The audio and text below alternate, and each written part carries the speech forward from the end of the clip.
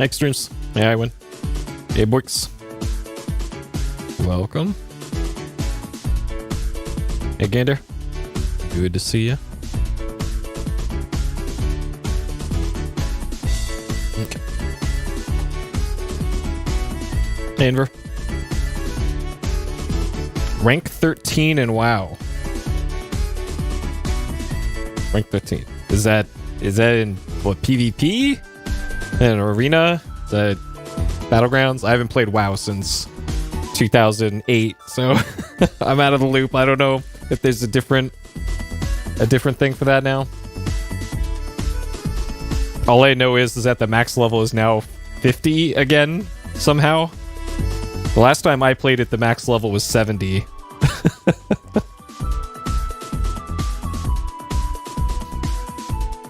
Hey, Lee.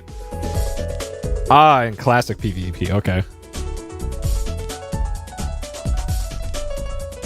Yeah, my friends back in the day tried to get me into doing arena stuff, but my brain is not big enough for WoW PvP. Like I usually did it as a shaman, and I couldn't make it work. So whatever, man. I mostly just like the PvE stuff anyways, more than PvP. Surprise, surprise.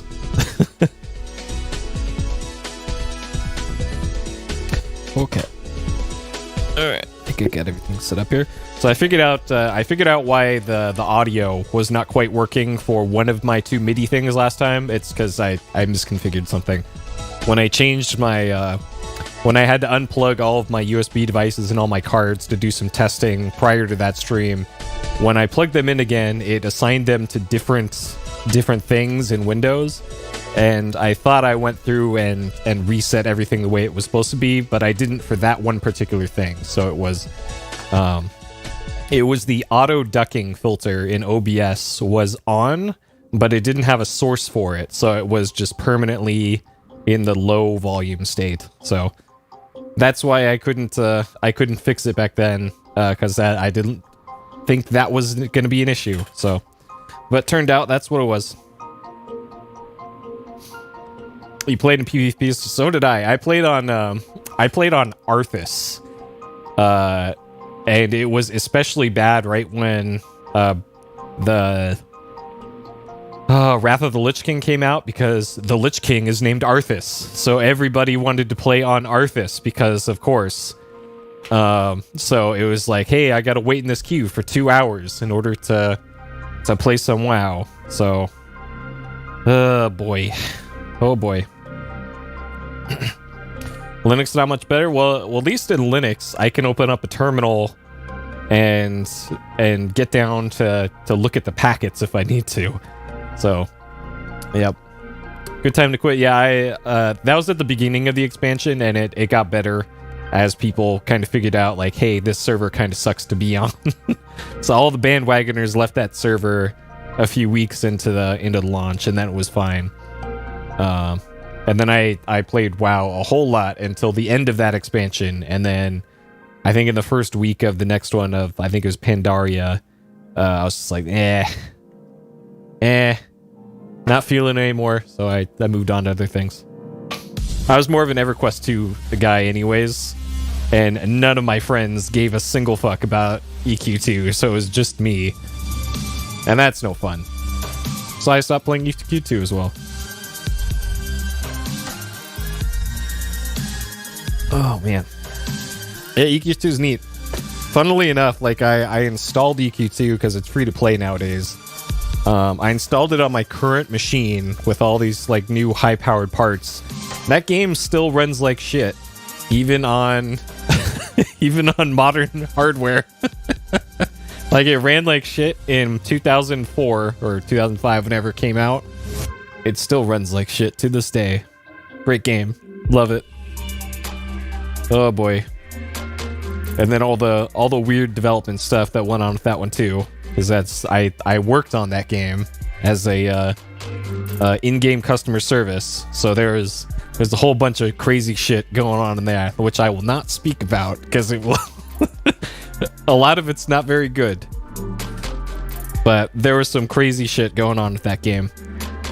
Oh boy. Okay, so I ordered some more parts today, or in the last couple days. So I'm still kind of rounding out my my computer upgrades and builds. But as far as my main computer goes, the only thing I have left to get is going to be that the processor whenever those are released. And I'm really hoping there's not going to be like scalpers and bots and everybody buying all those processors day one, because I suspect it's going to be just as bad as the Nvidia card launch. I hope not, but I'm just watching my feeds like a hawk of when the pre-orders go up for the new AMD parts, because I don't know, if I have a feeling if I don't get one like immediately at launch, shit, I might not get one until next year, which that's a bummer. So hopefully that goes well. Also, it turns out I thought all my water cooling stuff from China probably wouldn't be here until mid-November, and it looks like a lot of it's going to be here this week. So I've had to kind of accelerate my plans for getting all my server stuff set up. So shit, I might be doing my server build stream and all that stuff this weekend, maybe. Like what I was looking at today was potentially water cooling the GPUs that I'm going to put in there. And I'm not sure if the little Quadro card that I'm currently using on my server, if that can even be water cooled, because it's actually a really small card. So I was planning on shutting down the server and pulling it out and doing some measurements with the calipers to see if things would work. But I guess I'll have to do that tomorrow. Because you can actually get a GPU water block for like $15 that apparently work just as well as the big expensive $150 full card things. But you have to put your own heat sinks on the memory chips, on the power delivery stuff, and other heat sensitive components. So that's another added expense on top of that, and the hassle of having to place all those stupid little heat sinks on there. And yeah, it's certainly a thing. All right, howdy folks, welcome people rolling in. That I saw you in there. How's it being a GM in an MMO? I'll talk to that once we get into the game here. But it was certainly interesting. Yeah, dump water on it. I certainly hope not. Like this will be my second system that I've water cooled. The last one I water cooled was in 2008, which ended up being worse in a lot of ways than just using an air cooler back then, because the kinds of fans you could get back then were super loud, and also I had to have this just enormous case. It was like this 80-pound case. It was the Cosmos 2, I think, was the type of case it was, and man, so it was already even empty, like 80 pounds, and then once you put in all this like water cooling shit in it, it was very, very unwieldy and annoying. But yeah, hopefully perhaps this weekend maybe that stuff will be ready to be put together, because I am well past ready to finally get rid of a lot of this stuff that's just sitting here in my my computer rack over here. So I am looking forward to that. Let's see. Oh, also the PS, the PlayStation mod chip, or not mod chip, the optical disk drive thing, the X Station, that thing was supposed to be shipped out today, but apparently the shipment that they got of it is still stuck in customs. So I was expecting to get that and install that this weekend as well, but I'm probably not going to get that until maybe next week now, because everybody's shipment is held up in US Customs. So rip. Okay, so let's get started here. Quest for Glory, Shadows of Darkness. Notice that this one does not have a number attached to it. This one is just simply Quest for Glory, Shadows of Darkness. Even though in all of the previous games, the first mention of Shadows of Darkness, you might remember if you saw it, in the end of Quest for Glory 2, after the credits played, it had the thing of the shot of the desert at night with the moon, and the moon looks like a vampire, and then it says, to be continued in Quest for Glory 3, Shadows of Darkness. And then the moon turns into like Dracula. So that obviously didn't happen because Quest for Glory 3 is called Wages of War. And then at the end of Quest for Glory 3, we got the shot of a vampire guy and a hooded figure looking into a crystal ball of the hero, who's just kind of dancing in midair with magic stuffs happening on him. And then that says to be continued in Quest for Glory 4, Shadows of Darkness. So then, for whatever reason, between the end of that game and the release of this one, it was probably the publishing end of Sierra here decided to make the call to call this Quest for Glory Shadows of Darkness with no number on it. Maybe they got some marketing data or something about people were hesitant to buy it because they didn't want to jump into a series later into it. I don't know. I don't know the motivations, but on what the deal is with that, but that is certainly something that they did. So this one came out in 1993. This is actually only 1 year after Quest for Glory 3 was released. So there was the first one was 88, I believe, and then 1990 for 2, and then 92 for 3, and then this one was 93 for the 4th entry in the series. And of course, developed and published by Sierra Online. Hello, hams. All right, so a fun-filled adventure where you make the rules. So obviously the box looks quite a bit different from the earlier ones. They moved away from like the ultra realistic kind of paintings that they used for the earlier games to now there's more of this kind of cartoony look to it, which we will see the actual game looks a whole lot like this too. Quest for Glory Shadows of Darkness, Sierra. The Cole Adventures or whatever it is logo that was on here is not present for this one. So that was apparently just a one-off thing for Quest for Glory 3 for that logo. All right. A fun-filled adventure where you make the rules. So the art style already quite a bit different from the third game in the series. So the Quest for Glory 3 used a lot of rotoscoped animation for the characters, and not only like their sprites moving around on the screen, but also for the conversation stuff in the game. And then for this one, they kind of went, they moved the slider over to cartoony rather than realistic for this one. Kind of in the same way that if you remember King's Quest 6 was like this realistic looking characters, and then for 7 they moved it over to the cartoony style again. So this is kind of like that. I believe this game predates Quest for Glory or King's Quest 7 Princess Bride. I believe this predates it by a year maybe. So I guess this maybe foreshadowed Sierra's shift towards more cartoony adventure games. I don't know.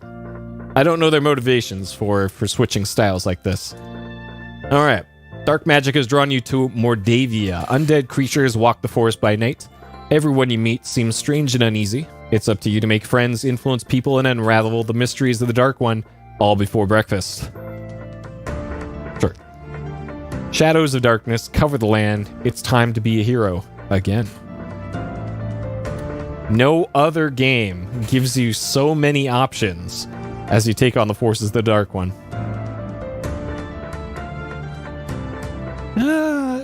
Sure. I'll give him that. All right, create your own character, choosing a fighter, magic user, or a thief. Notice Paladin is not mentioned in this, but Paladin is still a playable class in this series. Puzzles, combat, and obstacles change according to your character type and development. Start fresh or import your character from Quest for Glory 1, 2, or 3. So again, I'm not sure why they would give you the option to like take your Quest for Glory 1 character and dump it into this, because that just doesn't make sense. Like clearly you're either going to be using a new character from Quest for Glory 4 onwards, or getting Quest for Glory 3 character. It makes no sense to to dump a 1 or 2 character into here. All right, incredible sound effects and a dramatic musical score form the backdrop for your adventure. Okay. This game does have really good music, and it also has voice acting, which is another big difference from the other games. All right, fight monsters with a sophisticated new battle system that lets you choose skill level and combat type, from pure strategy to adrenaline-pumping, thumb-twitching arcade action. So they actually modeled the combat in this game after Street Fighter 2. Between Quest for Glory 3 and 4, Street Fighter 2 had come out and became a big hit in the arcades with competitive fighting games and all that. And then I believe it was the Coles that went, hey, that Street Fighter 2, they're onto something here with this 1v1 side-scrolling fighting system. Let's put that in our game. And they did. And it's interesting. It's interesting. Unravel a lot of puzzles, nearly 3 times as many as found in other adventure games. I don't know about that. I don't know what they're comparing it to there for that, but if I remember correctly, this has about as many puzzles as 3 had, I think. All right. Explore 110 different exotic areas, meeting over 30 unique, amazingly animated denizens of Mordavia. Hello, Zach. When's this gonna be at EVU? I don't know. Hopefully someday. All right. Designed by Lori and Corey Cole. So the Coles do not have a big portrait of them in this. They don't have the big logo on the box like they had in 3. So I don't know. Maybe this is indicative of some internal political thing in Sierra Online at the time. Like, I don't know.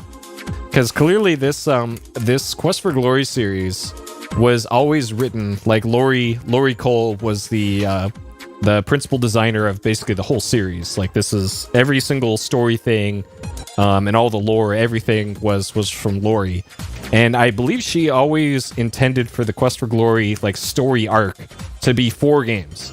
And then there's suddenly 5 games in this series. But then from the 4th game here, which is supposed to be 3/4 of the way through the larger story, it looks like they're like something's weird here. Something weird going on. I don't know. Okay, so that's all stuff on the back of the box. So this game was one of those hybrid games, I guess, where the original release of the game came on a floppy disk or multiple floppy disks. I think this game probably would have come on like 10 or 12 maybe floppy disks. And then I believe a year or 2 later, the version with voice acting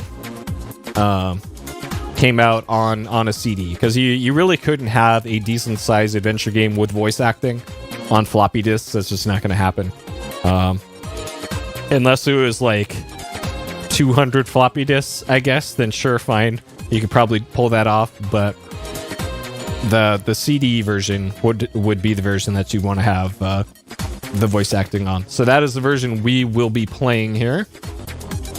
All right. Yeah, no, changing floppies. Either that or you'd have to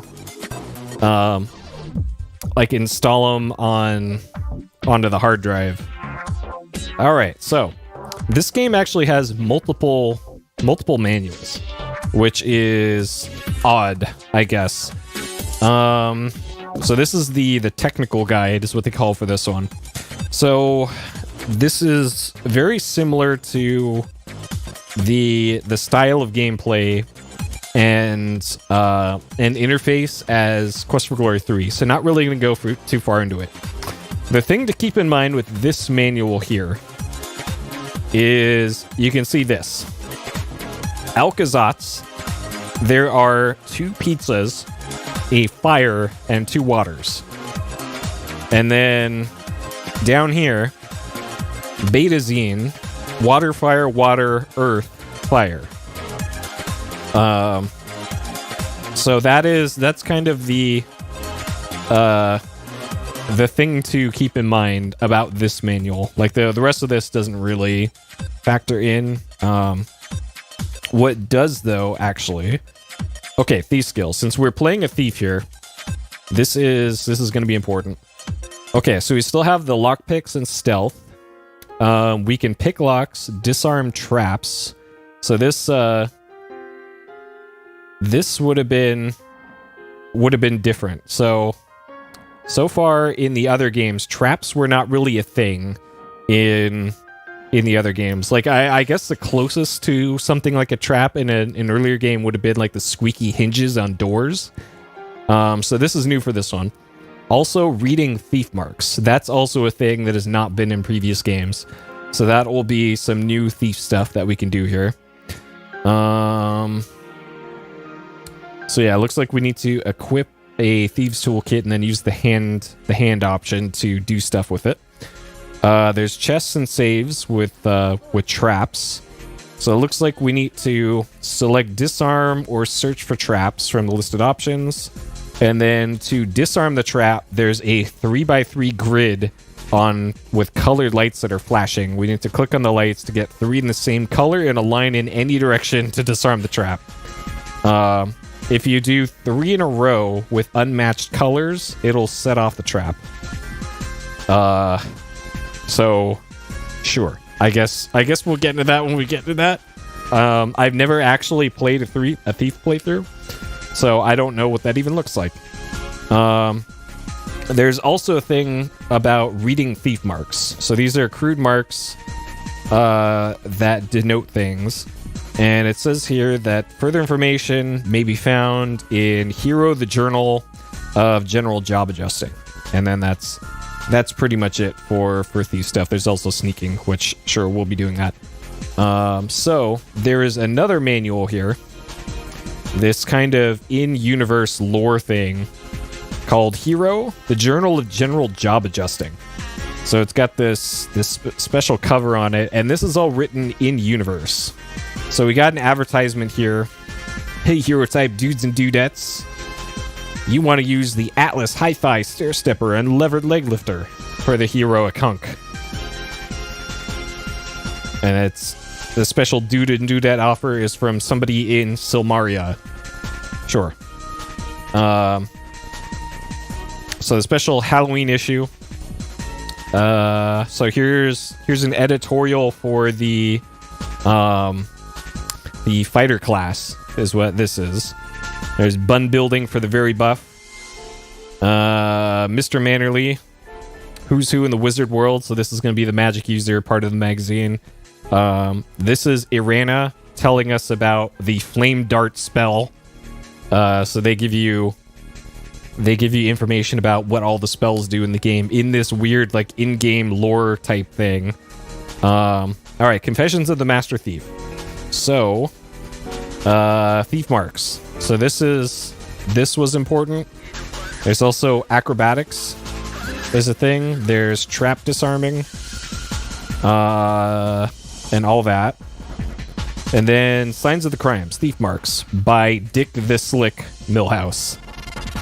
So it looks like this is the only important thing here. So this is what the marks look like. So up arrow is something up.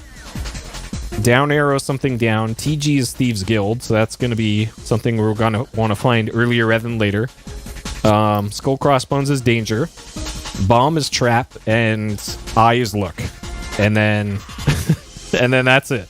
I believe that's all we get. Okay, and then this all just tells you about a bunch of the in-game lore stuff and monsters and what everything does. And then, of course, they have the advertisement for the hint book. So, sure. And then an advertisement for Quest for Glory 3. Sure. And here's that logo I was talking about. Okay, so that should be a good primer there on what the game is going to be looking like. So let's jump into it, shall we? All right, so we're going to be doing this in MT32 mode, not SC55. So this is going to be the earlier variation of MIDI, rather than the new general MIDI stuff. So for a later playthrough, we'll get out the SC55 and use that thing. But I think for this playthrough, we'll just stick with the MT32 for all the games, except for Quest for Glory 5, which is not going to be using the MT32 because it doesn't use MIDI at all. It's all proper digitized sound. So let's get into it here, shall we? All right, so we got the Roland cam up here. When I start the game here, it will have a message. And anytime that you see a message up here, when it's loading a game, it's actually programming the MT32's sound bank. Is actually why it takes a while for the game to actually launch, is because it is literally programming the MIDI stuff onto the MT32 thing here. So this is going to change in a second here. There you go, Sierra Online. So right now it's loading, putting stuff onto the MT32, and then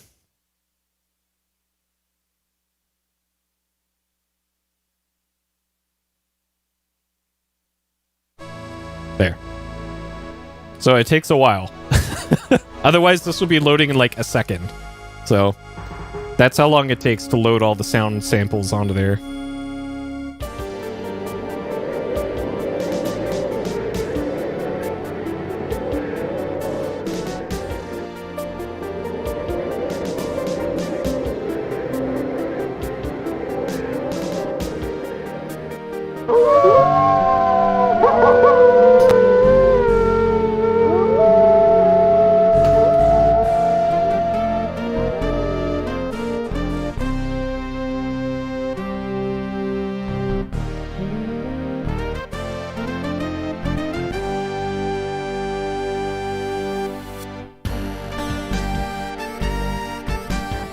So this is supposed to be trumpet and electric guitar, and MT32 tries its best, but when we get to the SC55 playthrough, it is more obviously electric guitar.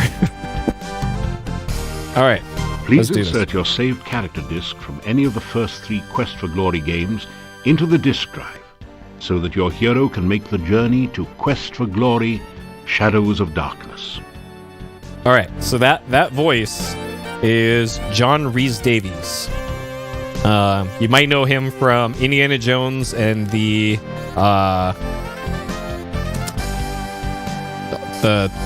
Holy Grail, whatever that one is, the 13 Indiana Jones movie, and then also from Lord of the Rings. He was Gimli the dwarf in Lord of the Rings. All right. Let me change over to this save /QFG3. There it is. All right. Quest for Glory 3. Your character has been successfully imported. Welcome to Shadows of Darkness. Oh yeah, and Dune as well. All right. Your character's been imported as a thief. Only if this is incorrect. Indicate your profession below. Otherwise, select continue. All right, so here's where they give you the option for paladin as well, but we are not a paladin. We are a thief. All right, so notice that for the most part, my stats have been bumped up to at least 200 for the ones that I had points in them. So here, magic was actually over here before. I don't know why they moved it over to the left. And I've always had 0 points in magic because we are not... This is a magic-free playthrough. I never had parry because that's mostly a fighter ability, so nothing in parry. You can't put points into honor. So I know we're going to be needing acrobatics, so we'll put some points into that. And then...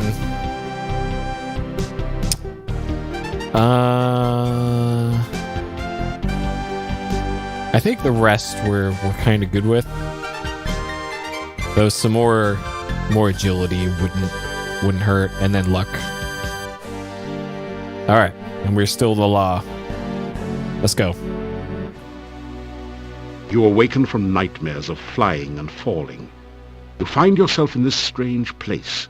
The only illumination, an eerie green glow. You've lost your weapons and the contents of your backpack, somewhere during the journey. All you have are the clothes and armor on your back. This leaves you with 4 burning questions.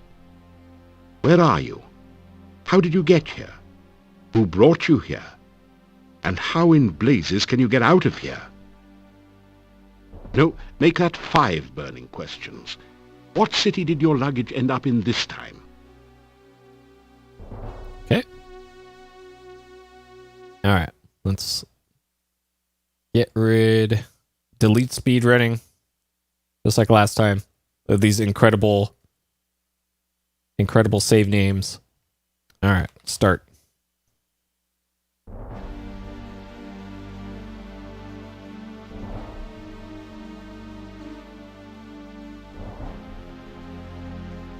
This is some kind of altar to the Dark One. The top is covered with sand. Torch holders flank the altar to provide light for nameless rites and unspeakable rituals. It looks like a torch, but there doesn't appear to be any pitch or other flammable material on it. The torch is firmly embedded in its holder. This torch is firm. All right, what about this one? You take the torch. Okay. All right, so we got magical torch. Okay. You light and extinguish this torch in the usual way, but it's obviously magical since it never seems to burn down. Okay. Leather armor provides you some protection, keep you warm. Modern fashion statement. And how much money we got? 1 crown. Wait, what? So it was royals and commons. That was the money in Quest for Glory 3. So somehow we ended up with one of another type. Sure. It's a rotted, ancient corpse, half buried in the cave wall. This is a wall? All right. Sure. You find 30 assorted copper and gold coins on the body. Okay. A brief search reveals a piece of hard grey rock, which you take, and some coins, 3 crowns and 13 kopecks. Sure. Oh, that's flint. Okay. Small gray piece of flint. Fire starting. Something about using flint and steel together. Okay.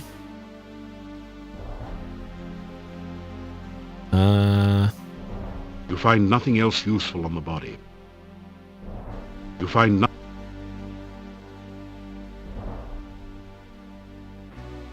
There's nothing in the torch holder. Okay. What about this body?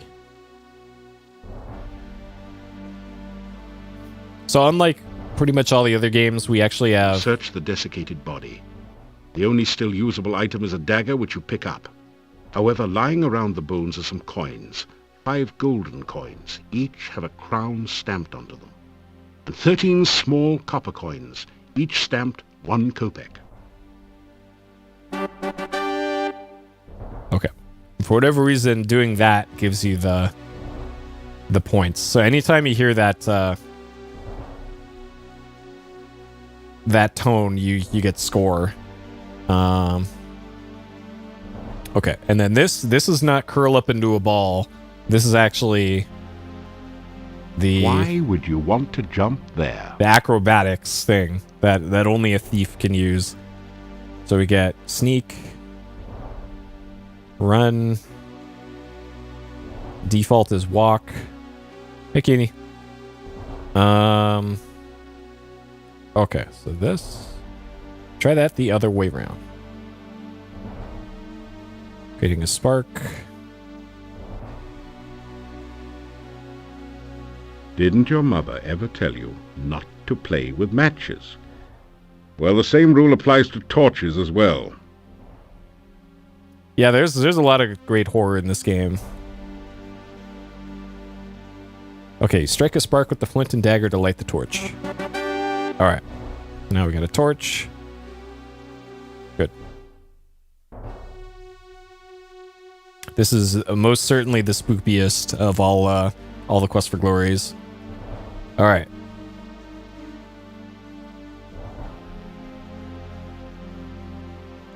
You force the sphincter open with your dagger and pass through. You've made it into a large chamber. Stone valves, like the one you just passed through, apparently block 3 other passageways. There is a huge stone altar in the center of the room, and an exit to the south. Okay. All right, so this, just like the other one, has automatic saves. Whenever you go into important rooms. Try as you might, the stone valve will not open. Perhaps this isn't the right time. Yeah, I do not recommend using daggers to open sphincters IRL. Try as you might, the stone valve will not open. Perhaps this isn't the right time. So this is merely the Quest for Glory thing. Do not attempt at home. Try as you might, the stone... Alright, so we can't do anything with that. I love how The altar feels strangely warm to your touch, but leaves a deeper chill somewhere within you. I don't know why, but whoever did the walk cycles for this one, and I think like Space Quest 4 and 5, actually 5. So it must be the more cartoony style animator. They did the walking cycle like this. That obviously they didn't do when they were rotoscoping, but when they started doing this, for whatever reason, they really made him walk like this for some reason. It's so goofy.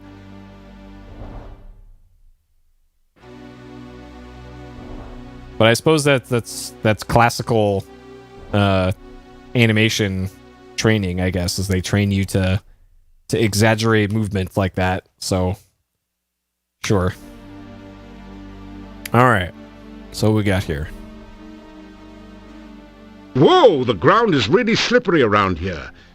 There seems to be a layer of slime all over it.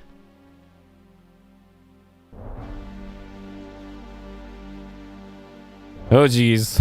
Oh, geez.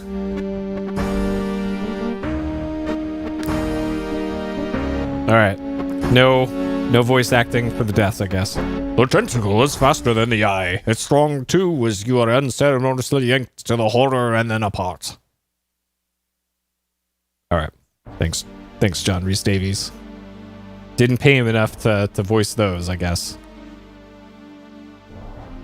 All right. Take the rope, test the rope, walk the tightrope. All right. So they didn't really have options like this in 3. At least not for a lot of things.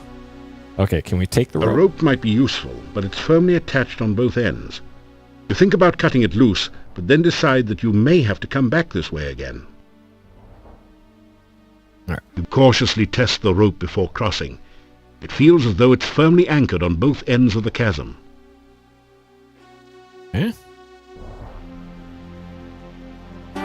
You are so exhausted that everything you do hurts. Better get some rest. Okay, this might be an issue with the clock speed. You just barely made it across the pit. Or that's supposed to happen. I didn't turn down the CPU on this machine. Because I didn't think I would have to. But now that I saw that happen to my stamina, I'm pretty sure your whole stamina bar isn't supposed to immediately drain the second you get on that. So,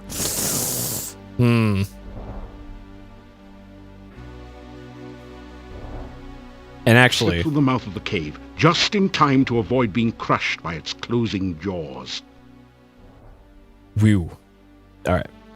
So I'm gonna go turn off or turn down the CPU here. Okay. So we're gonna put this in 486 mode. So this is the dynamic underclocking that the AMD chip in here can do.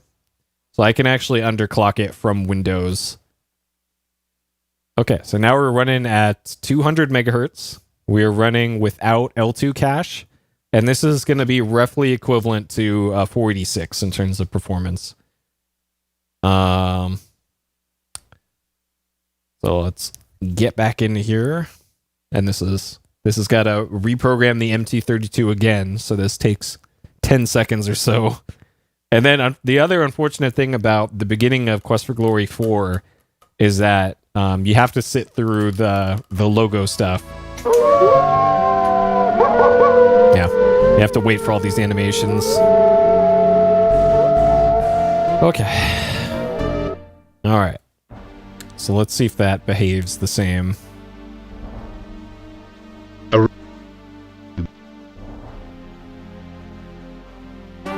Okay. You are so exhausted. It still did. Interesting. You just barely made it. Okay, maybe it's supposed to do that. All right. Okay, fine. Like, it didn't go quite as fast, but it still went all the way down, so maybe it's supposed to do that. You slipped through the mouth. All right.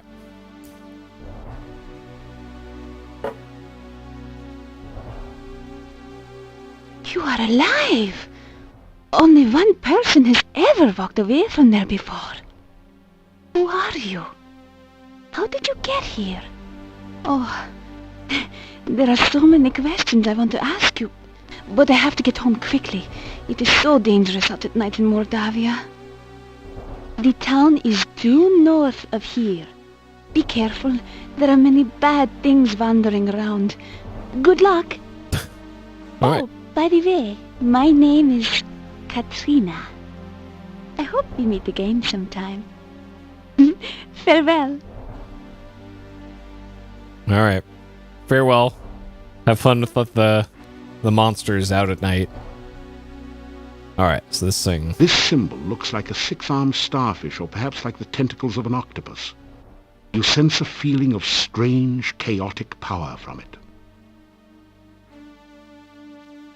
The six-pointed symbol seems to pulse with energy and comes loose in your hand when you touch it.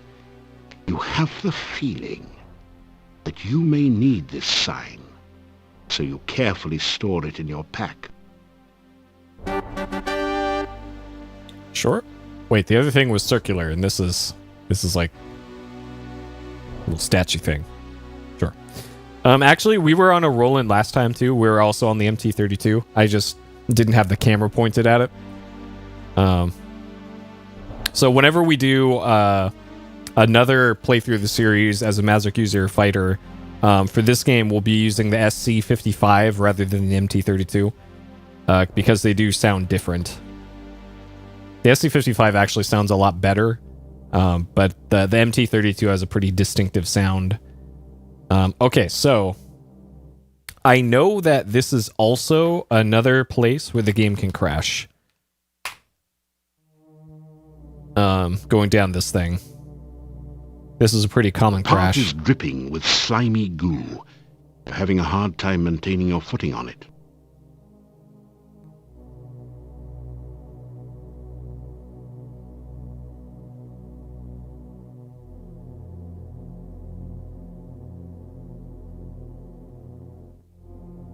Okay, didn't crash. Good. This tall standing stone has been carved, so that the top looks like a squid is perched upon it. That's a squid? Like this... Like, sure, that's the top of it. It more looks like a crab or something is like holding on to the obelisk more than a squid, but sure. A delicately crafted bonsai bush looks totally out of place in a pool of dark, unhealthy-looking goo. Okay, can we take the bonsai? You can't reach the bonsai from here, and the ledge is too slippery for you to climb on it. Perhaps you can try something else. Huh. Well, we'll have to get that later, I guess. Okay.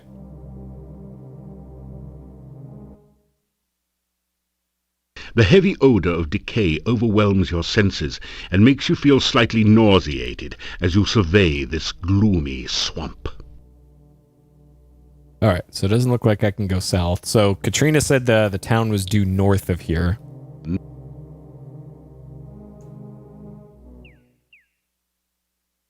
Okay. So this game kind of returns us back to how Quest for Glory 1 was kind of laid out. It's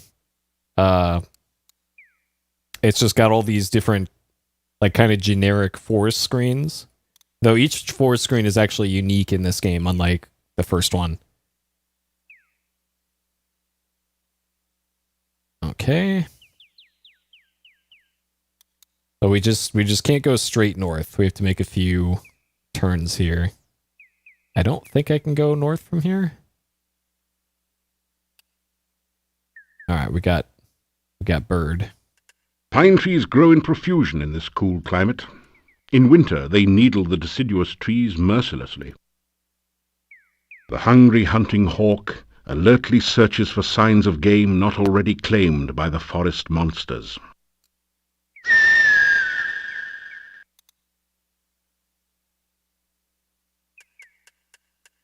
Okay.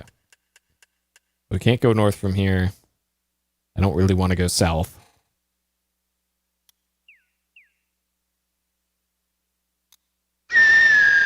Nope. Bird.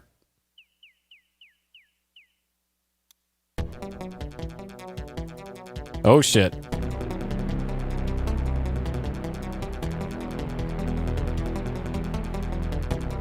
Alright. Let's just not mess with that thing.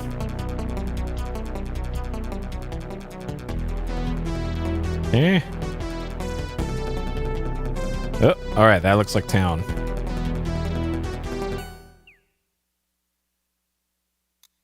Okay. Nice, we made it.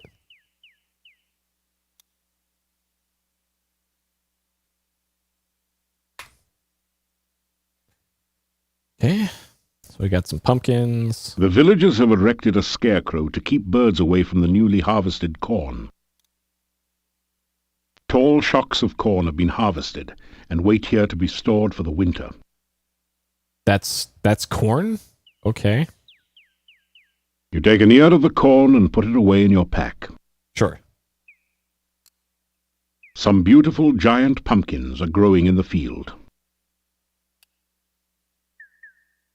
You've never been very good at making pumpkin pie.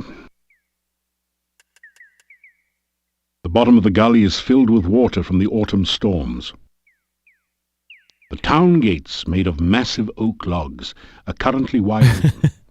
There is a heavy oaken bar to secure them at night.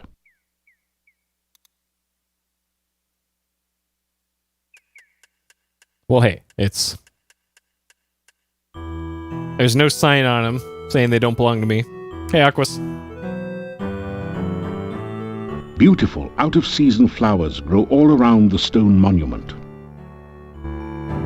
Green grass surrounds the monument, heedless of the many feet which trample it daily. The huge boulder raises a solitary wooden staff high above the clearing.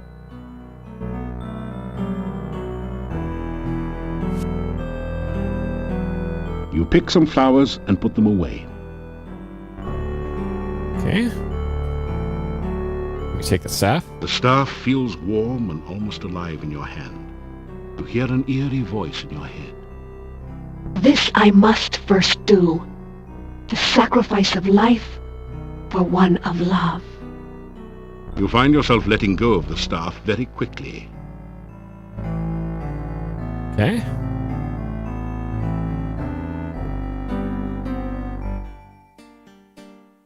You! How did you get here? Why are you here? Few strangers come to Mordavia. I am the Burgomeister. It is my job to know everyone and everything that goes on here. All right. Yep. Thank The you. Burgomeister looks like a strong, hearty man, although he has a sad expression. All right. Do not make... So this guy is essentially the sheriff. So making the thief sign, probably not a good idea. The Burgomaster stares at you suspiciously. You tell the Burgomaster about how you came here. Do you expect me to believe such a story? That you could walk out of that cave alive? That the cave would be open? Tell me no more lies.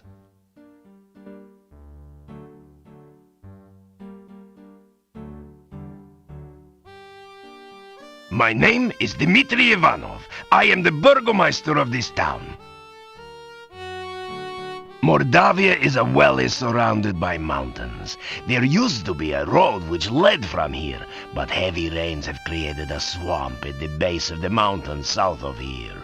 No wagons can get you in or out, nor can any person, except perhaps you. Okay. This is the town of Mordavia. There is an inn and a shop down the street where you can spend the night or get some supplies and be on your way. The sooner you leave, the better for all. There are many dangers in Mordavia, and we certainly do not need a stranger to stir up new troubles. The Hotel Mordavia has rooms and food. It is a safe place to spend the night.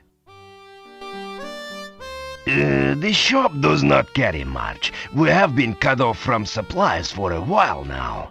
Still, you may at least restock your food rations before you continue with your travels. There are many strange and dangerous creatures that live in Mordavia. Trust nothing. The gates of this town are closed at sunset. Do not let yourself get caught outside after dark, for few can survive a Mordavian night or remain sane enough to speak of it. Just leave Mordavia quickly. No good comes from outsiders, and we do not want you here. Okay. From the sign reading Burgomaster's office, you cleverly deduce that the Burgomaster works here. It's been years since you studied Mordavian, but you think that Burgomaster might be the word for mayor, or perhaps sheriff. The sign reads General Store. You wonder how much of a commission the salespeople get. The sign simply reads Inn. Guess that means you should go in.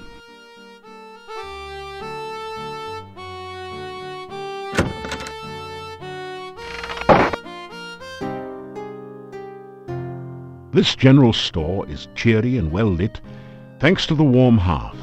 The first things that you notice are the cats. They seem to be everywhere. Then you see the shopkeeper, sitting on her rocking chair as she knits. She's a very, sturdy-looking woman.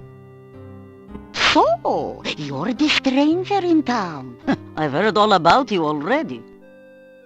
Alright, can we pet the kitty? Careful, the cats may explode if you touch them. They're perfectly content where they are. We cannot pet the cat. Disappointing.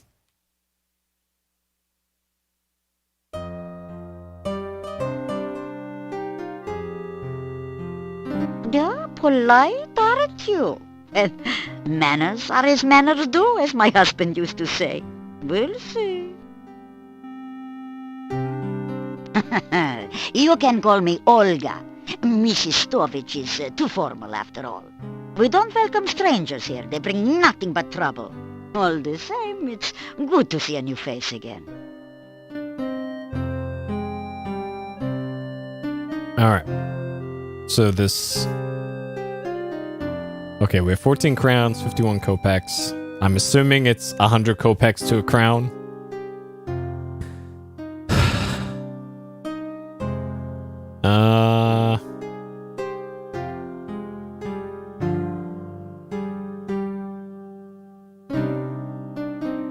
Well, we're... Okay, as a thief, we're gonna need this for thief stuff. Okay. We don't have any food with us currently. Plus,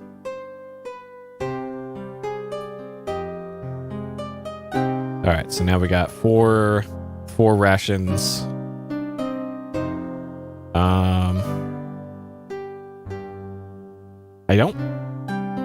I don't know what the broom would be for.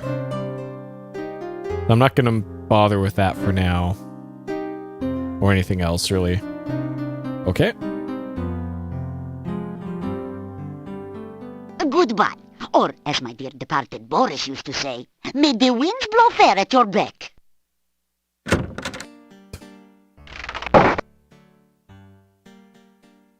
Alright, let's check out the inn.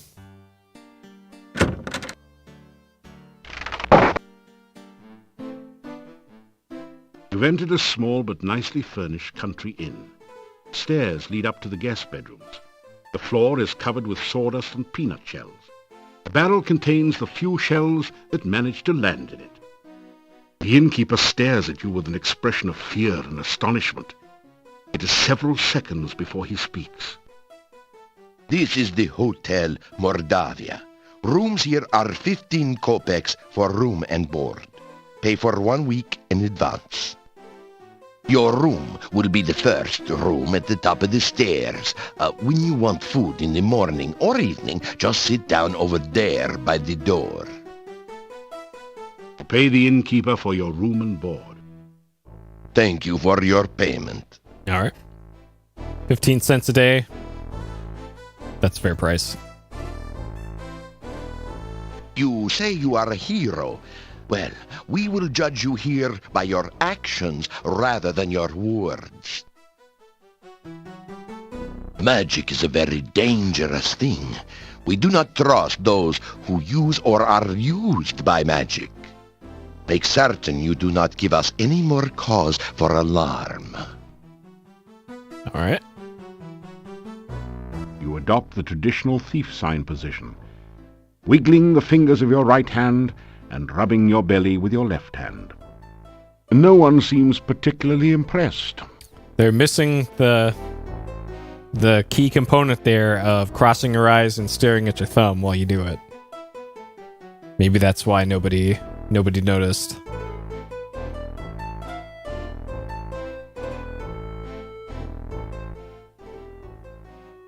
I am Hans. Pleasure's all yours.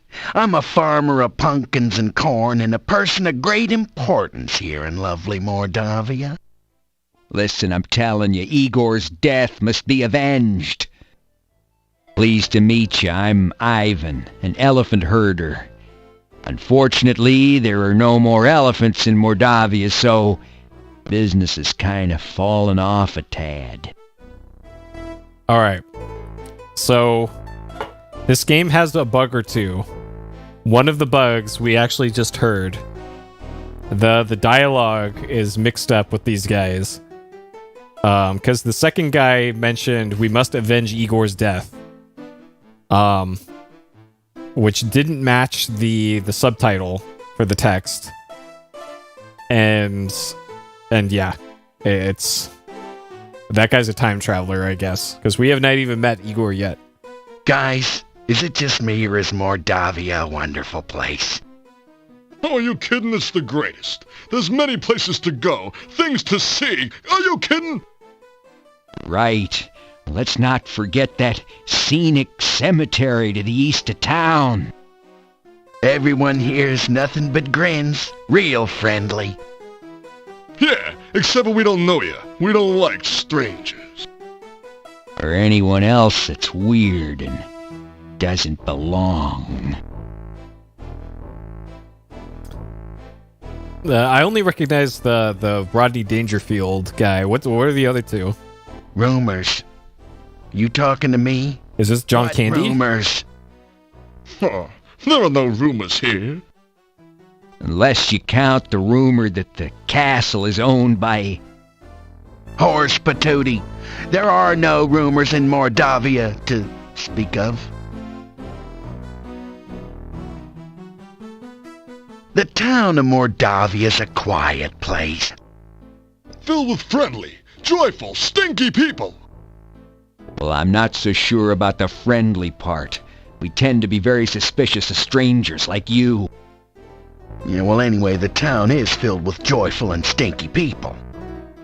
Yeah, happy, joyful, and stinky people. Well, I wouldn't call us particularly joyful. As a matter of fact, most of us are pretty glum. Like this guy reminds me Very of well, Jack all right, Nicholson then the most. Mordavia is filled with people, stinky ones. Yeah, many stinky people. Well, I wouldn't exactly call it many. There actually aren't very many of us around here. Oh, forget it. Well, at least he stinks. All right, good talk with these guys. All right, get some of that free food. It's a typical country breakfast. Fried beets and sausage with garlic for a garnish.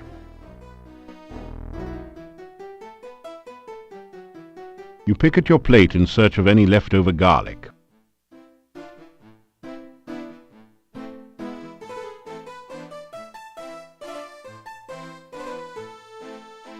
You'd think that no one would notice a little missing garlic. On the other hand, they might. So maybe you can buy some at the store if you really need it. This giant wild boar's head is a trophy of the Burgomeister's last boar hunt. That must have been one impressive boar.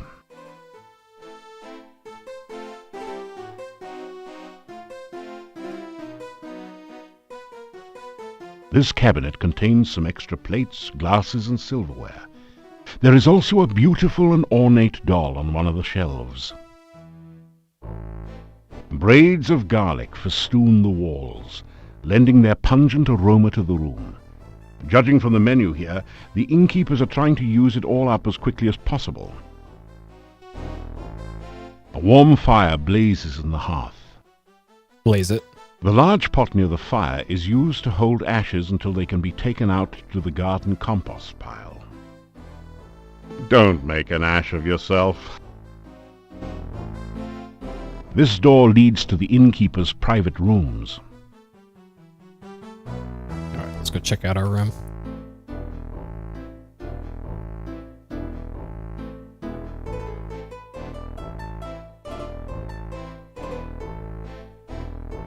You unlock the door to your room and go in.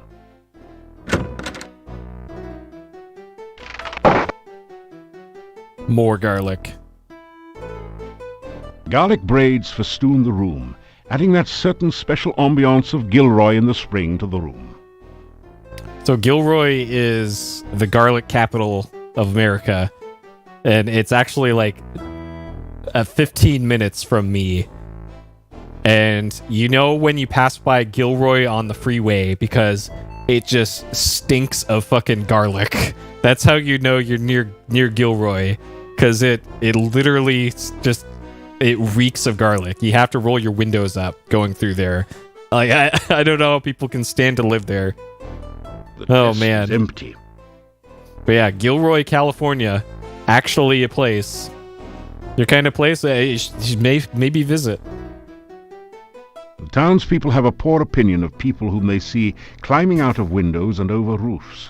They used to have, or they do.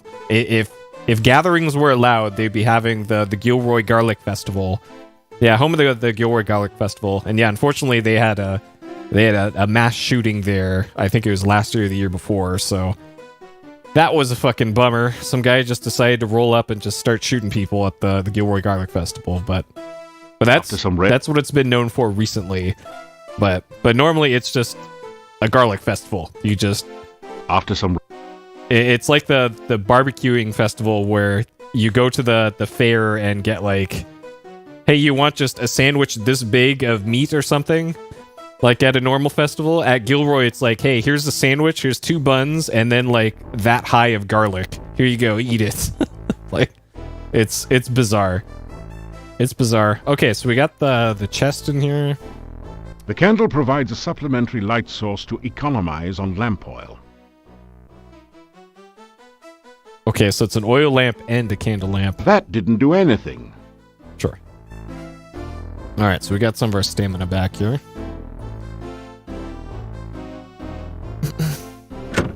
You like garlic that much, huh? Oh, man. I like garlic in moderation, but not like a shitload. Like I use garlic salt in a lot of my cooking. So, you are still around, are you? When are you leaving Mordavia? But I also believe there is such a thing as too much garlic. So I don't overdo it. All right. This doorway leads to a private residence. The old man walks with a slumped back and a sad, dejected look in his eyes. He seems to be searching for something that he hasn't been able to find. The sign reads, Dr. Cranium. You wonder what sort of medicine he practices. All right.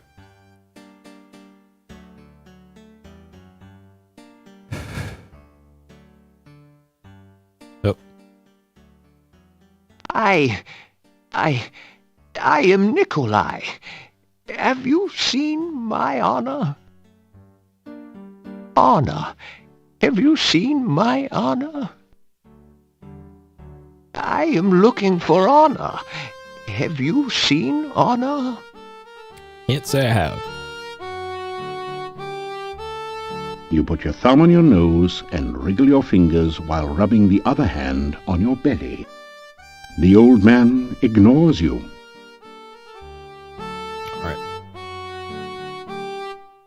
Okay, so now it's time for the hypest part of Quest for Glory 4.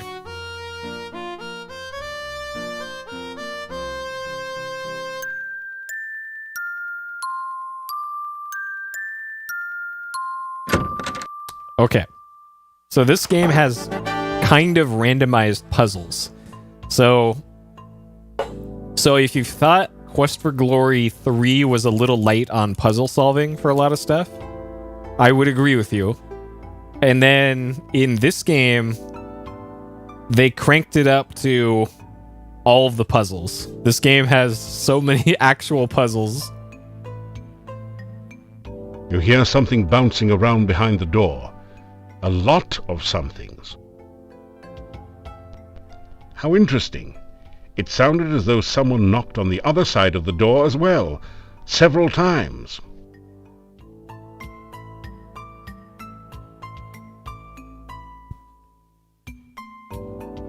And I believe this slider here, the skill slider, I think that determines how hard the puzzles are. So I'm going to leave everything on default here for skill.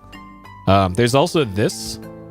There's a toggle for what kind of battle system you want to use in this.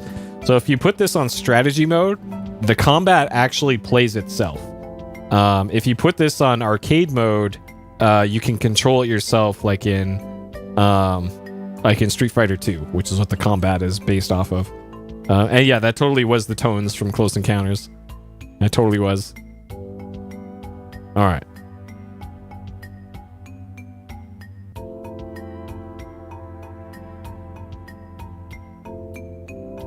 You hear mysterious bubbling and sizzling noises. Every once in a while you think you hear someone muttering to himself. You faintly hear a voice saying, "Don't knock! Come on in!" from beyond the door. Oh boy. Okay. All right. Uh-huh.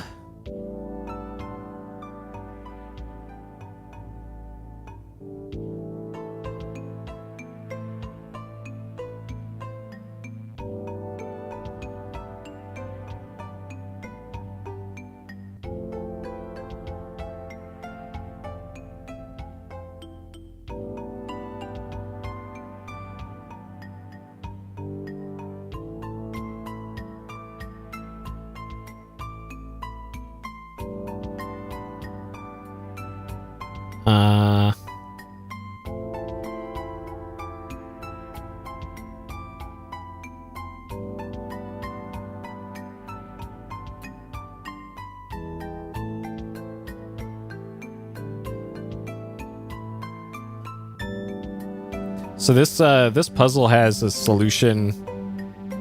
The solution's the same every time, which is how the speedrun does this. but I have long since forgotten. You've uncovered a keyhole, but you don't have the proper key to open this door. Okay, so we need a key to get inside there. I don't have a lock-picking set with me, so I can't pick the lock. It's a truly impressive, original, multimedia work created out of whitewash and sawdust. This strange device is labeled Transcendental Receiving Animal Processor. I wonder if that stands for something. Be careful, it might be a trap.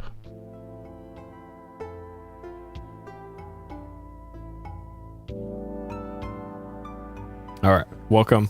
Are you ready to identify an animal? You can analyze the creature you wish to capture, then apply the proper bait. The animal is in the immediate vicinity, the trap will catch it for you. The animal is not in the area, you'll just have to catch it yourself. But at least you'll know what to feed it. Wait to identify an animal? No. Didn't think so, come back. Okay. Alright. Narrator sounds like every Disney villain. This is John Rhys-Davies. This is Gimli the dwarf from Lord of the Rings. And he was also in the third Indiana Jones movie. Well, and the first one as well. And also a bunch of other movies and TV shows and all sorts of stuff. So they got out the big bucks. He was also in Wing Commander 3 and 4. He was Paladin in Wing Commander 3 and Wing Commander 4, and the live action ones.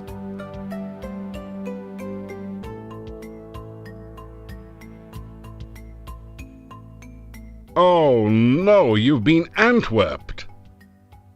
Fortunately, these are just baby Antwerps, so the attack wasn't fatal.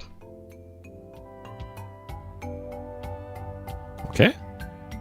Alright, so there's Antwerps. So the last time we saw an Antwerp was Quest for Glory 1, towards the end of the game. Okay, so we want to trap an Antwerp. I don't know why, but we need to. Let's examine this other door first. The sign says, this is the key maze. Uh-huh.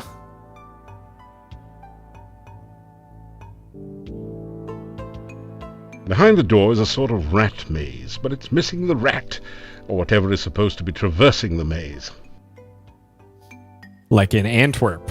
So, we need an Antwerp, and we can use this to catch it. Ready to identify, yes. Does it move? Yes. Does it have legs? No, it's just this blob thing. Does it bounce? Yes. Is it alive?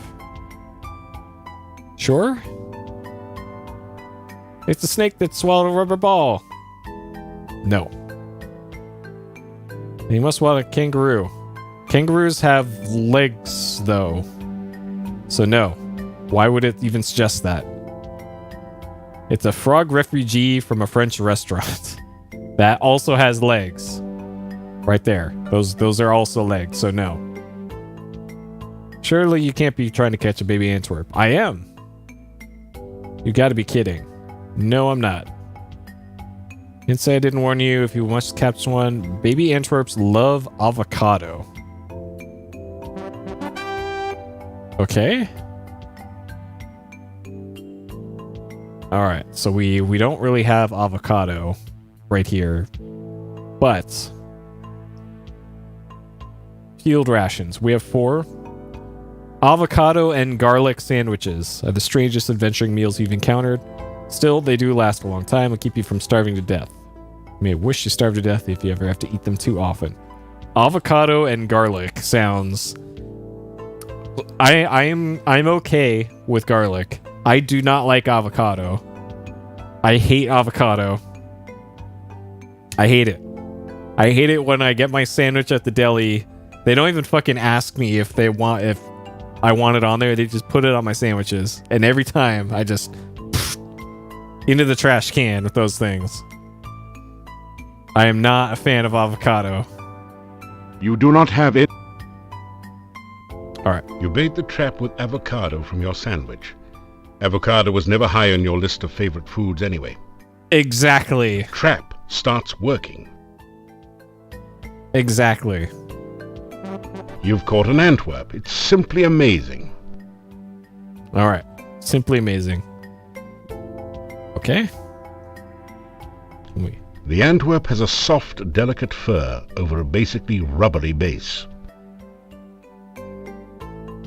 Okay, so we can't take it. So I guess we have to go just straight into the maze then. Sure. Oh, I hate everything about it. Everything about it.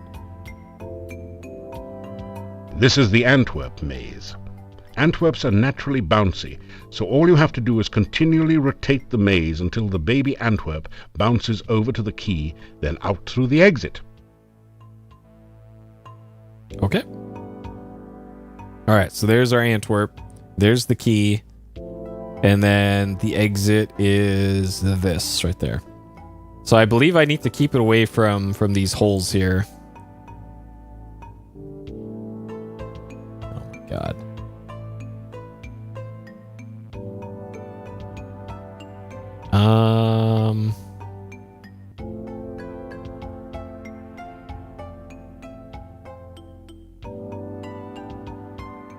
So getting the timing for this is tricky.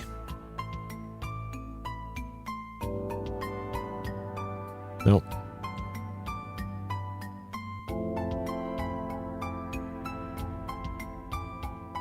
Okay.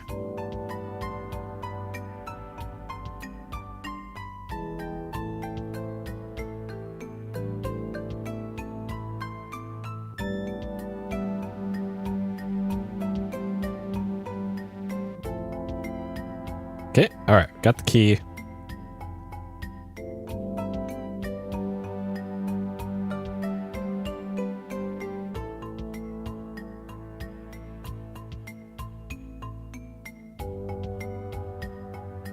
Congratulations. All right. You've used the baby Antwerp to get Dr. Cranium's laboratory key from the maze. You add the key to your keyring. I have a key ring, apparently. Sure. Fits keys you found during your quest. Dr. Cranium's lab. And then that's it. There's clearly 4 keys on there, but I only have 1 key in my possession. Sure. Though I guess I have the key to the inn. The indoor as well. Y'all don't like applesauce? Oh man. I'm okay with applesauce. If I had to pick like any sauce like that to eat, it probably would be applesauce. Great! You've managed to find Dr. Cranium's keyhole and open the door. You pass through into All right. Dr. Cranium's Loud warning private here. laboratory. This might be loud in the next room. Yep. Quickly, Igor, the fluid. I must have the fluid. Oh, excuse me. I thought it was Igor coming in to assist me. He helps out in the lab sometimes. Now then, what can I do for you? All right. Let's turn that down a bit here. I don't know why they...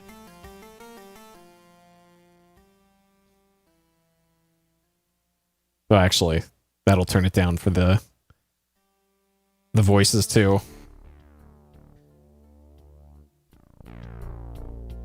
You say hello to the scientist.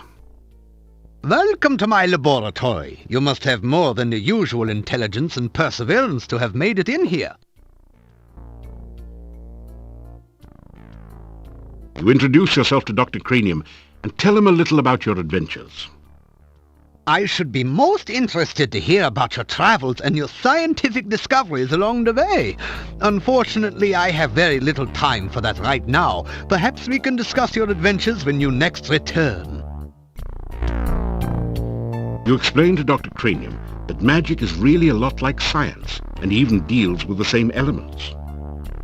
Oh, nonsense! There's no such thing as magic. There is only science.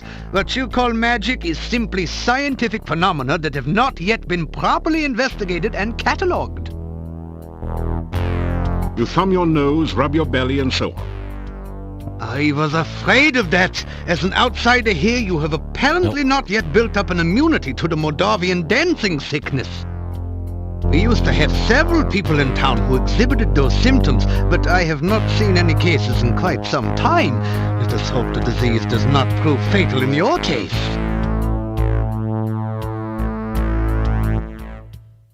All right. The fluid. Essential etheric fluid is an important ingredient in my formula for reanimating dead bodies. It contains the essence of the element of water, the most important ingredient in life science.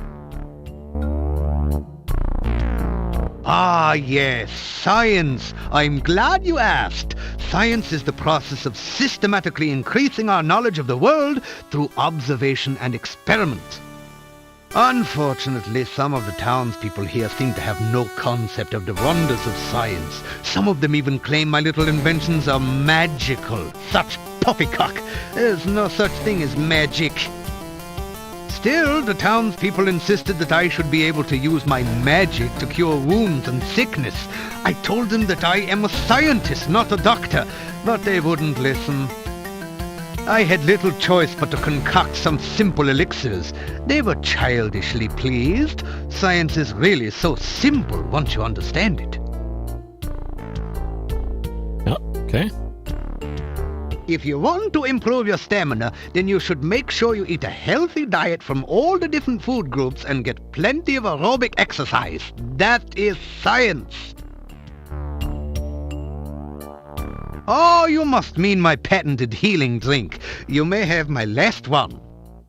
Unfortunately, I have forgotten the formula for its main ingredient. If you can help me remember it, I will be able to make some more healing drinks, although the work is very time-consuming.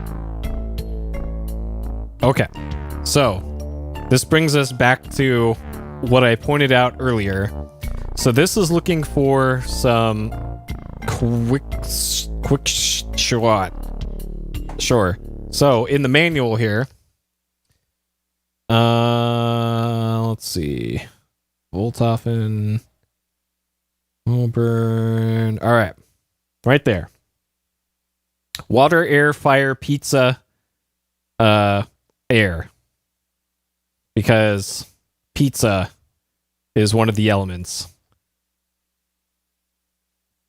Another reason why Quest for Glory is the best.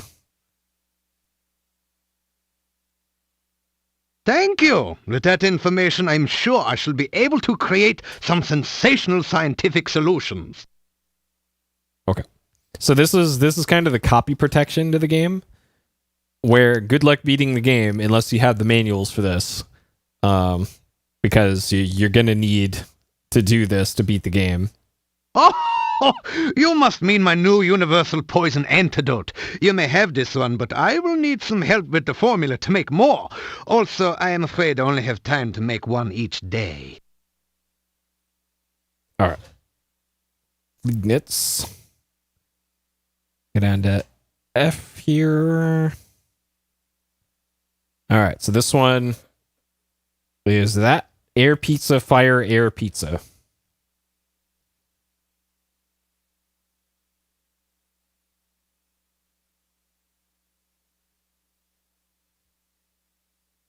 Thank you. With that information, I'm sure I shall be able to create some sensational scientific solutions.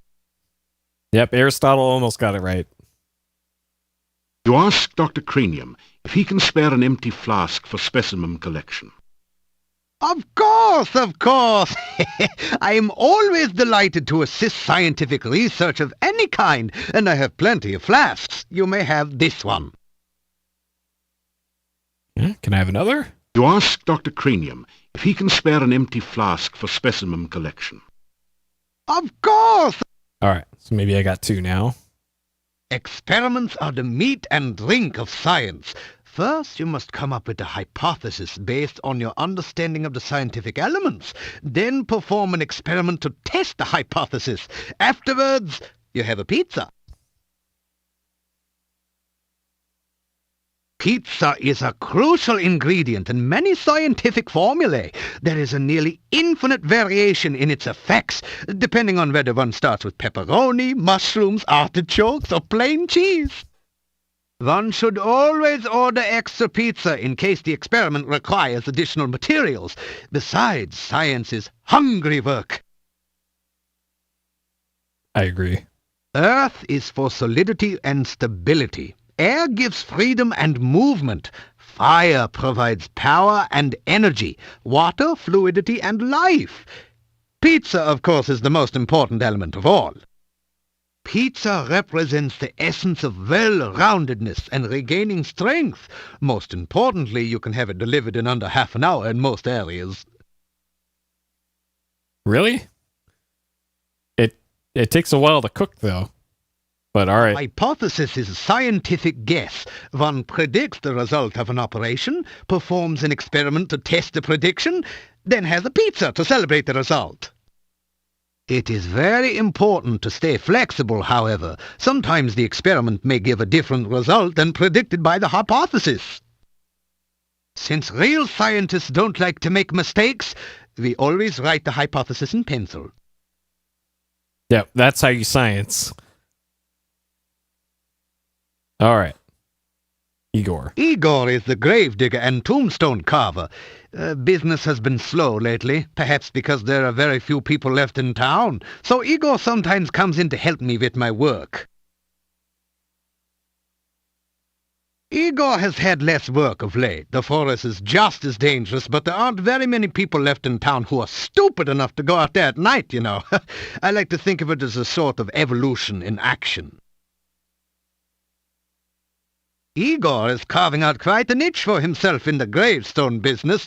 You might say he is well on his way to becoming a rock star.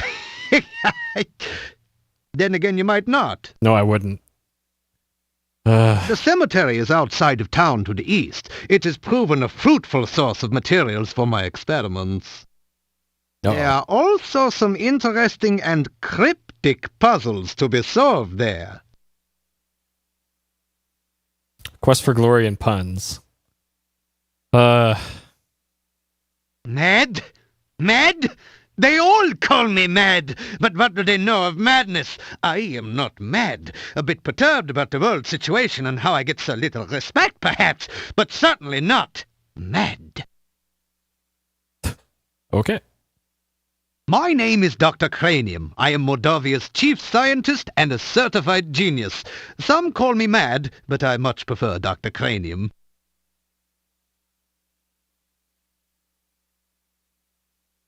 All right. I think that's all I can really do in here for now. Come back and visit again. Yep. Oh, and if you see Igor, please tell him I still need the fluid. Okay. All right. So there, you can't go east from here. You can really only go west, north, As or you south. enter the northern part of the town, you hear the sound of a chisel chipping away at a stone block. A man is carving gravestones at one end of the street. Your attention quickly moves from the stone carver to the ominous Gothic building in the center of the street. There is definitely something not right about this structure. I don't know why that sound plays for Igor carving, but it does. That's probably a bug.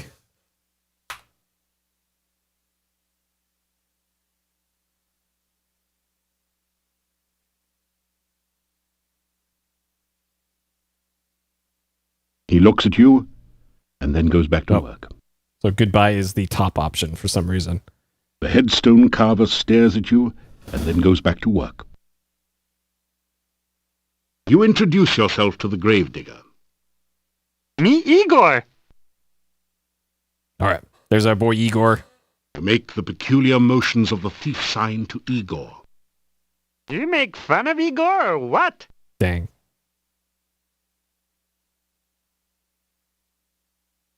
Building was Adventurers Guild. No adventurers, no guild. Town Mordavia, this north part of town. Oh, this day job. Also work graveyard shift. Little graveyard humor there. Igor dig graves in cemetery. Igor put dead person in grave. Igor cover dead person with dirt. Igor put headstone on grave. Oh, plenty job security around here. Business is piling up. Little graveyard humor there. Again.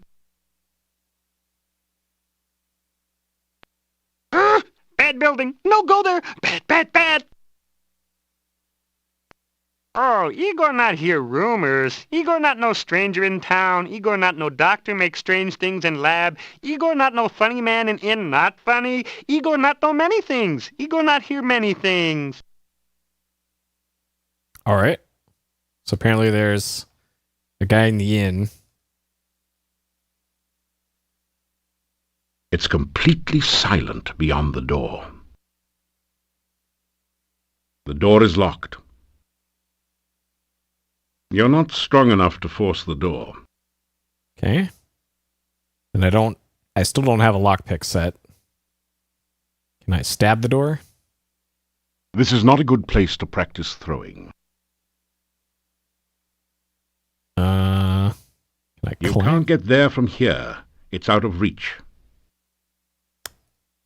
It doesn't budge. Oh, there's a shovel here. I won't ditch my shovel for anyone. You dig me?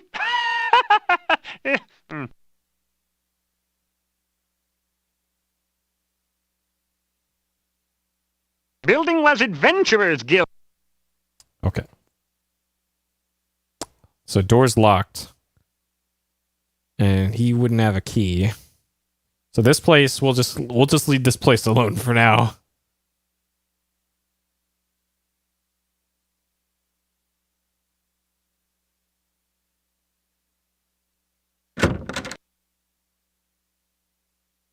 Were you looking for something in particular?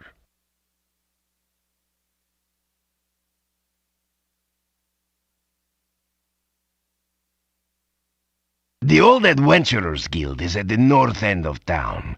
It has been abandoned for many years, since we have not had many adventurers who could cross the swamp. Seeing as you are supposed to be an adventurer, here, have a key to the guild door. Perhaps you can find something of use there. Okay.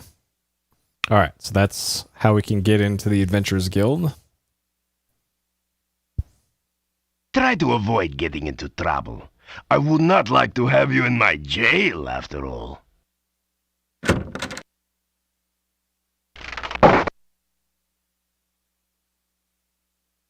right. What time of day is it here? All right. Midday.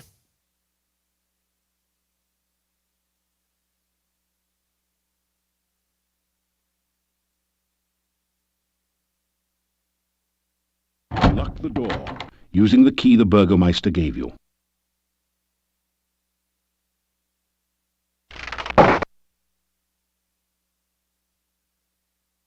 Okay. It's a rare example of the deadly Mordavian moose, distinguishable by its long, fang-like canines. Someone has strung garlic around its neck, probably in hopes that it will stay on the wall. Okay.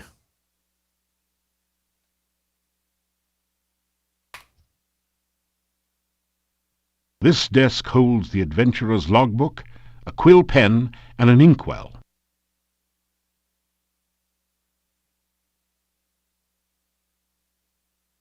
You read in the adventurer's log about some of the exploits of past adventurers in Mordavia. Prominent among them is the story of Pyotr and the Dark One's cult.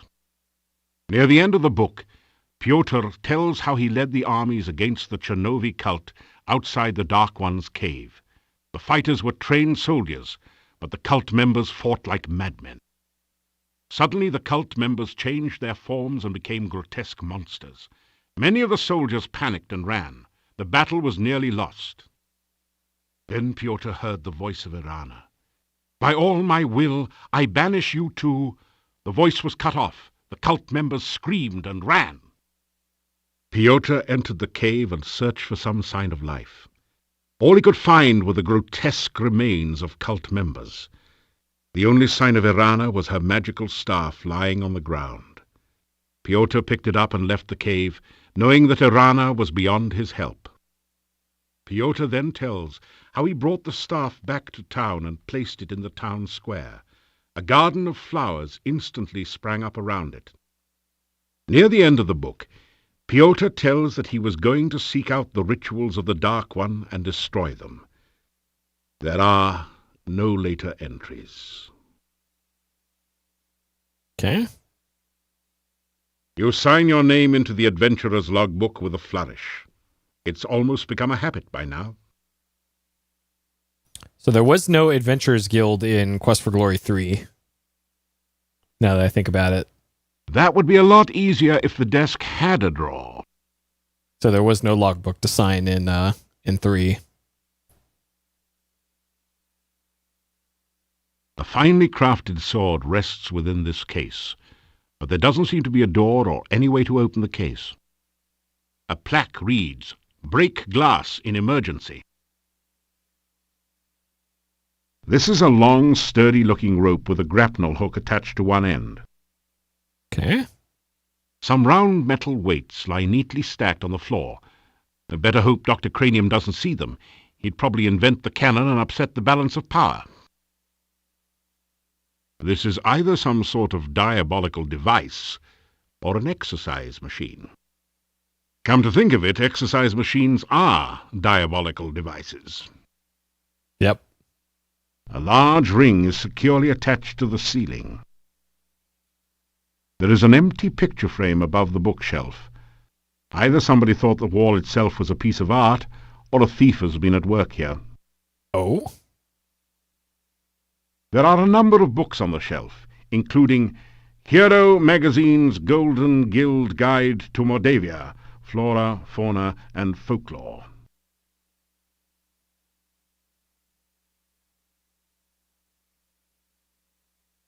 Which book do you want to read?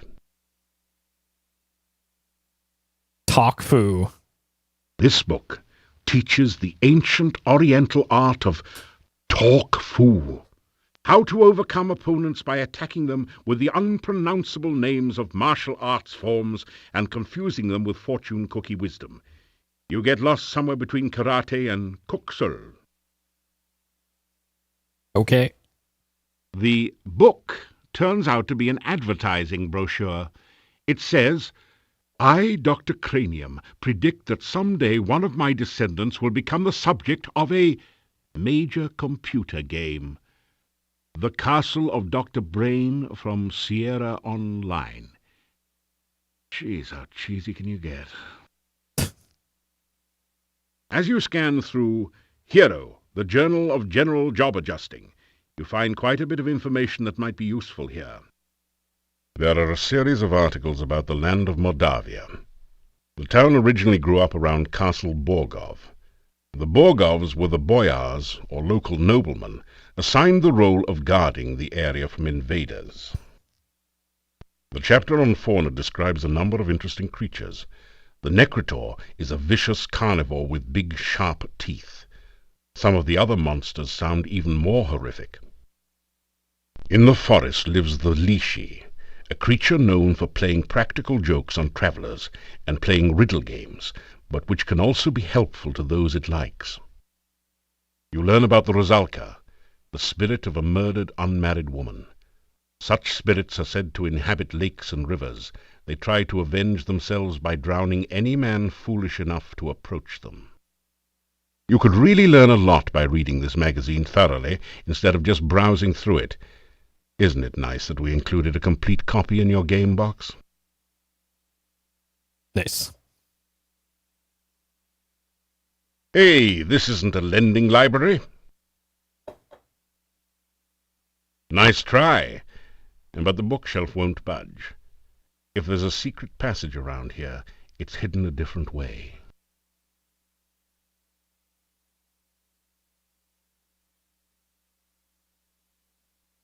You pick up the rope and grapnel set and tie it onto your pack. Okay.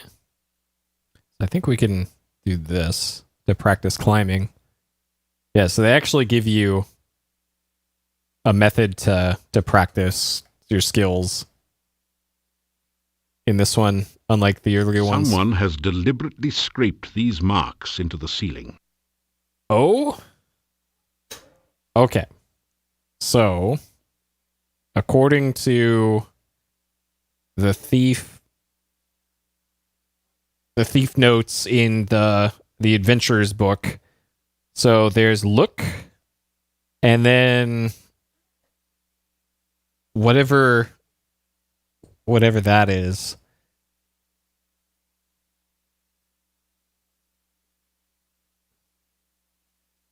Like, maybe that's the bookcase, maybe that's the two pillars.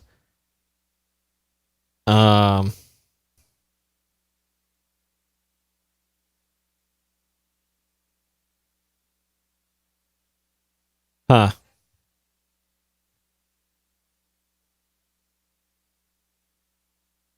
Okay.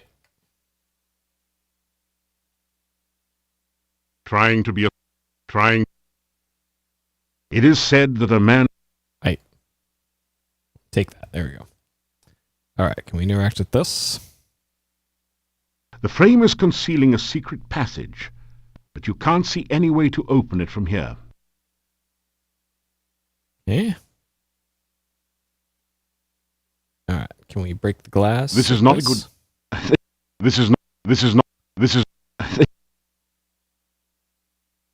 No, I guess.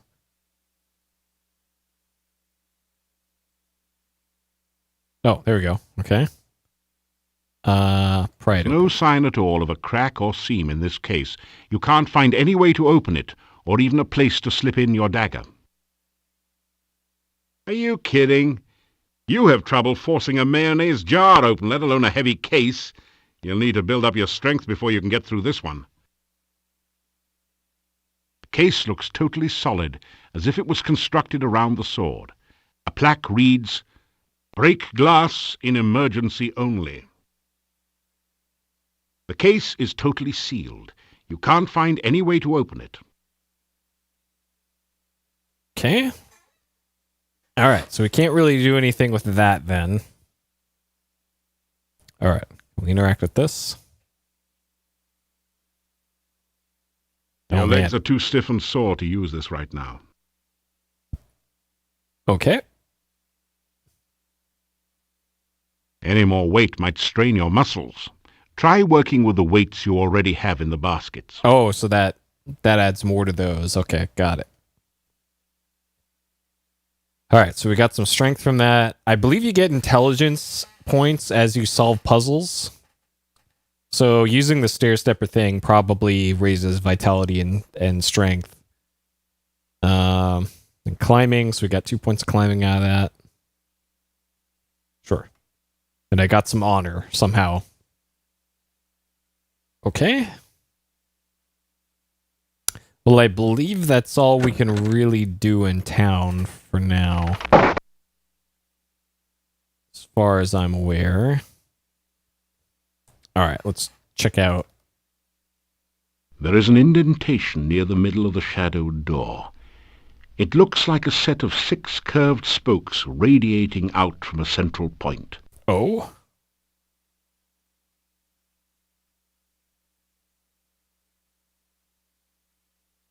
Bad place. Very bad place. Go away. You'll be very sorry.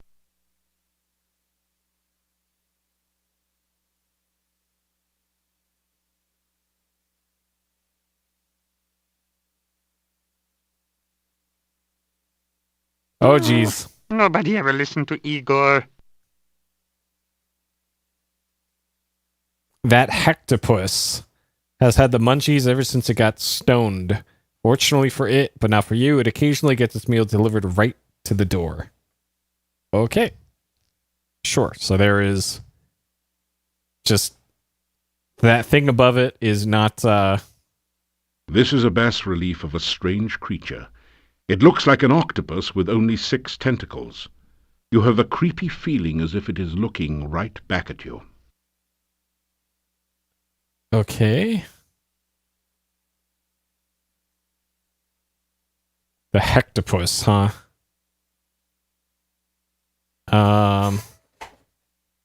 Let's see here.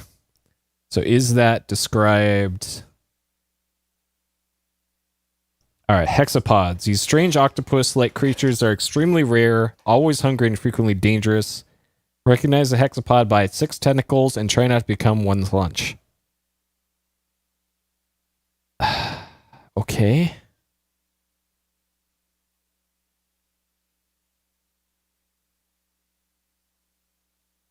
And there's nothing else in here about how to deal with those. Okay. Sure. Yeah.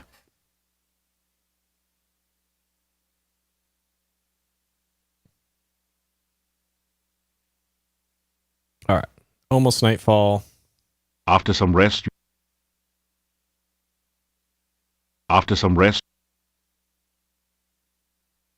Okay. All right. So I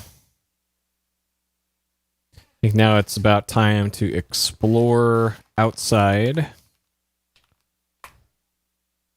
But first, I'm going to step away for a few minutes.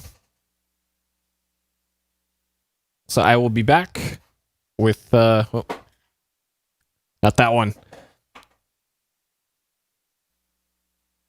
All right, I'll be back in a few minutes with more QFG4.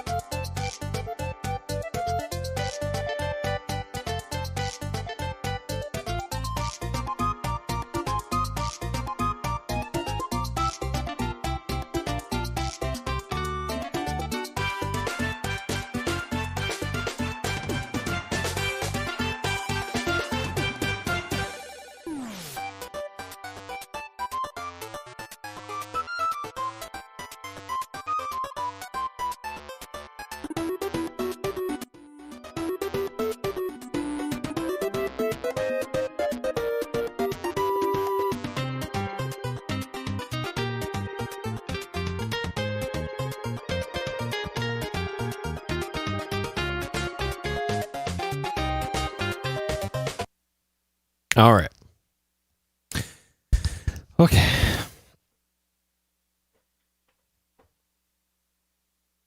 Let's make sure this is still working here. Okay.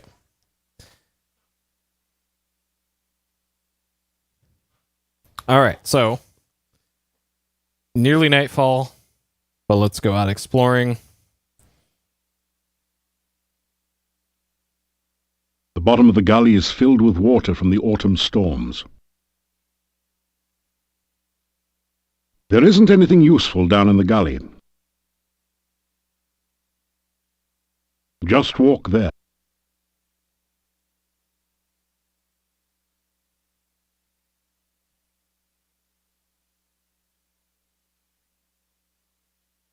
Okay. Now it is map making time. So it looks like I can go south and west, but not north. But not east. So to the south here, it looks like I can go pretty much any direction. And we got a little river and bird, of course. Okay, can I go to the left here? No. Okay, so I can only go 3 directions here.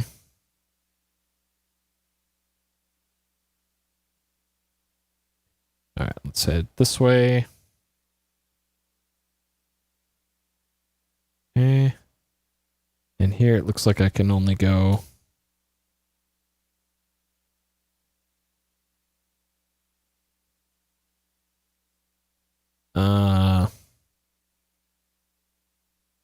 south. Like I might be able to go that way if I came left from the screen to the right here. But it looks like I can only go 2 directions.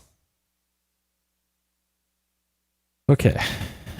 And then this one, I can go 4 directions.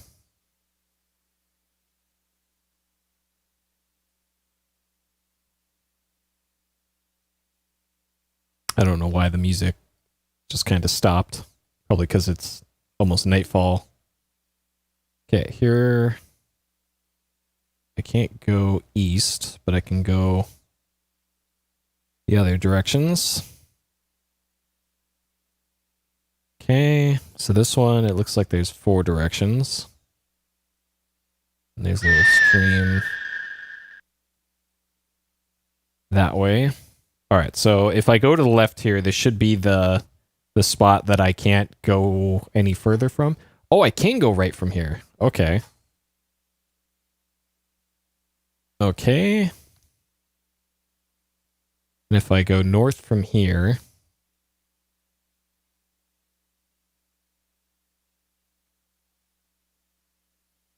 All right. The majestic mountains in the background provide a beautiful contrast to the grim gravestones and crypts of the cemetery.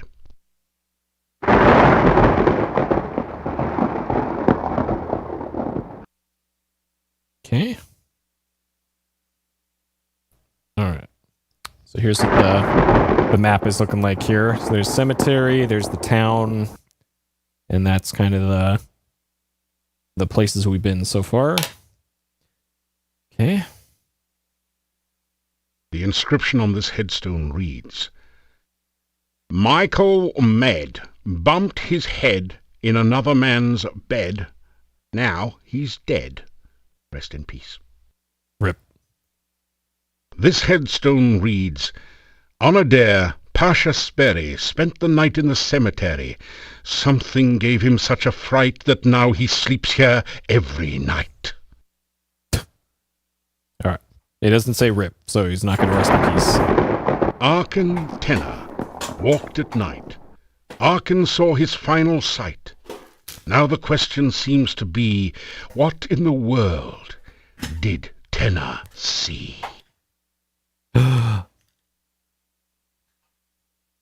Here lies the spirit of Barney Blue. To his lover was untrue. So she knew just what to do. Fixed herself some Barney stew. All right.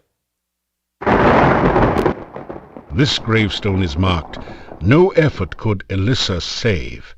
She passed into a watery grave. Her body was lost, only her memory remains. Here lies Janos, faithful forever to his lost true love, laid beside her empty grave. An inscription on the door says, House of Ligeia Poe. May she rest forever. A heavy stone door seals off the Borgov family crypt. A relief carving on the door shows the crest of the House of Borgov. Okay. This soil has been recently removed from the open grave. Soon it will be back in place, covering another unfortunate soul. 2 spare coffins await their customers here. Apparently Igor has finally managed to get ahead of business. Okay. I wonder. So all the lightning has been back here. I wonder if you stand back here, if you get struck by lightning. The inscription... The gravestone is cold to the touch. Huh, because it looks like there's something about this. Huh, okay. So lightning doesn't hurt you, I guess. You examine the door closely. It's massive and well made. A large lock secures the door. Above the door is an intricate crest with the single word, Borgov, above it. It is deathly silent beyond the door. The door is securely locked and feels very solid. Okay. Uh-oh, the screen color's changing here.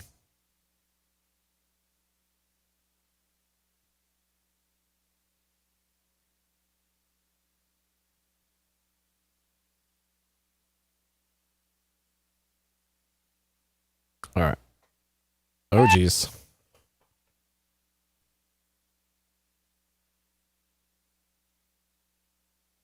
All right. So we can't go south from here. So this is the...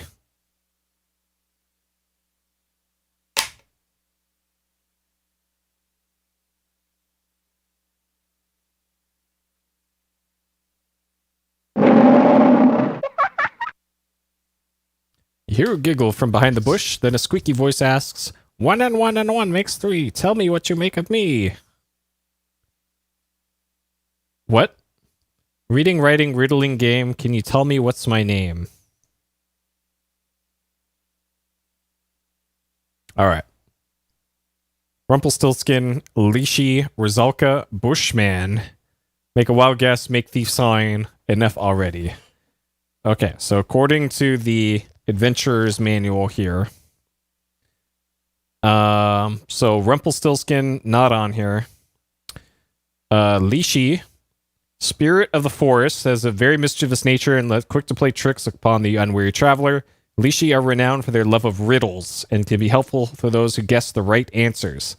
Never let a Lishi make you mad. All right. So this thing is clearly a Lishi. Tell the creature it's called the Lishi. Ah, that's the price of too much fame. Now you've gone and guessed my name.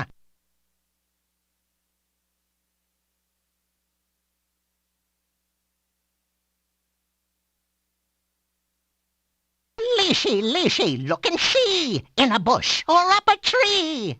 All right. Lishi, Lishi, riddle rhyme. Can you solve them every time? Every time. Okay. All right. So that is the Lishi screen, or at least the screen where we encountered Lishi. Okay. All right. It's starting to get dark. We don't want to get caught too far out in the wilderness here, but luckily I have a map, and I've been keeping a map. Okay. So it looks like I don't think I can go north from here. I'm going to assume I can't. So I can go north, east, or south. I'm going to keep going east here.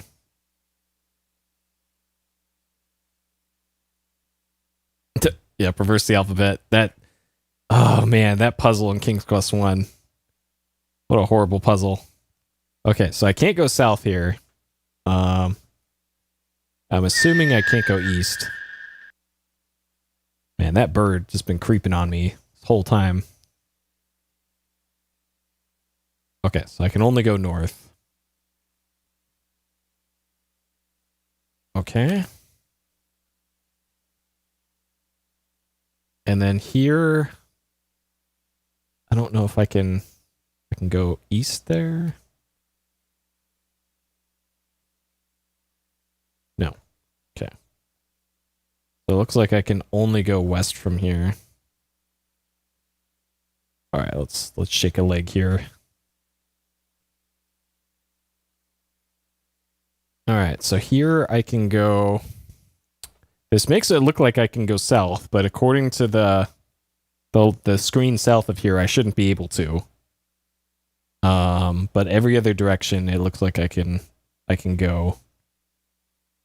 So let's head north from here and see what we can see. Oh, geez. Okay. All right, so I can't go east from here, but I can go north, south, and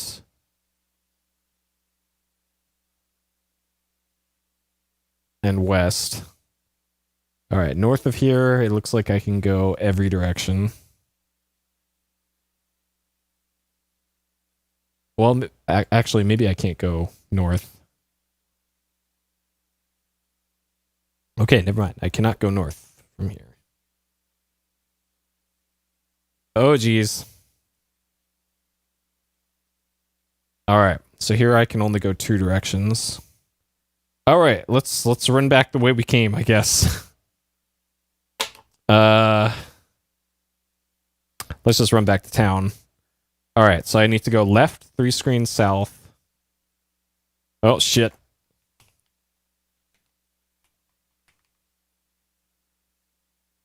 All right, so here's the combat. It's modeled after Street Fighter 2. So I am right-clicking with the mouse to swing my dagger.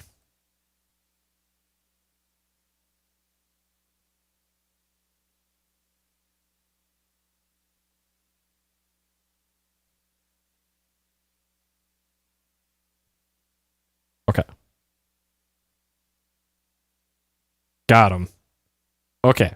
And I've also been poisoned. Great. You straighten out your jacket. You grab a handful of rocks. Yeah, I don't believe there's audio for the combat. At least not for thief combat, I guess. Healing, poison cure. Okay.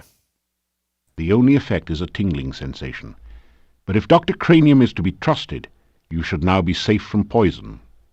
For a while. All right, so there actually is strats for the combat if you want to be strategic. Or like playing footsies, I guess, with some enemies. And zoning, like you can do. A chill go through you as you enter this part of the forest, as if a cold wind suddenly sprang up from nowhere. Oh geez, okay. All right. So my health just went from. That feels good. Just what you needed to relieve some of the aches and pains of everyday adventuring. Okay, so that.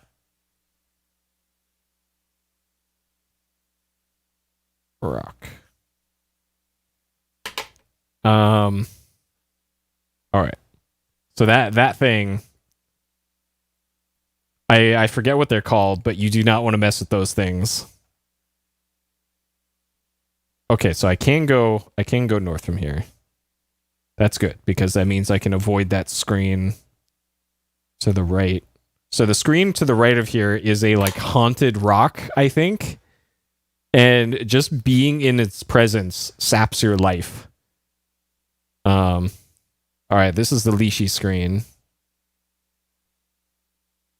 So it's 3 screens to the left of here. So go left until I can't go left anymore. Oh god, there's another one of those things. Oh geez. All right, so I need to avoid that thing as well. Because notice that I have 0 health right now. If anything so much as breathes on me, I will die. Uh-oh. We got... Hello. Hello. Can you help me? I seem to be lost. Lady, you're a ghost. I'm afraid of ghosts. It's not safe to be out at night. Can you show me the way home? Lady, you're a ghost. I'm afraid of ghosts. Help her. You tell her you will help her. Thank you. I'm just trying to find my way home. Can you show me the way to town? Sure. Alright, so this is the spooky ghost screen. Alright, I'm going to put these... So the night-only things I'm going to put in parentheses. Okay. Alright, spooky ghost, I will show you the way home. Follow me. Okay. Alright, and then... North 2 screens. And this should take us back to town. Or not. Whoop, I went 1 screen over too many. Alright. And then that thing's after us, but it's okay. We made our way back to town. Alright. Open the gate. You can't open the gates. They're barred on the other side. Uh-oh. You knock on the gate. There is very little sound, the gate seems to be very solid, and you get no response. Uh-oh. You deftly slip over the gate and into town. Okay.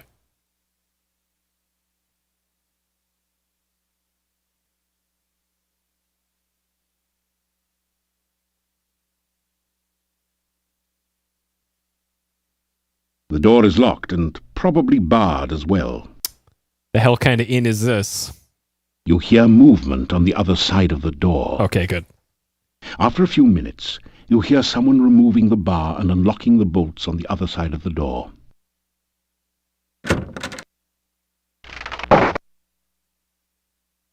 The inhabitants of the inn eye you suspiciously. You get the feeling that you're not particularly welcome here. Isn't it just after nightfall? Yeah, it's just after nightfall.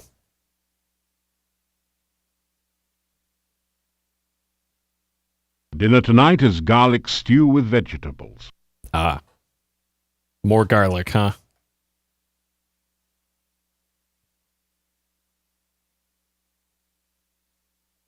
How you doing? Hey, look.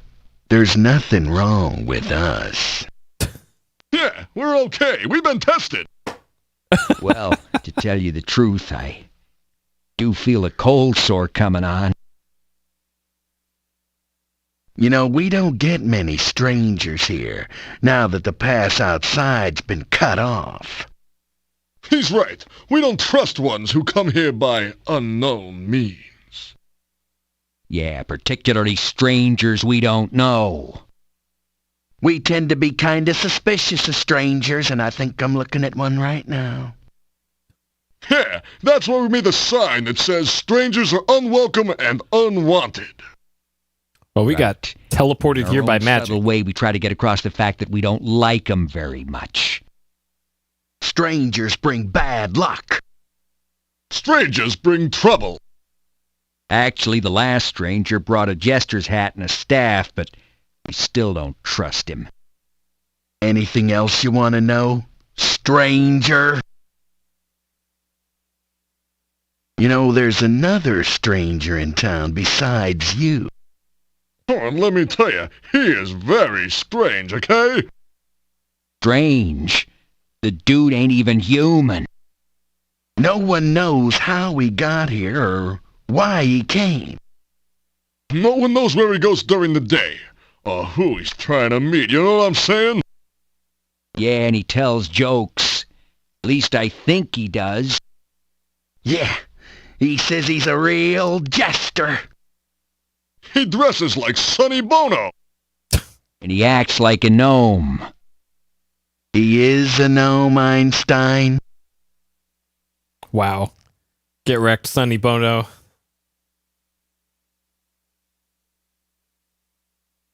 The town of Mordavia is a very safe place to be, gotta tell you. Oh, yeah. You got nothing to fear within the walls of the town. Other than the old monastery. Yeah, the old monastery. As long as you don't venture into the old monastery, you'll be safe as milk in this town. Yeah, as long as you don't even think of getting near the old monastery, you're gonna be okay. Did I, mention the monastery door? Oh, yeah, right. The monastery door. Look, as long as you don't go near the monastery door...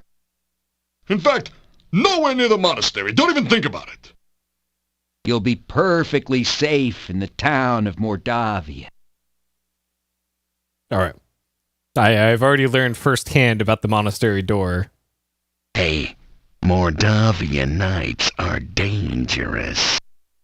Oh, he's right, you know. Nobody goes out at night, except my girlfriend, but she's working. Her and a few ghosts, and revenants, a wraith, and vampire or two.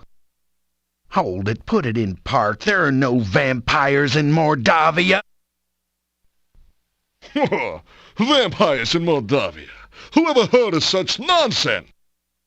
I hate to burst your bubble, but my Uncle Fred was bitten by a vampire once. Your Uncle Fred's alive and well and retired till Silmaria. Hello? Yeah, I know him. He sends you a postcard every harvest time saying, "Where's my $20?" Well, he had a miraculous recovery. Sure.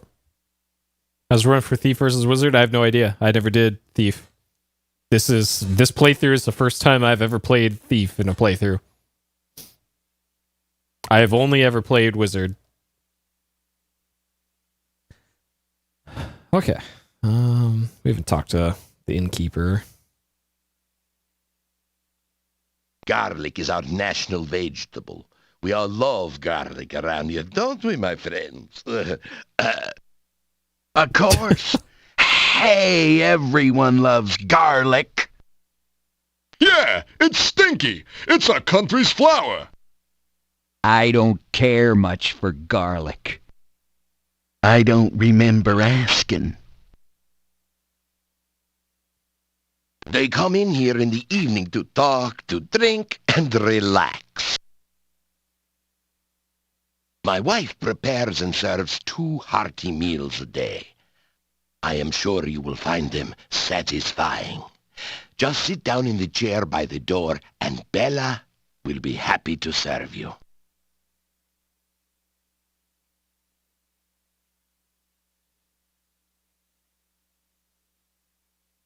You unlock the door to your room and go in.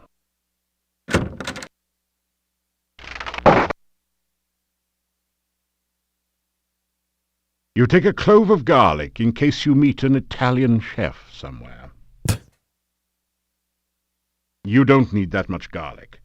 Besides, it lends a certain air to the room, don't you think? Okay, so we got some garlic.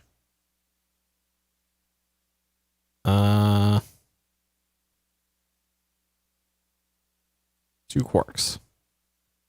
Potent protection against werewolves and other shape-changing creatures. It's also handy for making stews, sauces, and many other spicy dishes. Okay.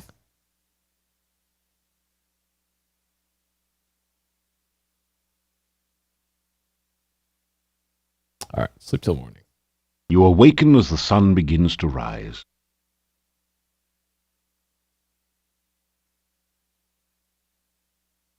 The chest is empty. No background music? Oh shit, did I don't know how this happened, but that got turned down all the way. Oh, my bad.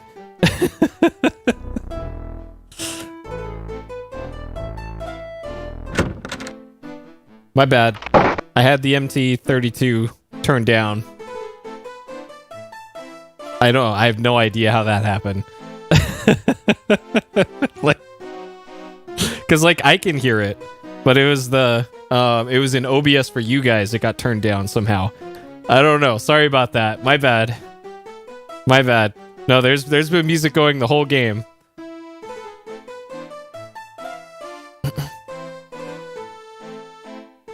All right.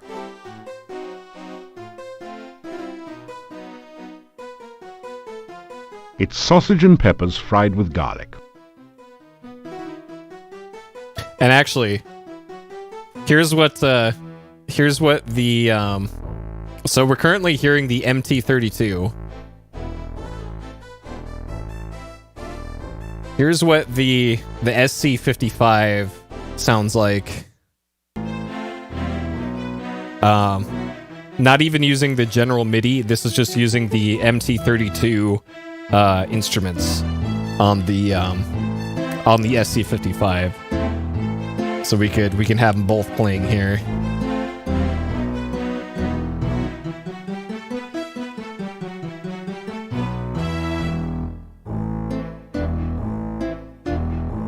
All right, turn off the SC55 there. Okay. All right, back into town.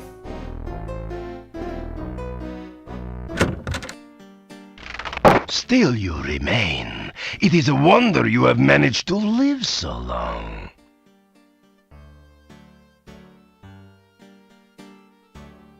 It doesn't... To tell the Burgermeister about your adventures in Shapir. Of course. So, you are the son of a sultan. Your stories are better than 1001 Nights. To tell the Burger... So...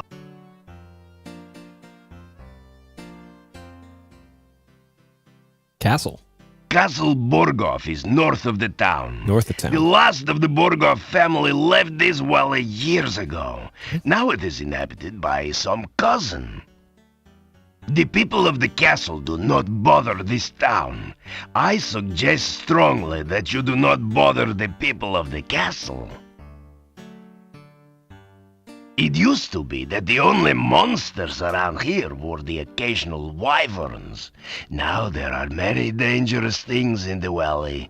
It is safe only within the town gates. Dr. Cranium is an idiot and a madman. If you are wise, you will stay away from him.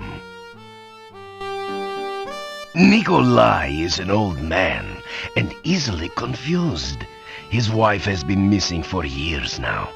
He cannot face the fact that she is gone. Okay.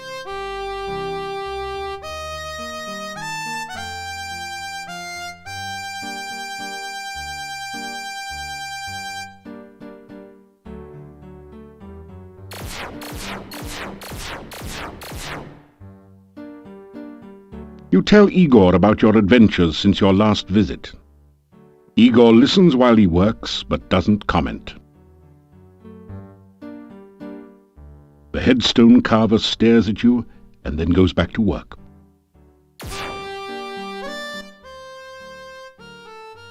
So nothing here either. Oh, Igor not hear rumors. Igor not know Olga's husband run off years back. Nobody tell rumors to Igor. Huh, so Olga said that. So Olga said her husband... Still you remain. It is a wonder you have managed to live so long. ...was departed. Which I assumed that meant he was dead. It's you again. It's been a quiet day so far.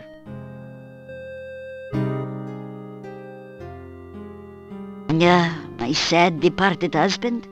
His name was Boris. Gone 3 years now. He was such a good man. But he ran away. He's not dead. Things haven't been too busy lately. I have plenty of time to get caught up with my knitting.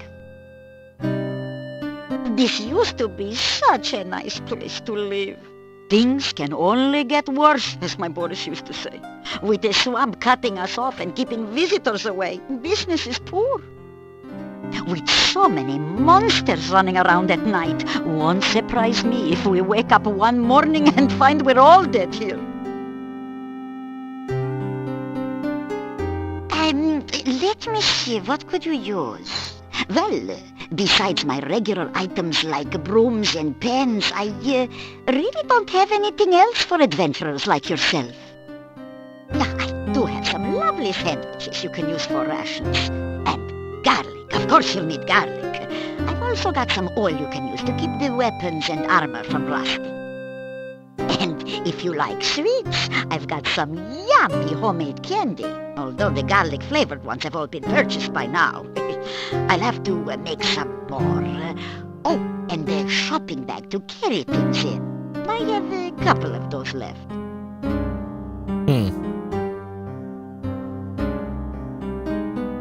You can purchase the hen broom for 350 kopecks. I'm sure you'll really clean up with it. The shopping bag costs 50 kopecks. It is very useful for carrying your purchases or other large things. 3 twists of candy will cost you just 5 kopecks. The kids love him. Oh, now garlic is a must-have item. It's just 25 kopecks for a bulb, and it will add flavor to any food. Storekeeper looks around nervously for a moment, then continues. You know, some say garlic also has medicinal and protective properties. Okay. My husband always said I make the most interesting sandwiches. They're very good for you, and I only charge 50 kopecks each for them. A flask of household oil will cost you 100 kopecks. It's good for door squeaks and can also be used to loosen up rusty wagon wheels. I can sell you a very nice large pie pan for 250 kopecks. Oh my, I've always admired the men who can cook. Okay. This is a store counter. It's covered with more cats than merchandise. All right. Can we still not pet the cat? It doesn't bark. It doesn't.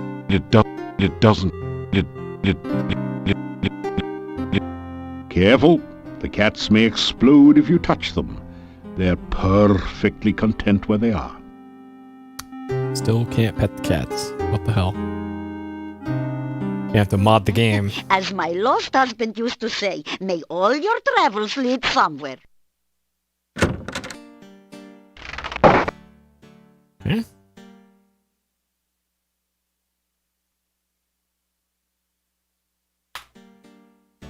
All right. So I guess back out into the forest here then.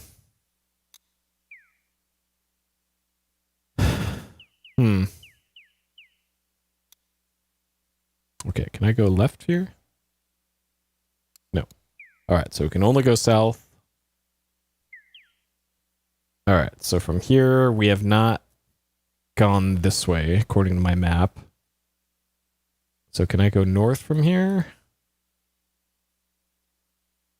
No. Okay. Alright. So from here, we can go south, east, or west. And yeah, there's no music here. So if you don't see these lighting up, then there's no music playing. So that's how you can generally tell with an MT.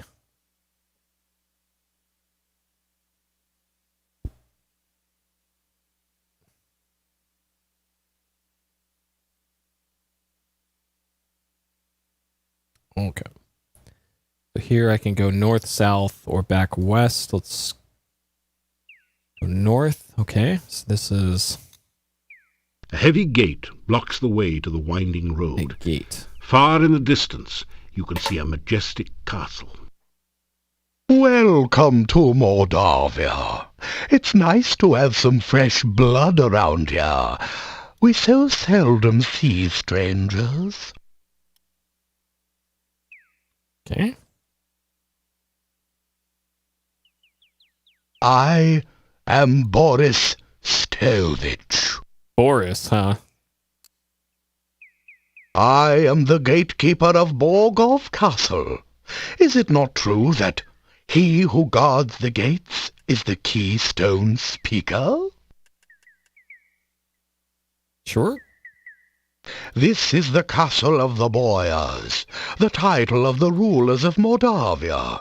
It once belonged to the Borgov family for generations, but the last Borgov has been dead for many, many years. Moldavia is the name of this valley and of the town. Even the inn is called the Hotel Moldavia.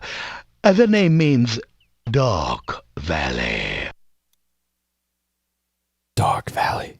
The heads of the Borgov family were the Boyars of Moldavia for ages. The last Borgov disappeared at the time of darkness. No one knows what became of him. It is bad luck to even speak of the time of darkness. Moldavia was a safe and lovely land before that time. Much has changed since then, and for the worse. Boyars are rather like barons of other lands.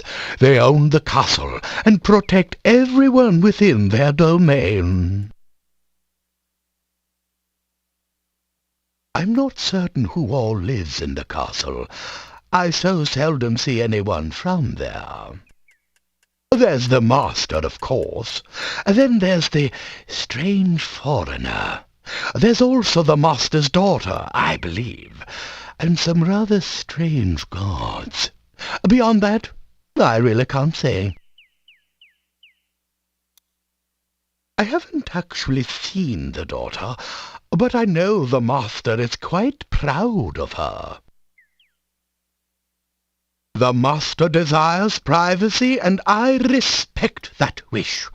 As I always say, the will of the master is the shall of the servant. I wrote that. He is an unpleasant sort, with a short beard and moustache, and a funny hat. He is rude when giving orders, and he has the habit of staring at a person and licking his lips. Most unsavory. I have only caught glimpses of them occasionally, but I don't think they are quite human. No matter. If a man does a good job, then whether he is a man does not matter.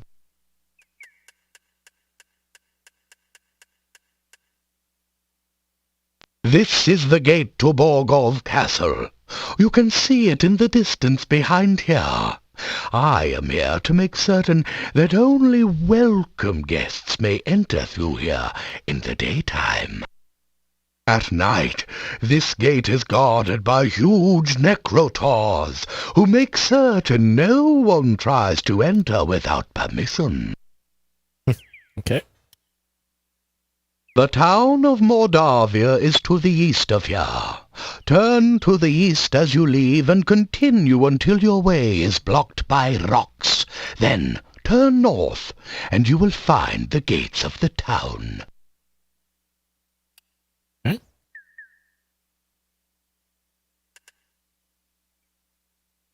All right.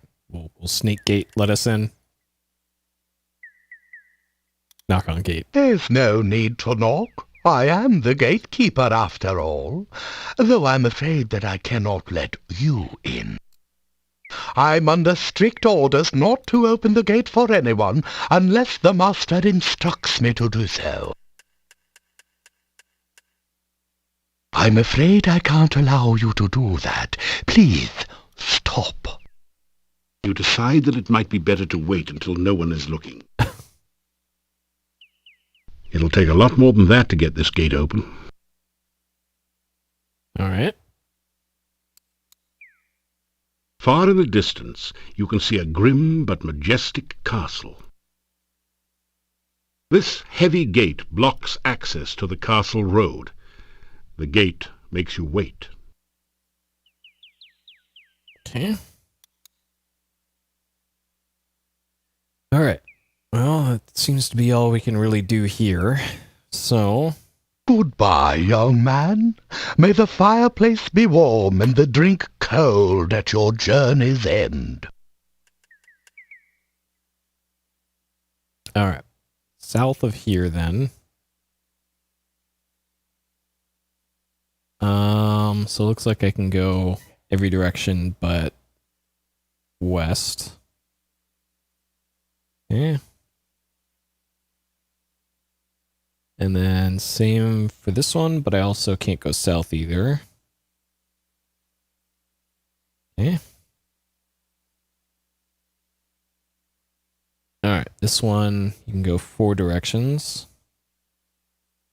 Okay. So I've already been, so we are currently right here. In this one, right in the center. And I didn't quite finish exploring this part, but I think I want to head south here for exploration, because we started the game, the cave that we were at was like down here somewhere.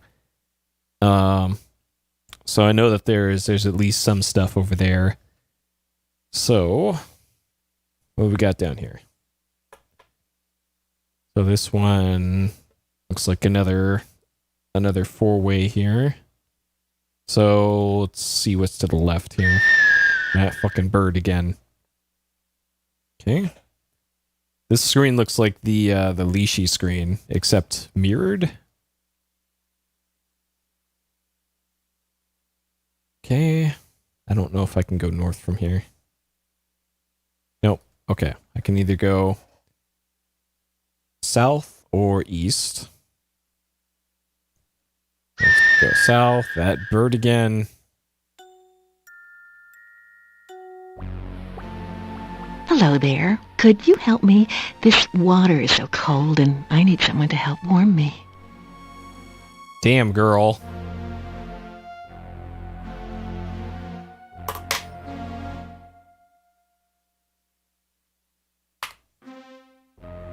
All right.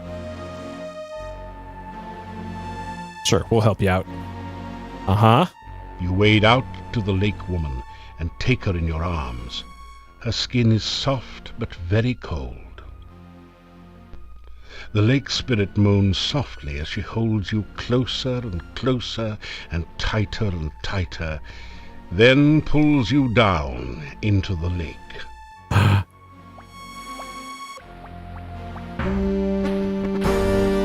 You quickly discover that you really don't know how to breathe water.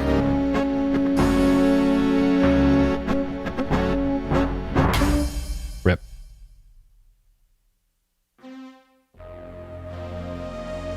Hey, girl. Why don't you come to my arms so that I can give you a real greeting? Let me tell you about Shapir first. Surely a hero like you will help someone like me. Please, take my hand. Gazing intently at the lake woman, you sensuously waggle the fingers of your right hand beside your nose. Then you delicately and suggestively rub your belly with your left hand. The Rusalka says, "Oh, yes, that's what I want too.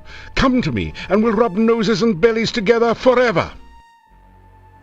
Man, he really got into that one.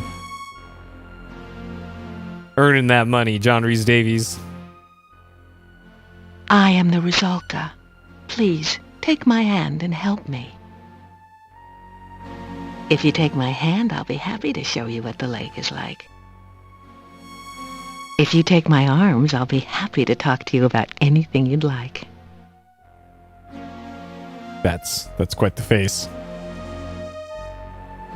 You ask what a nice girl like her is doing in a place like this. It's so nice here in the water. Why don't you join me?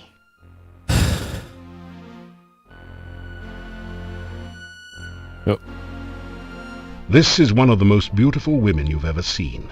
She has lovely, long, golden green hair, although your eyesight tends to focus a bit lower than that.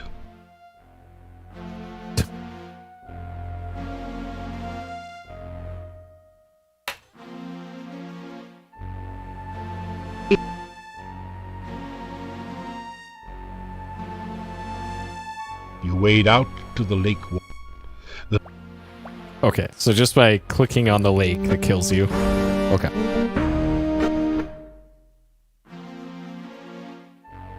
Alright.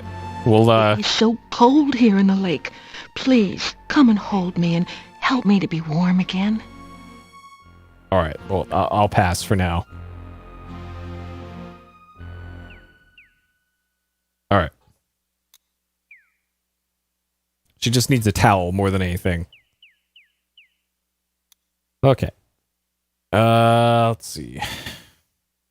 So we can't go left, but we can go all of the directions. Okay, and then we're back at the swamp now.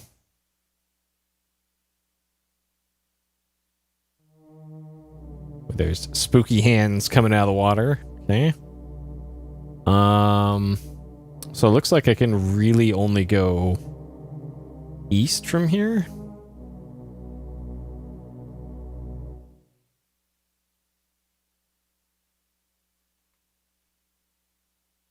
But I believe you can also... Alright, so if we just try to walk into the water here...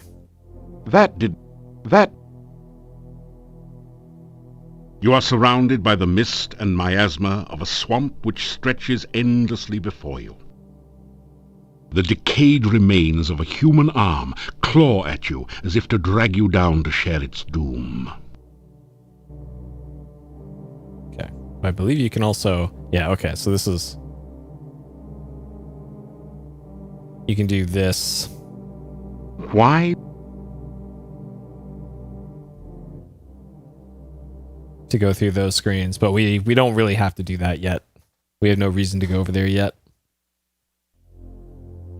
Alright. So east from here is...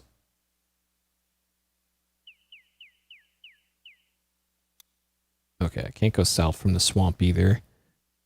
Okay, so south from here is going to be where that, the cave entrance was. Oh, no, what?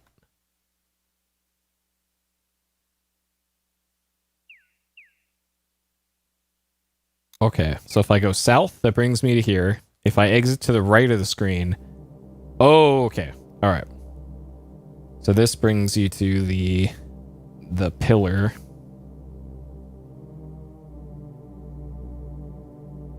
Okay. A delicately crafted bonsai bush looks totally out of place in a pool of dark, unhealthy-looking goo. A narrow stream of viscous, gooey, grimy sludge oozes its way down the hillside. Okay. Alright, let's get some goo. You slowly fill your flask with the greasy, grimy goo. Okay. Got ourselves some goo. Sure.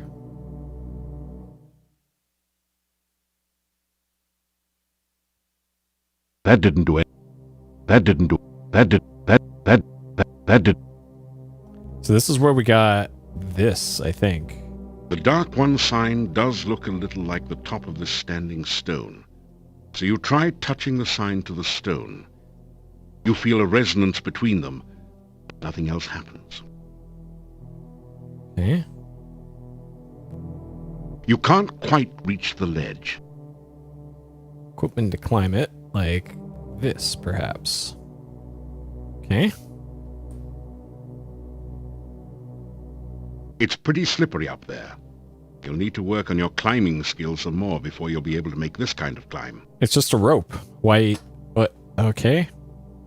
Alright, clearly we need to get our climbing up a bit before we can do that, I guess. Okay.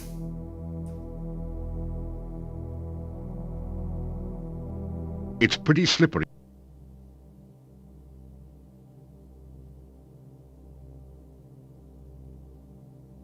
You missed the rock pile. You'll need to keep practicing your throwing.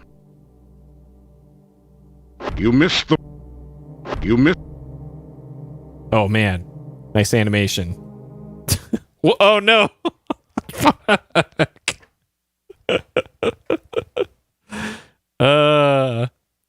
Internal game error. Please report the following information to Sierra Technical Support. Error 47. Not an object. $0. Script 64977. $146. All right. So that's our first crash of Quest for Glory 4. We already have one crash in 3.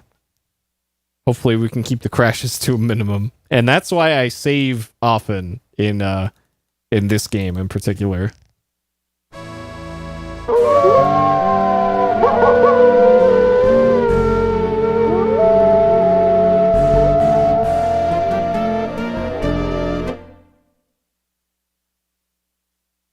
Okay, so we got that. You missed the rock. You missed. You missed. Oh my god. Okay, so throwing rocks at the rock pile. The game doesn't like that very much unless you have a really high throwing skill, I guess. Okay, fine. Alright, so we know what not to do on that screen now. I am going to need to eventually break that rock pile, though, because I need that tree that's over there. Because reasons. Okay. Maybe I can just... You can't reach the bonsai from here, and the ledge is too slippery for you to climb on it. Okay, because yeah, we have to break those, and then I think the tree just kind of slides down over there. Okay, well we got to work on our throwing before then, I guess.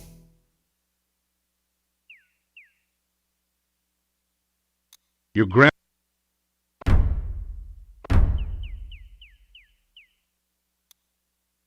Alright, throwing 200.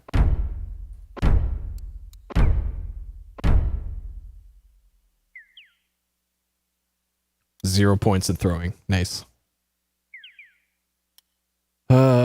You grab... You grab... You grab... You grab... You grab... Alright, perhaps that is enough rocks to eventually get the thing to do the thing. Let's go see if we can get that. Alright. You missed. You missed. You. You. You. You. Okay, 6 attempts. Okay, we did get some throwing skill out of that. You missed. You missed. You missed. You missed. You missed. You missed. You missed. You missed. You missed. Fuck. Man. This is... I don't know how else I'm going to get my throwing skill up either. Like, maybe I have to do a bunch of throws, save the game, and then reload it or something to get it to not consistently crash. Because I'm not sure where else I can really get my throwing skill up.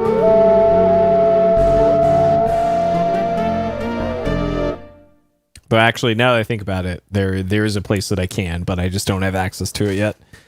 Okay. All right, so we're north of there. I can't go east from here.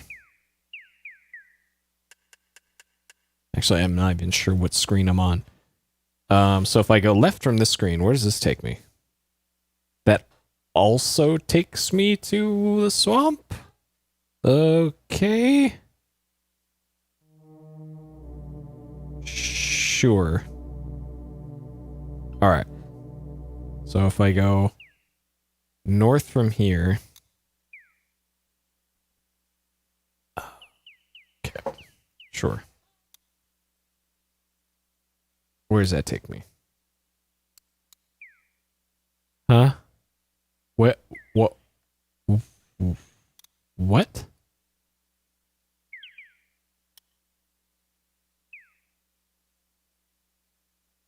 Where am I? What?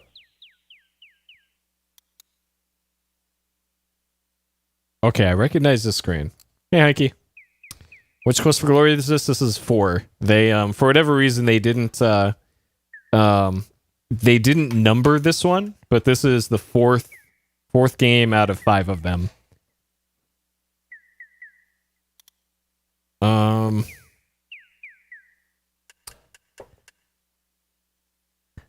Okay, so if I go south from here, this is a swamp, right? Yeah. Okay.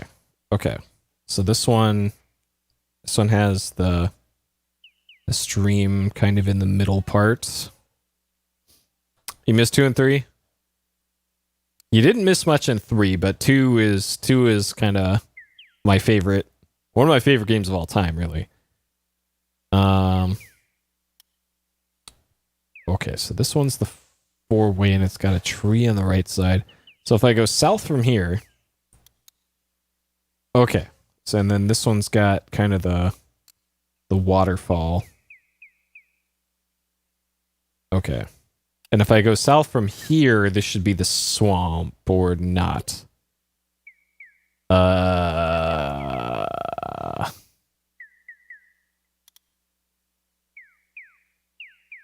Okay, what's south of here then? Also the swamp. If I go left from here, also the swamp? Okay, there must be two completely different swamp screens. Okay. That is what has been messing me up here. Okay. Now my map should be accurate. Okay, so if I go south from here and then to the right. Okay, these swamp screens look identical, which is what was messing me up here. Okay, this makes more sense now. For whatever reason, they have 2 completely identically looking screens for the swamp.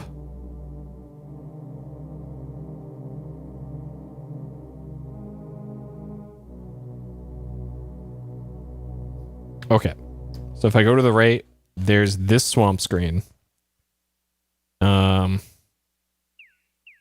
And then if I go left from here, there is a different swamp screen, but it is otherwise identical. And then if I go north here, there should be the river screen. To the right of this one is the waterfall. Okay. This makes sense. All right.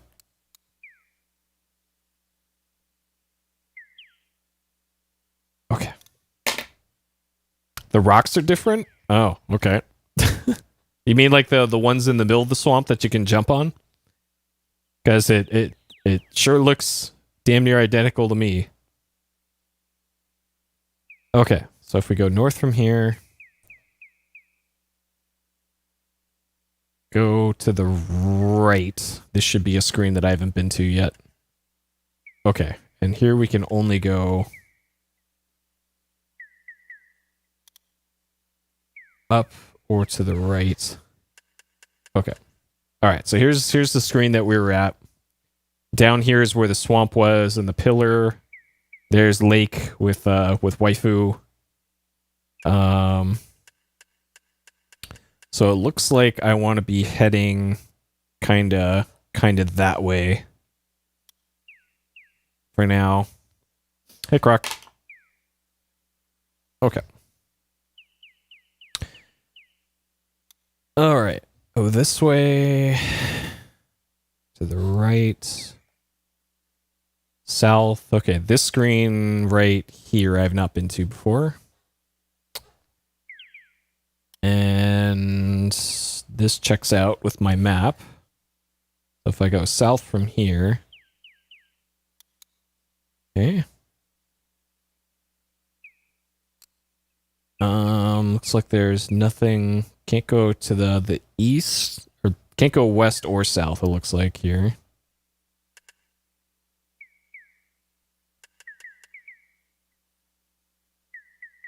All right.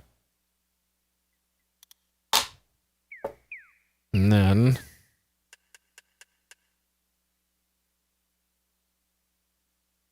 That hurt. That really hurt. Think of being stung by a 10-foot-long wasp. You think that would be a relief in comparison. That hurt. You think... That hurt. You think... That hurt. You've been bitten by a burry bush, and you're bound to be buried. Sure. A 10-foot-long wasp. That implies to me it's not like a wasp that's like that big. It makes me think like everything else about the wasp is wasp size, except it's just 10 feet long, which I don't know. That would be more weird than anything. Yeah, there are their voices. The guy who does the narration. You are somewhere in the forest far south of town. This area looks much like the rest of the woods, if perhaps a bit bushier. So this is John Rhys Davies. He's the guy who was Gimli the dwarf in Lord of the Rings. He was also in Indiana Jones 1 and 3. And he was also in Wing Commander 3 and 4 in the live action ones. So he's been in a whole bunch of stuff, and they got him to do the narration.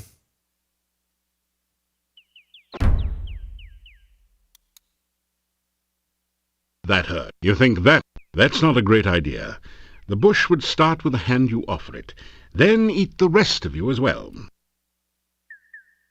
That hurt. You think that hurt. You. Oh, geez. Okay. What if I sneak up on it? No.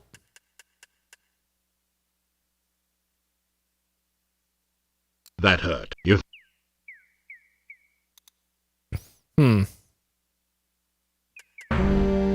Oh, dang it.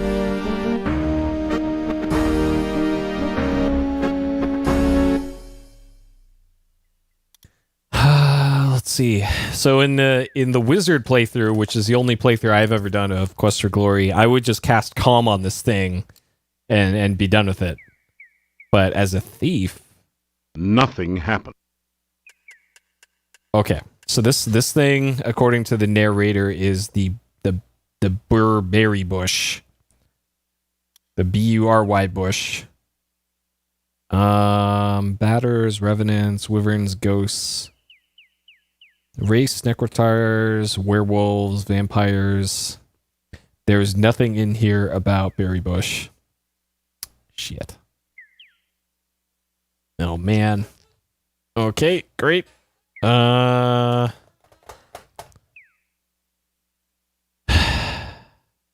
when I threw rocks at it, you grab a. Oh. You've managed to knock a branch with some berries loose from the bush. Okay. And I guess I can get my throw skill up here. All right, 202.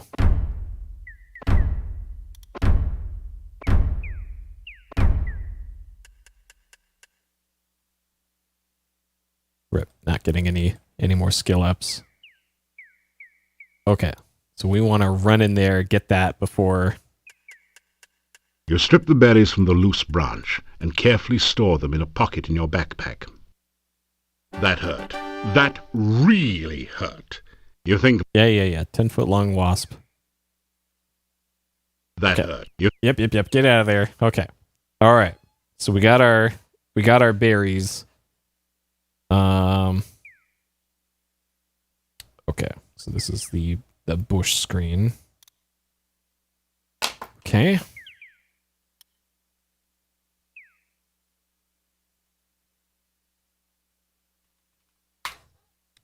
All right. Let's head east here, see what we can see. Okay, we got a 4-way screen here. Okay. Let's head south. Uh-oh. Oh, no. Okay. So we got a dead end here. And there's also a bunny. Sure, this is just a bunny, so this should be surely no You're threat. at the far southern edge of the forest. You're... All right, bunny, come get some.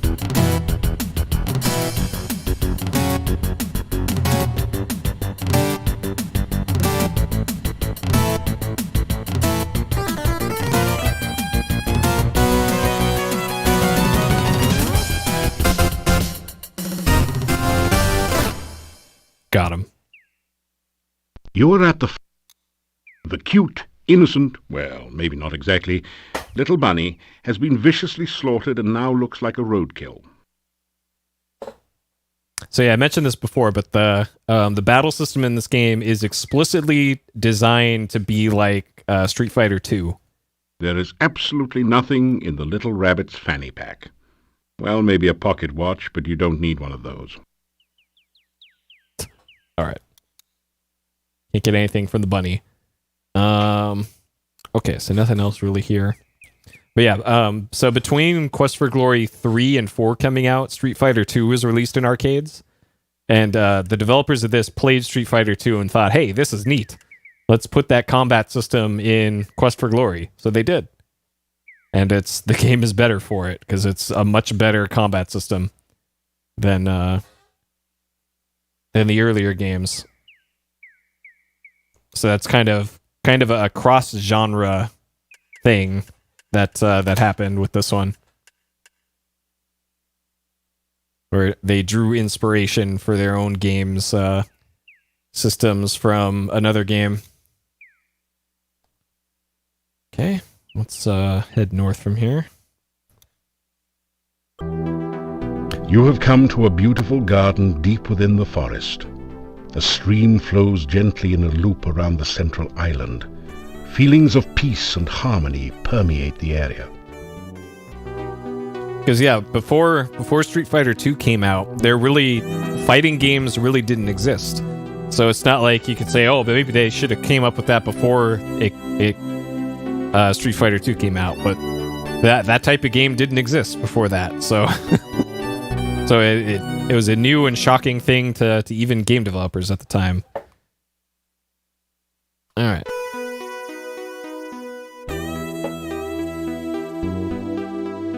The stream is wider and slower at this point. It almost looks like a small pond. Okay, so this is the garden.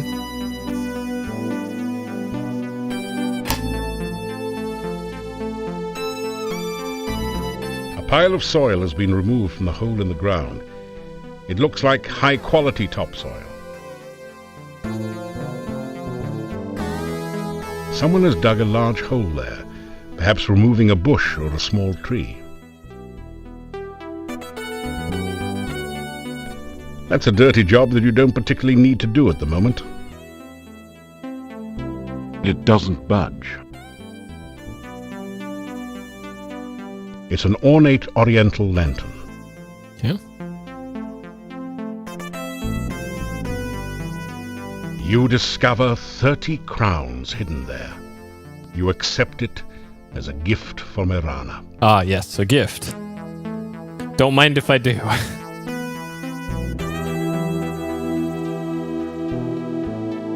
You pick a few of the beautiful flowers. Okay. We got some more flowers, huh? All right, 2 flowers.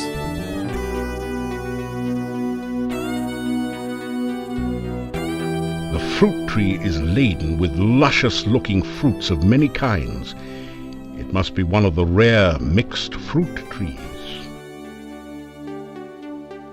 As you approach the tree, the fruit vanishes.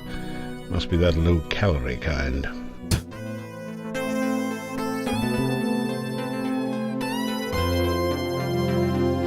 I have 1 day. Interesting. It doesn't budge.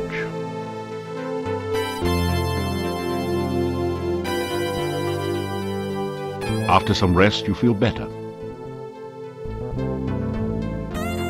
Okay. All right, so just like in the first game, this is one of those like safe areas. So if you're locked outside of town and you need somewhere to sleep overnight, you can actually come to this screen and safely sleep, just like Irana's piece in the first game. Okay, so as far as where we are on the map here, the garden is down here where we currently are. So there's still some parts that we haven't explored to the right of here. Man, the music gets really loud in this area. Yeah, MT32, bringing it. All right, so we haven't been to the right here. Yep, don't shit your pants. This is the game that I remember them for more than anything. I was actually going to mention that, but I forgot that was made by them. That did spring to mind, though, of indie game browser games. Okay, so we can also go north here. I'm kind of changing up my map notations for where things are. So the Lishi is 2 screens north and 1 screen west from here, so I might as well go talk to the Lishi and see if the Lishi's got anything new for us.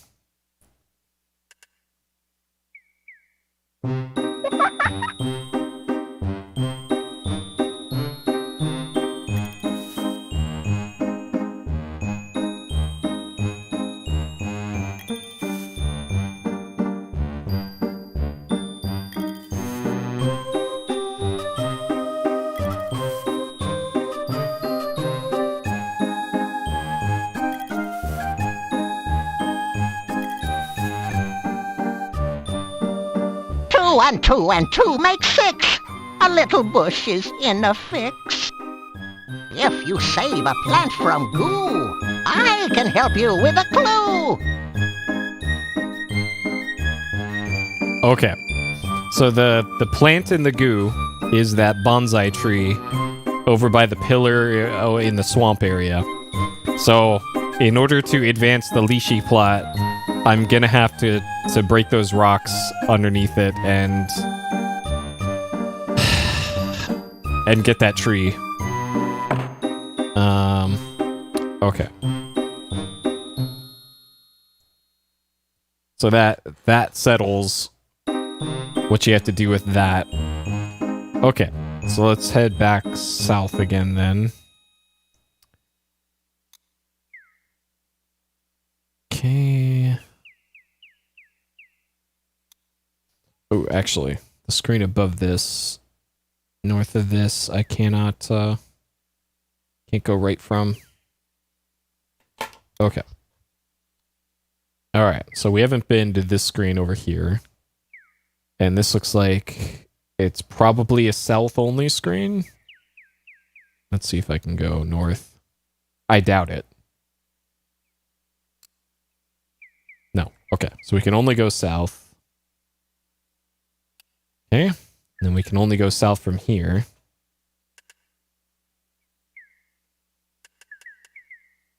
And then here we've got what appears to be a dead end. Sure. Okay.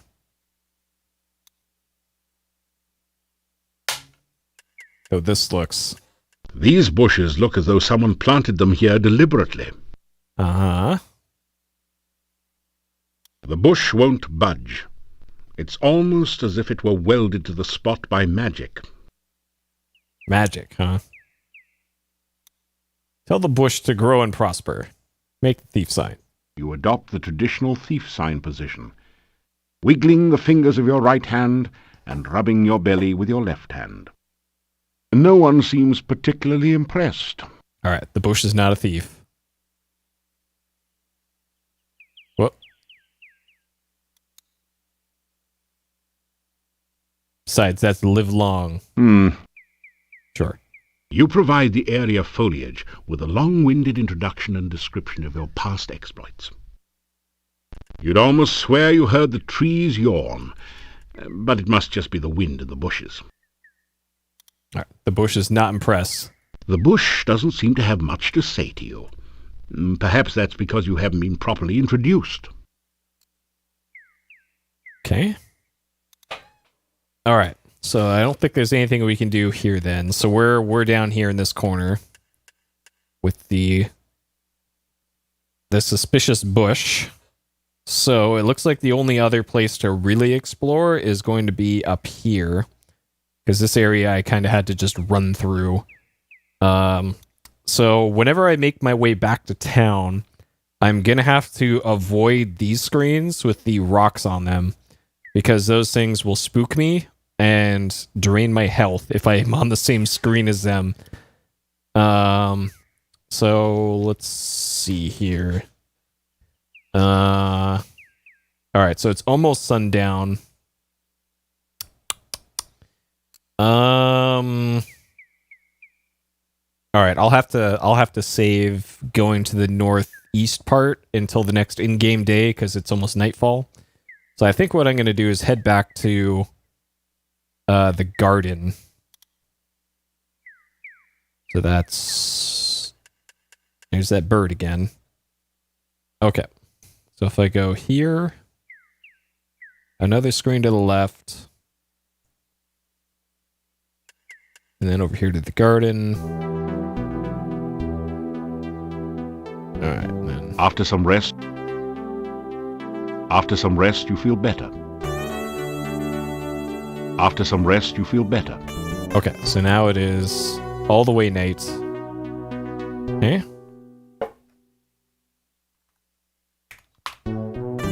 Okay. All right, so let's head back to town then. Left, north. So here's where the ghost was before, or not. Did I mix up my screens? This is the cemetery screen. And this is the rock screen. You feel chill. That's the, oh god, get off that screen. Okay, so if I go south from here. Oh, it was the screen to the left. Yeah, okay, that's the ghost. That's right. Okay, that's why. That's why I wrote down the wrong screen. Okay, ghost. There we go. Okay. There you are. What happened to you? I thought you were going to show me the way to town. I did. Spooky ghost. Hello, spooky ghost. Things are so strange. Did you go away? Why are you greeting me again? Hey, you're a ghost. Why are you saying that? Why are you trying to hurt me? I'm lost and I don't understand what's going on. What? You're a ghost. You're a ghost. Please don't talk so. It's bad luck to speak of the dead. The ghostly apparition vanishes. Uh-oh.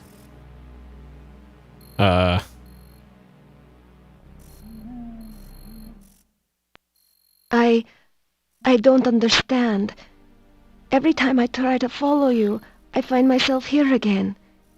Why can't I leave this place? Why can't I go home? Because you're a ghost. No. No!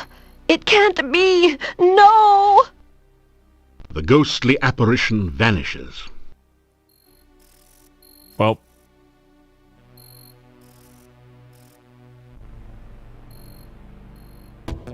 Oh, geez. All right. All right, come at me, bats. Get some. Get some. Throw some rocks at him first.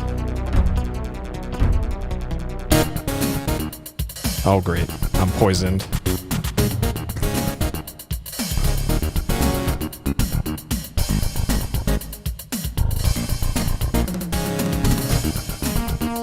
So I don't have any poison cure.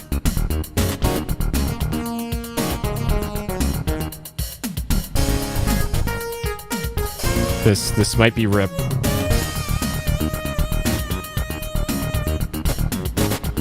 Yeah, this has got quality music.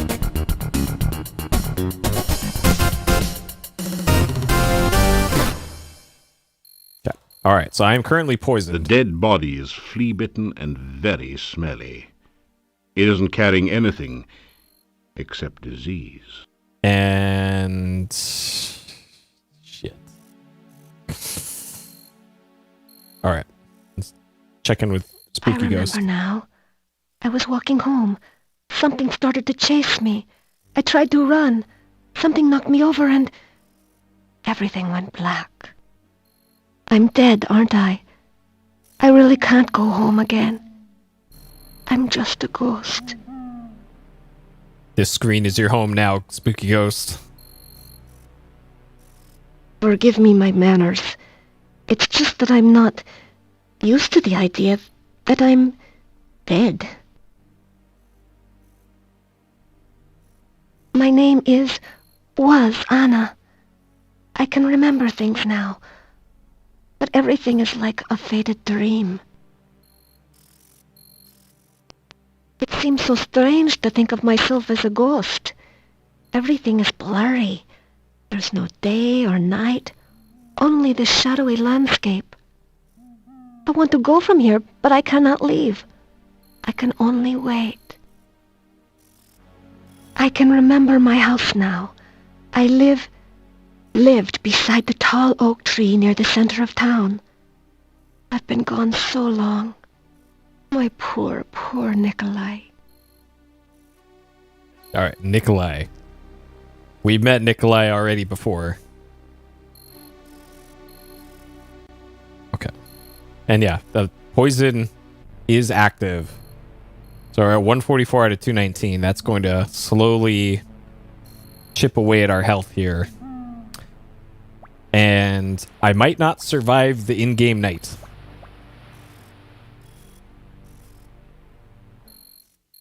Because I am out of poison cure pills.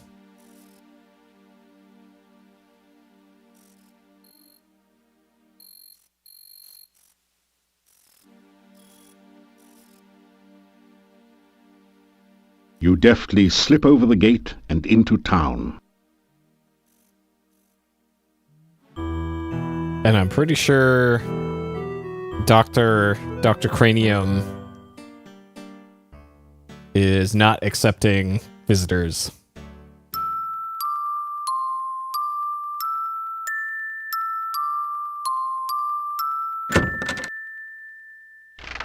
Oh, or maybe he is. All right. Wait, my poison's been cured. What the? Ah, you're just in time to witness a magnificent scientific experiment. I have managed to harness the very primal force of lightning at my beck and call. Now I shall use it to create life itself. Watch this.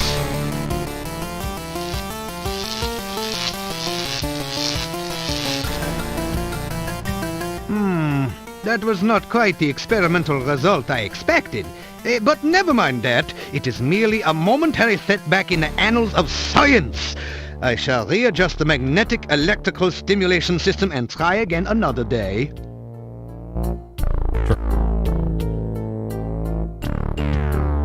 You start to tell Dr. Cranium about yourself and your adventures, but he quickly interrupts.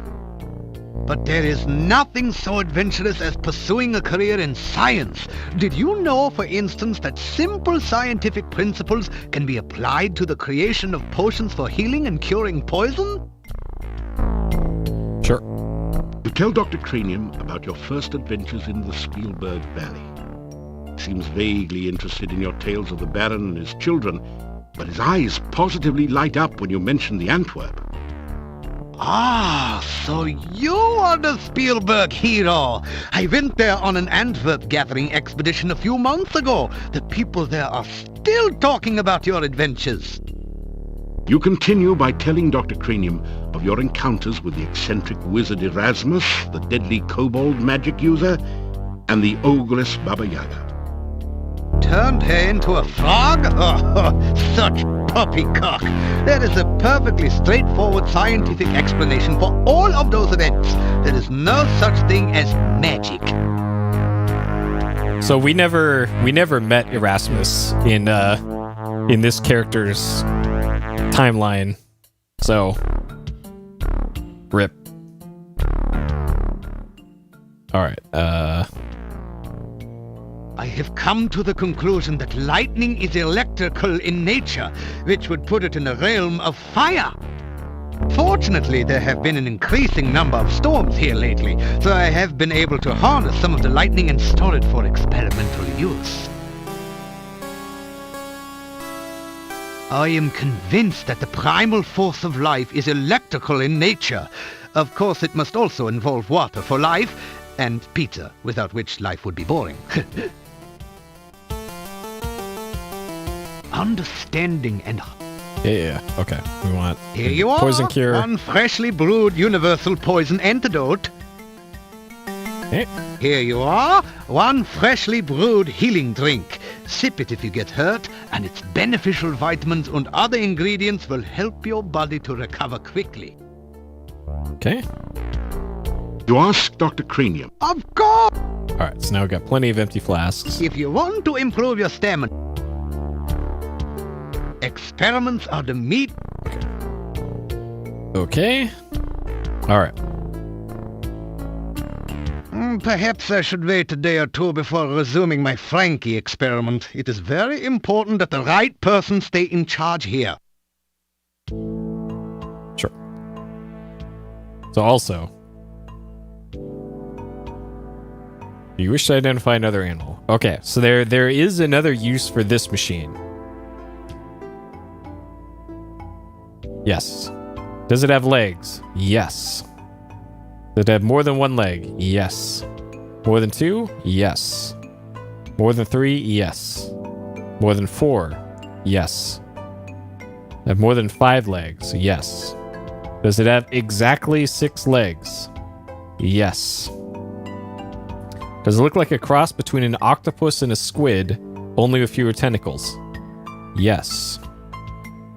Hexapods mostly eat heroes. Sound like a good idea to you? Yes. Great, just step over... Sure. You've caught an ant. Alright, so we need to... have legs, yes, yes, yes, yes, yes, yes, yes, yes. Okay, sound like a good idea to you? No. In a pinch, a clove of garlic will do. Okay.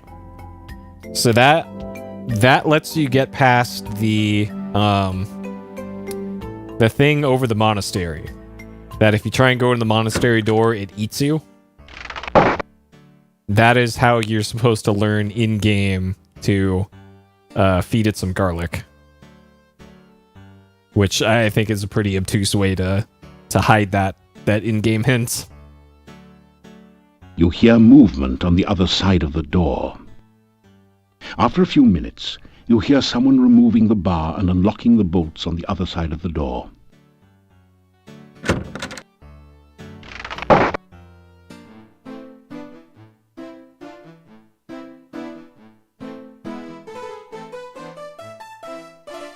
You get a fine meal of roast lamb garnished with red cabbage.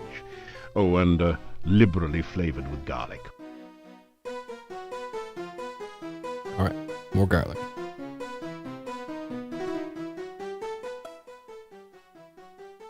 Elephants. Pardon me while I wax eloquent, but once, many years ago, huge herds of fragrant elephants roamed freely in this particular valley. Oh yeah, in the good old days, peanut farming would have made you a billionaire. Once, long ago, I had a successful career, and I was also an elephant herder. You kidding? Everyone used to have a pet elephant. Oh yeah, I remember mine. I married her. Yeah, she was great for vacuuming up peanuts from your rugs. Not only that, but elephants are very clean and modest as well. They always went bathing with their trunks, don't you know? Yeah, nice thing about elephants. Very easy to housebreak, you know? They hardly ever made mistakes. Huh, unless they got excited, okay? Unfortunately, elephants get excited easily. A lot of houses got broken that way. This really brings back sad memories. Please, let's talk about something uplifting like last year's famine. We don't go for that rumor-spreading stuff here, do we, Yvonne? No way, Hans. Oh, never.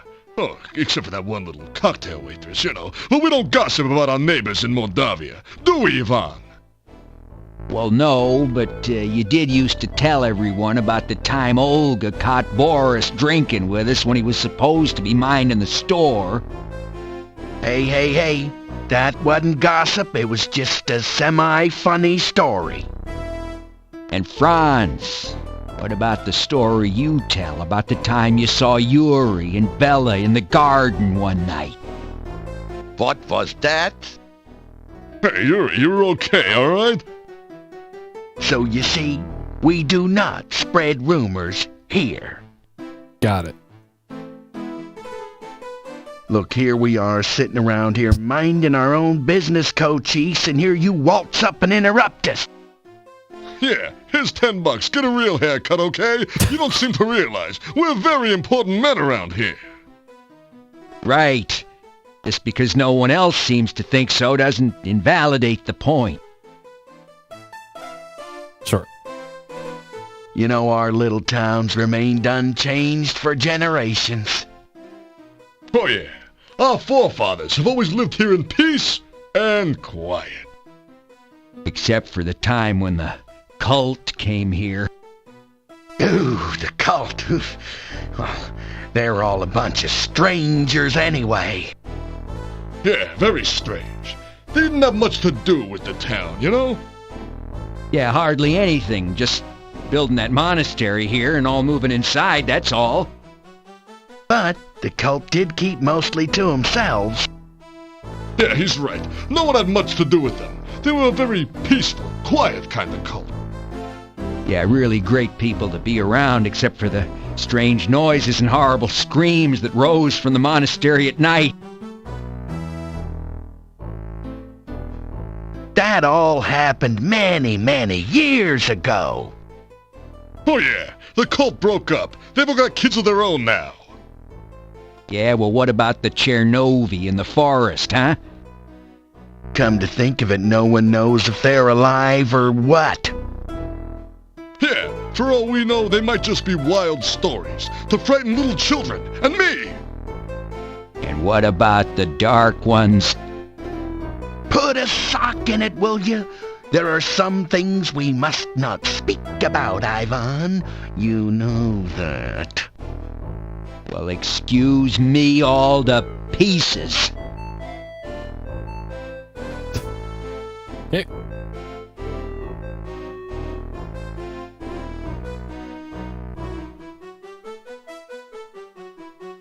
You unlock the door to your room and go in.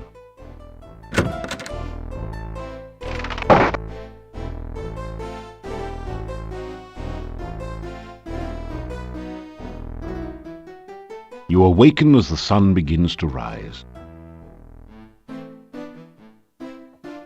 Yeah, I don't know if they did that on purpose to make some of the subtitles not match with the voices. I don't know.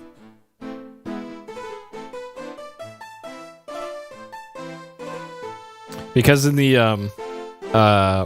there is a way to turn off the subtitles.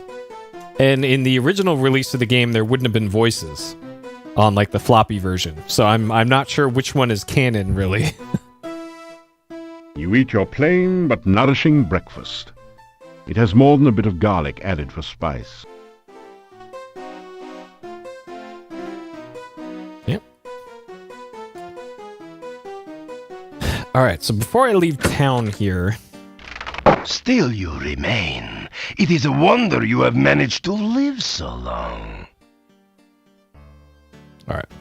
First, we gotta check in with our boy, the Burgomeister. What is it you want?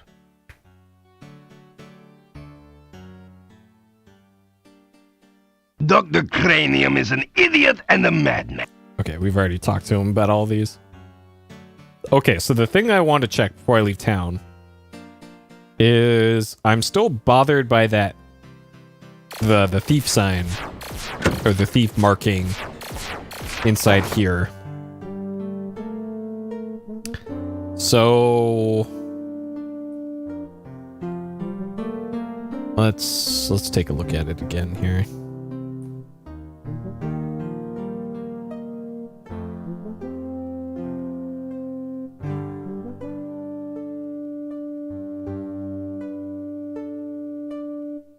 Oh, they don't show it to you twice? A large this place look this a large there is just then you remember that you are upstairs.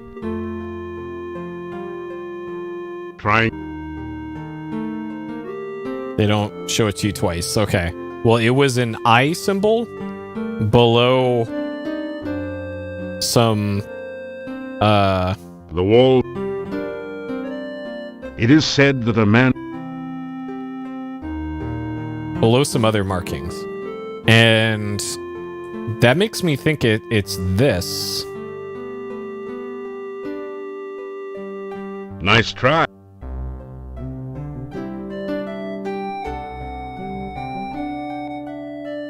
There are a number of books. Then there's, you see, an exercise book.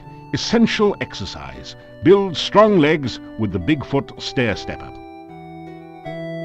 One of the books is a thin pamphlet entitled Famous Castles of Old Ages. Right. This one talks about climbing skills for upwardly mobile adventurers. It seems to be targeted at fighters and paladins. Oh, there's one for mages. Creative casting concepts. There are a number of books on the shelf. Okay, so that's kind of looped around already. Which book do you... And that doesn't give me anything of... Hey! Use. There is a set of coat hooks in one corner. You never knew adventurers were expected to be that neat. This desk holds... Yeah, there's an empty picture frame above the book. Because it was... The thief mark was... Oh. It looks like... this? And then had the eye like that. So that's what the marking looked like, if I remember correctly. And it was up here. So like the two pillar things could be this, and it just... That didn't... You feel around in the hole for a bit, then pull out a rabbit! Well, not really, but wouldn't it be neat if you had?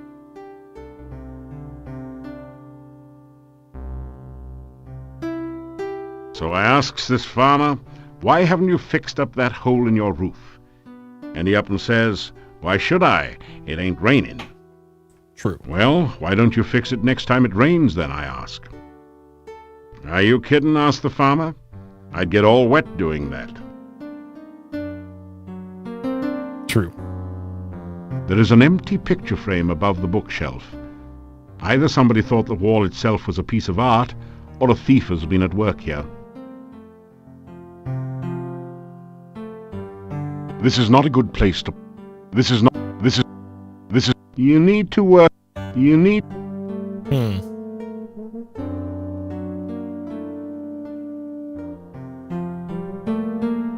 Your legs are too stiff. After some...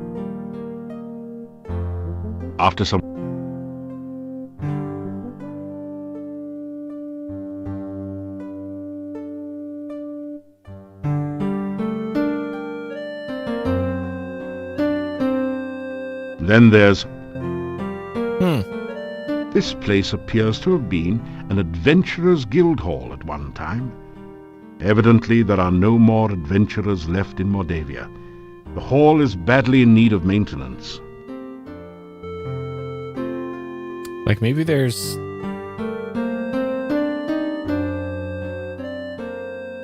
something up here. But he just climbs directly back down every time.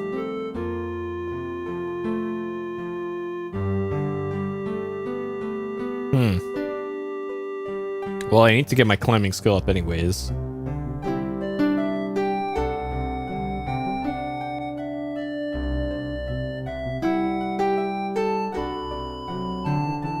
Huh. Like the only other explanation that I could really think of is maybe that's the bridge in front of town.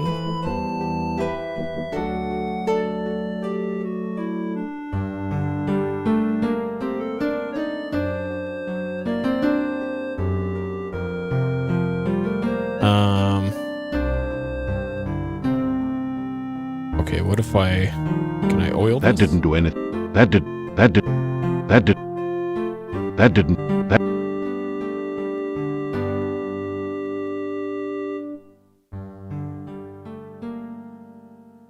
Nice try, but the bookshelf won't budge. Oh.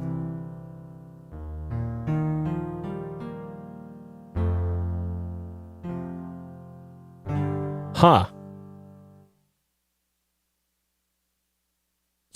So this is a thing.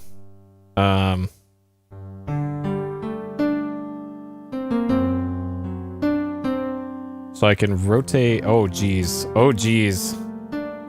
Oh geez.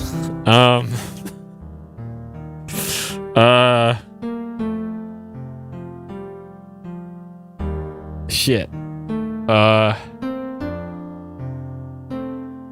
That. So maybe there's a. This place. You see, this desk. This place. Some round. You've always. So there's got to be a. All right, let's. Is there anything in here? So this was the thief sign thing. Mark of the thief. Thief marks, acrobatic, trap disarming. Okay, so there's nothing in there about the way to. No. Dang. Okay.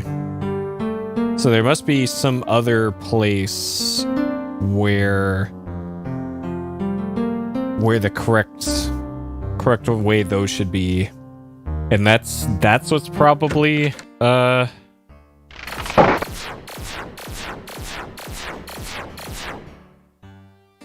marked under the bridge, maybe? So let's go see. So I know I can get past that thing with garlic. Still you remain. Yeah. So by using the machine, actually, and before I forget, let's go reunite Spooky Ghost with his wife. All right, tell about Ghost Wife. You start to tell the old man about the ghost you met in the forest. So this is Nikolai. Anna? You have seen Anna? Anna is a spooky ghost. You explain that you saw her ghost in the forest. Anna is in the forest? Where is she? I must go to her. You tell Nikolai where you saw Anna, and try to explain that she is dead. Thank you. I cannot thank you enough for finding my Anna. I will go to her now. I will help her find her way home. Thank you again.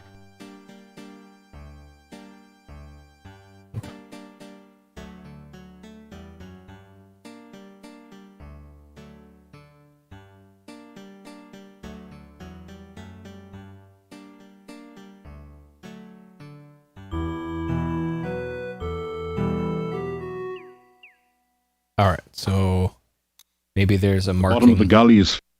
The arched stone bridge provides a path over the gully. The bottom of the gully is filled. Massive boulders help shore up the town wall. The arched stone bridge provides a path over the gully to the town gates.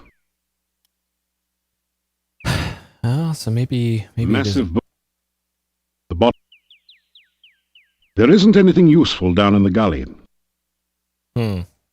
Just walk. You can't take the Scarecrow. That would be Strawberry. Okay. Oh man.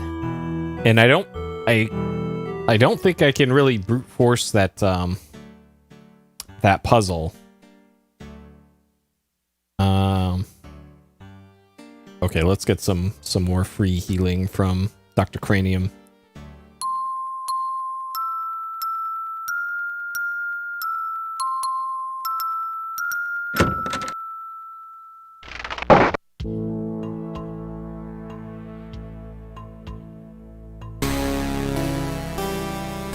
I believe I am on the verge of a major discovery. It came to me last night. I believe that there is a formula which can be used to create a rehydration solution. Such a solution could be used to restore fluidity to any substance or object that has become prematurely dry. If we can but manufacture Dr. Cranium's rehydration solution in sufficient quantities, we could rehydrate the great Shapirian Desert. Of course, there are a few small bugs to be worked out.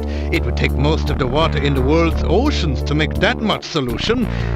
Then there's the tiny snag that I have not been able to remember the formula since awakening from the dream. Well, that's a problem. Dr. Cranium's rehydration solution should be a shoo-in for the alchemical innovation of the Animal Ward. It contains the prime essence of the element of water in a perfectly condensed form. Oh, I do seem to be a little careless in keeping track of my scientific formulae. I have them all written down somewhere. I think it was in the margins of one of my books here. It is very... Here you are. Here you are. Ah, you need my world-famous rehydration solution. Unfortunately, I have forgotten the elemental formula of its main ingredient. Perhaps you can help. Alright. More copy protection. Alright. Kickapatooey. There it is. Alright. Water, air, water, pizza, earth.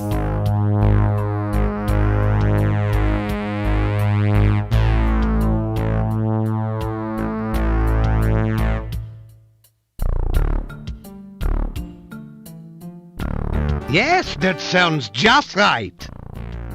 By the way, I could use some Groo Goo for one of my experiments. It would be most kind if you could bring me some when you return for the rehydration solution.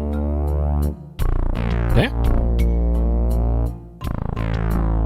I just happen to have some already. Flask of goo.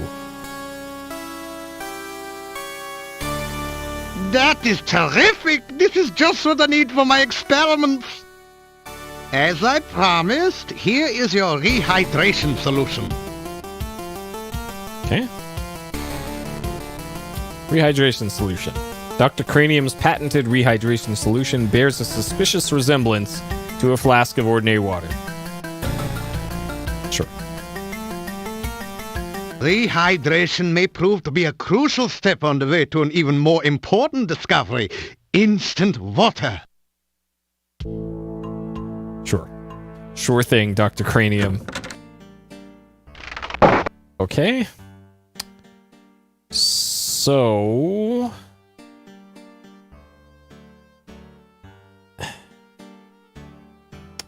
I think next...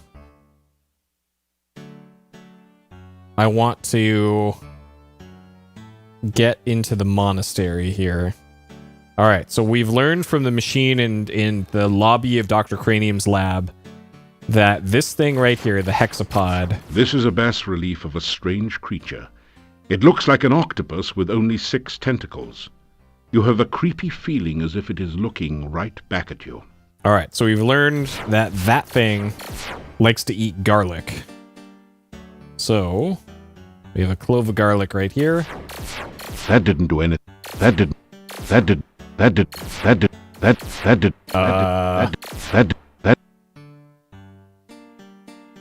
Okay, maybe I have to be standing right there first. Pretty sure you're supposed to be able to just give that garlic.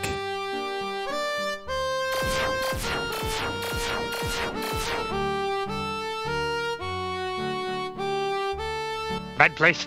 Very bad place. Go away. You'll be very sorry. Okay. Then you give garlic. That didn't do it. That didn't do it. No. I thought you were supposed to just... What? That's garlic, isn't it?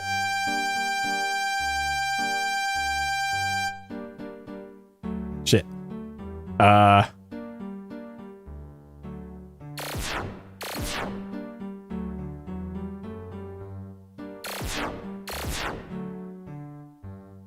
Yeah, and then it just... Nobody ever listened to Igor. Yeah, the Hectopus. What the hell? I could have sworn that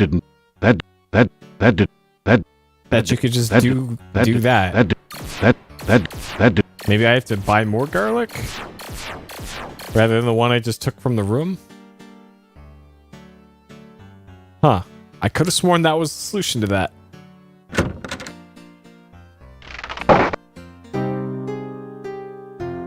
More missing people. Now old Nikolai is gone. What is this town coming to?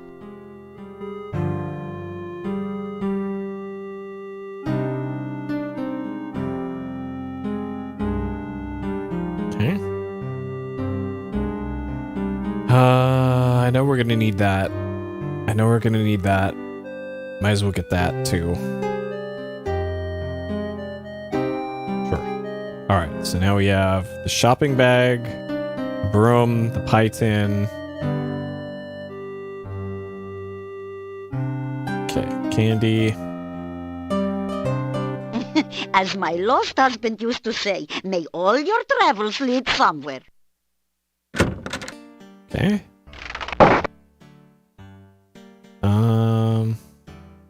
Alright, it's midday. So I still haven't been to the upper right part of the world map here. So I suppose I could fill out the rest of my map there. So I still have some other stuff that I can do, but I don't have the skill to do yet. Like, I have to be able to move that, that little tree, the bonsai tree, or throw enough rocks at the pile of rocks below the bonsai tree to, Hello. Yeah, so I can't do anything with the Lishi yet. Okay. Alright, so this makes sense. Alright, so the screen up here I have not been to yet, and I can't go left, but I can go right and north.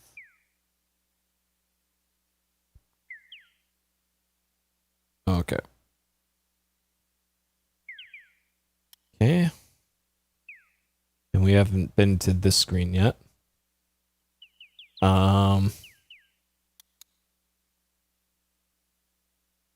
Okay. I have been to the screen to the right of here.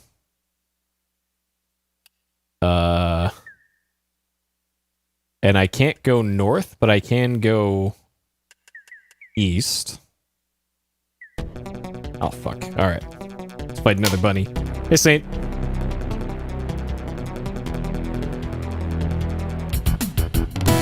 And yeah, this game is pretty good. Alright, can get some bunny.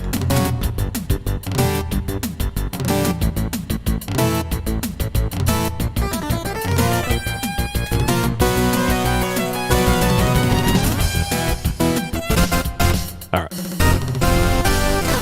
Got him. There is absolutely nothing in the little rabbit's fanny pack. Well, maybe a pocket watch, but you don't need one of those. Sure.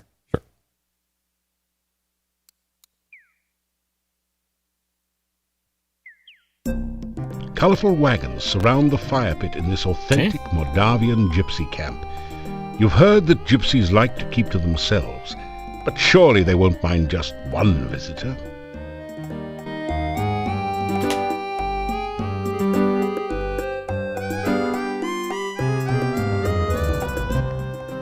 Go away! We allow no strangers in our camp. Leave immediately!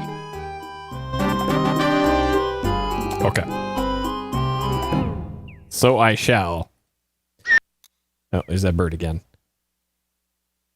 And yeah, they so between so this is the fourth Quest for Glory game.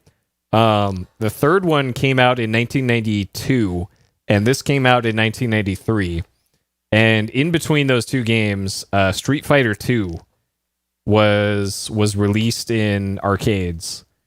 Can I not all right, we're going to have to save over some of these.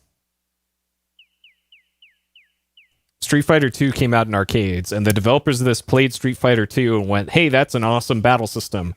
Let's put that in our game. So they did. They modeled the combat in this game after Street Fighter 2, which is awesome. Okay. So shit, not much else I can really do here. Like I wonder if I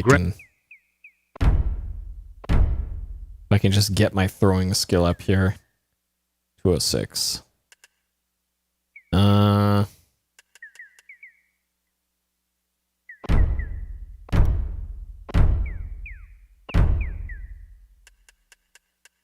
it was a good formula to copy, so I don't blame people for copying SF2. You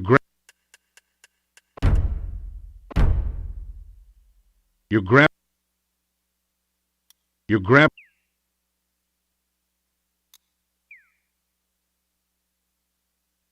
Okay, so I am getting skill ups and throwing here, so that's not a complete waste doing that. Let's see. Shit. I don't even know what screen I'm on now. Okay, if I go left here. Okay. And then just go south until the Lishi. Alright.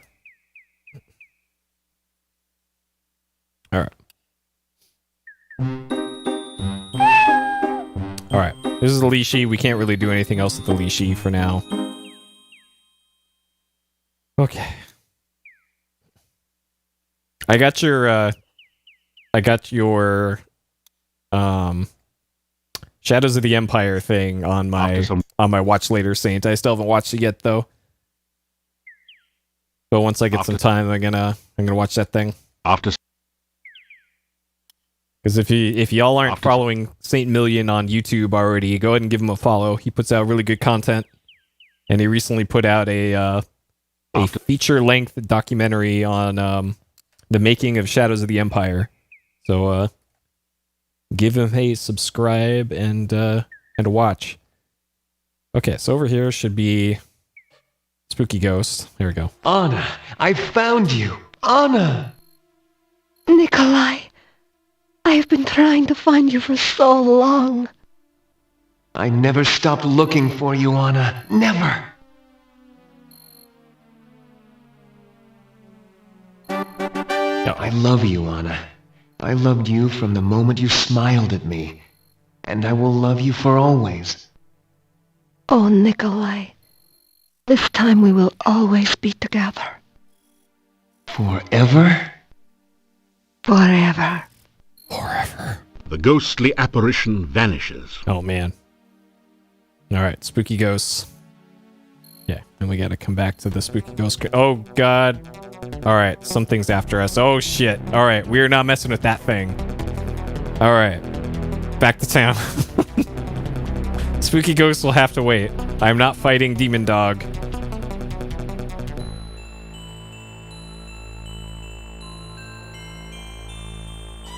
It is good to see you again. I hope you are enjoying your visit to Mordavia. You need to take better care of yourself, you know? It is very dangerous out at night. Yes, I was just being chased by a demon dog. I bid you welcome to Mordavia. I hope you are enjoying your stay here. There. Now you have had an official welcome from your own official welcome woman.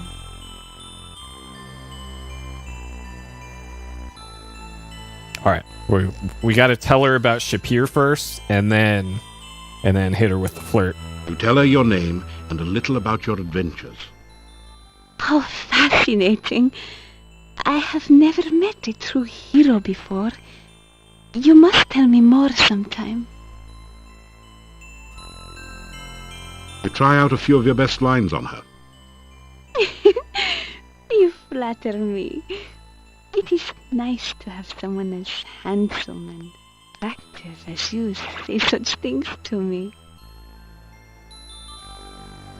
You adopt the traditional thief sign position, wiggling the fingers of your right hand and rubbing your belly with your left hand. No one seems particularly impressed. Dang.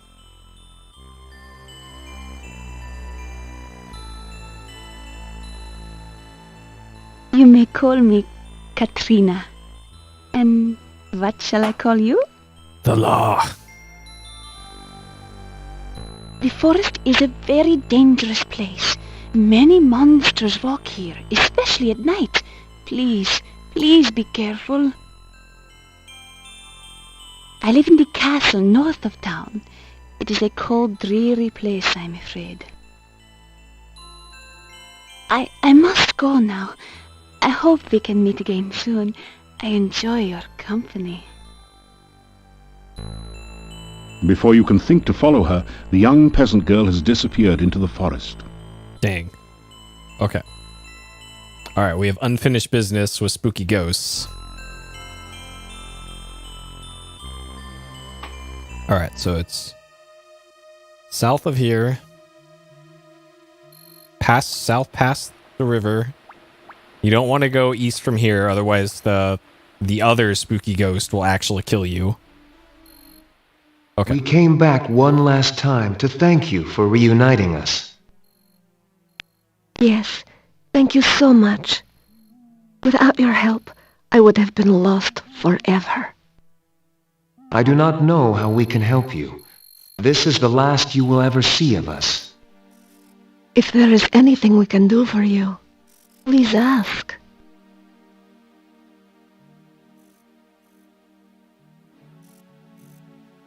You adopt the traditional thief sign position, wiggling the fingers of your right hand and rubbing your belly with your left hand.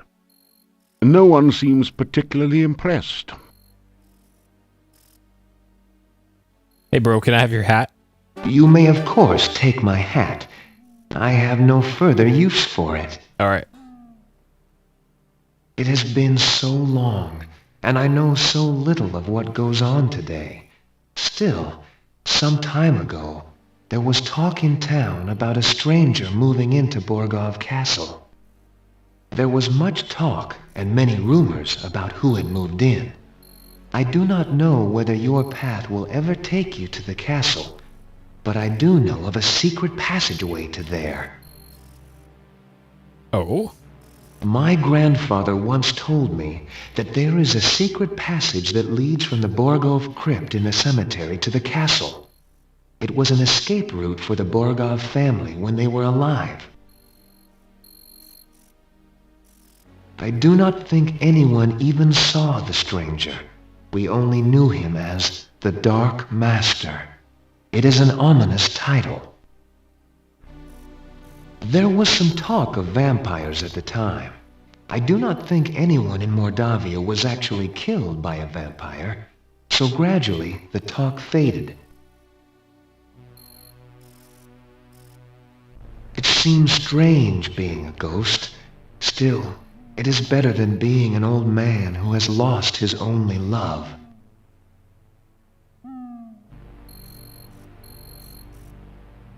I shall never again be lost and alone. Nikolai and I will find our way. Being a ghost is not bad when you have someone you love with you. I have been lost so long. I do not know how I can help you. Perhaps you can talk to my friend Olga. She knows everything that goes on in town. She married Boris Stovich, who owned the shop. She did? She is such a lovely girl. I'm sure they are happy together. Olga will be able to tell you many things about the town. How long has she been dead? Holy shit. Alright, goodbye, spooky ghosts. Farewell.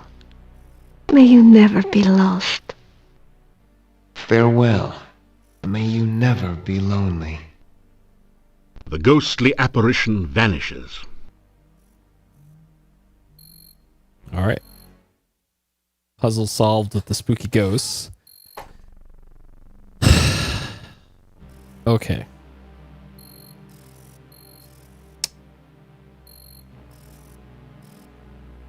Alright, let's go back to town then, I guess. Oh, shit. Let's, get the fuck out of here. Alright. So actually, let's put this into strategy mode.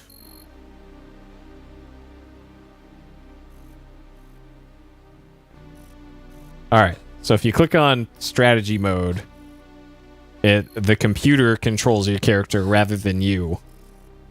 And there's sliders or something for... Oh. I forget how you get into the bars to...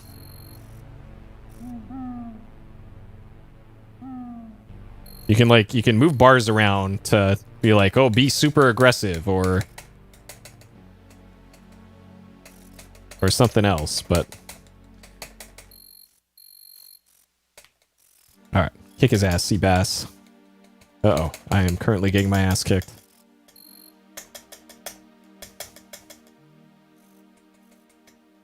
Hey, please swing your dagger. Please swing your dagger.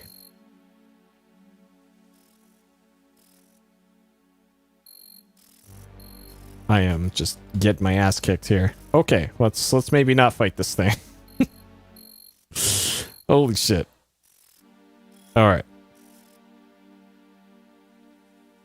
You deftly slip over the gate and into town. Okay. I was getting my ass kicked there. Sometimes you just gotta run.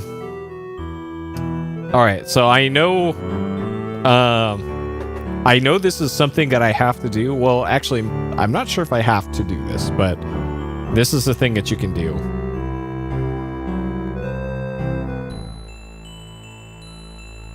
You feel the sensation of floating freely in a swirling cloud of magic. You are warm and safe, surrounded by the sound of peaceful beauty. You feel as if you are suddenly totally alive. You can remember every happy moment of your past, taste every favorite sensation, hear all the colors of the universe. This is the true joy of living. Suddenly, you find yourself trapped by darkness. You cannot breathe. The darkness is tearing the warmth, life, and magic from your body. Pain! The agony of lungs without air, the burning cold of a body trapped in ice, the terror of helplessness as death approaches. You float, cold and lifeless.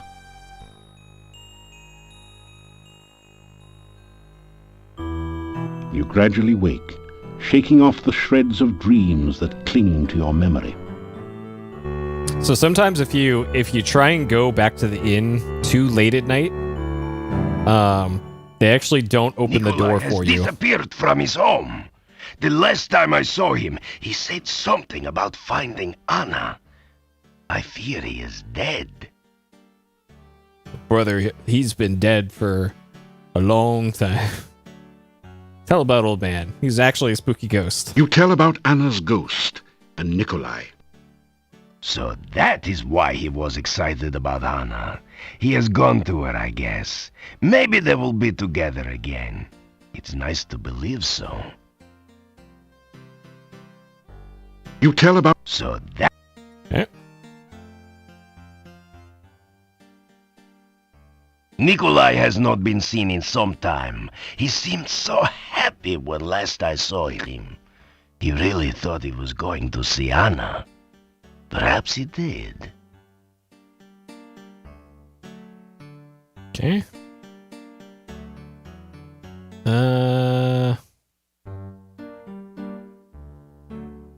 Get some of that free breakfast.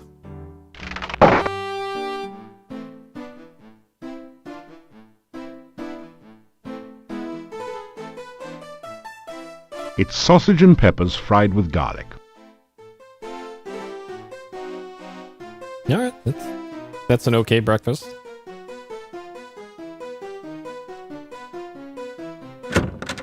All right, I'm still not sure what I'm doing wrong with this.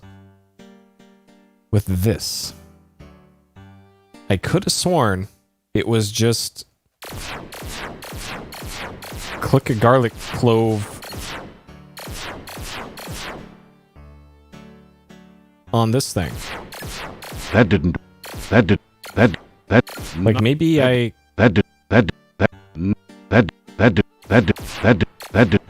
You bite off a bit of one of the garlic cloves. Watch out, werewolves. Not to mention dates. Maybe you had to... You approach the hectopus to touch it.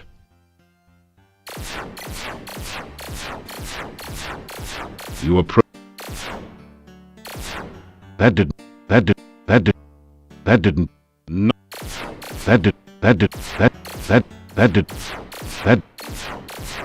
Huh. It doesn't say... You tell the gravedigger, Dr. Cranium has asked Igor to bring him some fluid. Doctor asked Igor do strange things like dig up bodies. Igor bury bodies and Doctor make Igor dig them up again. Sometimes Doctor make Igor crazy. The headstone carver stares at you.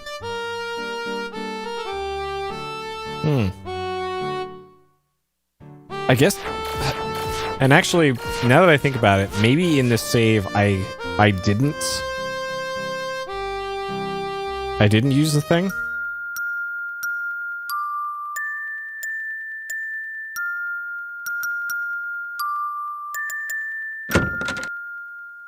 Okay. You need to bait. What? That didn't do it. Antwerp's up. That did. You need. It doesn't. This straight. What? Why is this? You need. Do I have to put another sandwich in there? You bait the trap with avocado. The trap. You've caught. It does. That. Am I soft locked? You've caught. Uh-oh. It does. Hey, Doodle. Have I been? I've been okay. Huh. Oh, fortunately. I wonder why this doesn't let me interact with it again. You've caught. I could have sworn this straight. What I've needed to do.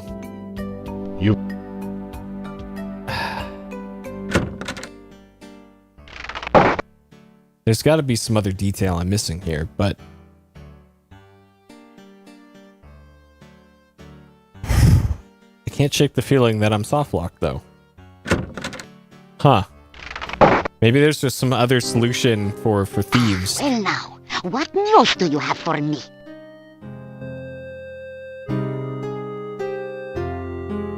Tell Olga about what you've been doing in Mordavia. And be sure and keep me informed. I need to know everything that goes on around here. Someone's got to have a clue after all. Huh. It's not letting me tell her about Anna. Interesting. Yeah, my sad departed husband. His name was Boris. Gone 3 years now. He was such a good man. Boris was a wise man. Always had something to say. A man can't know too much, he tell me.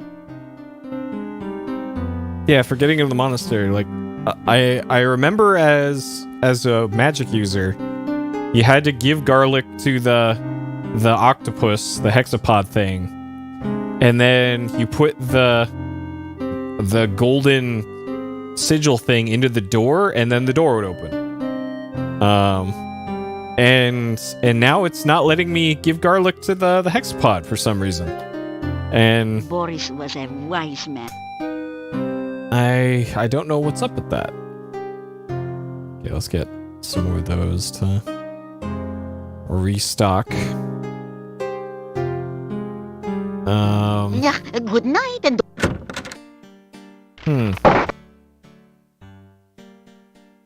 Alright, how many garlics? I have 2 garlics. And the dark one sign. 6 tentacles. 7 rocks. Oh boy. That did. So kind of the only other thing I can think of to do now is to try and get that bonsai tree. But every time I try to get it, the game crashes. So I think I want to try my theory of saving the game. I'll save to a different slot.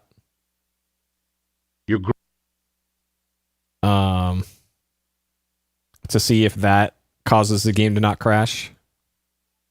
Okay, so to get to where that was keep heading south on here until you can't go south anymore.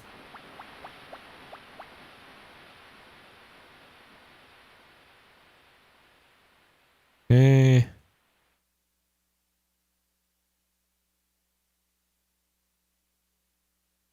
To the swamp screen, which should be 1 screen south of here. And then go 1 screen east from here to the pillar. Okay. And then this pile of rocks right there with the tree I need to break.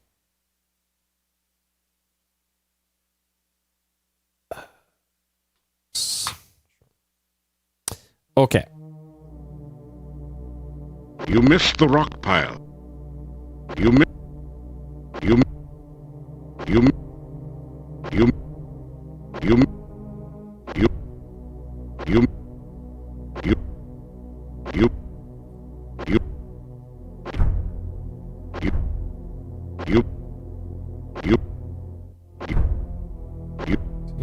You 16, 17, 18,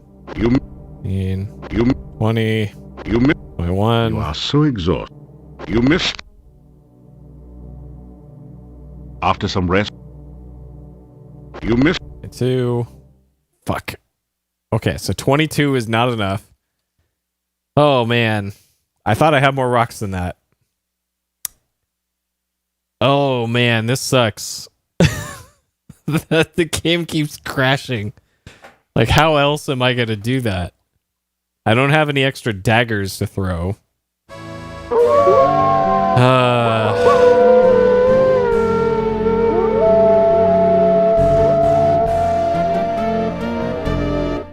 I don't think I can...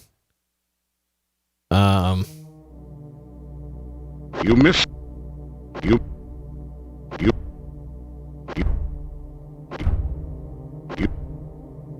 So this is all RNG.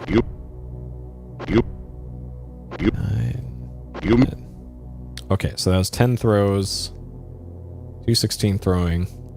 1, 2, 3, 4, 5, 6. Do we get any more points? None. So level ups are also random. You missed. You missed. You missed. Okay, so if I save to Rocks 2,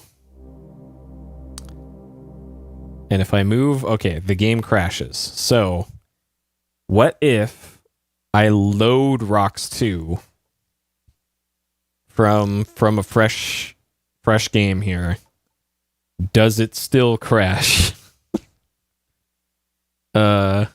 And I guess maybe another thing to try is the problem might be that the player character is stuck in this animation. And if I change to like the sneak animation or something else. Okay. Okay, so it still crashes even on a fresh thing. So that leads me to believe that it's an animation problem.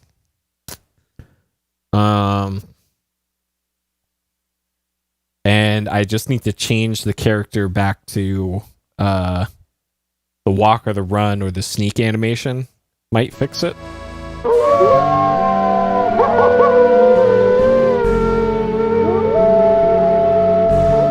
The funny part about this is that I've actually patched this game already. Oh no, don't do that. Okay, so if I go into run mode. No, sneak. Uh-oh.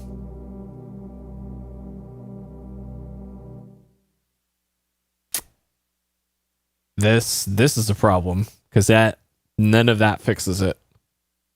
That is a problem.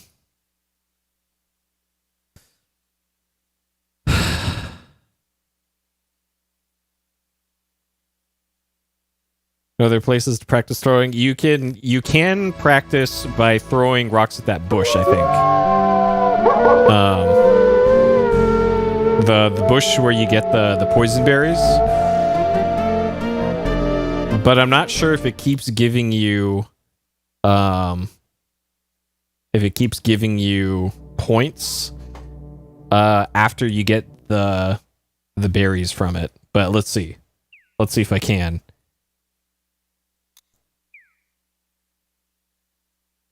Because yeah, it's kind of a bummer that one of the few safe screens to actually practice throwing also crashes the game if you throw on it. Good old Thief playthrough. Alright, so if this bush down here on this screen gives us points, because it does make a little animation. Okay, so we're at 210 throwing.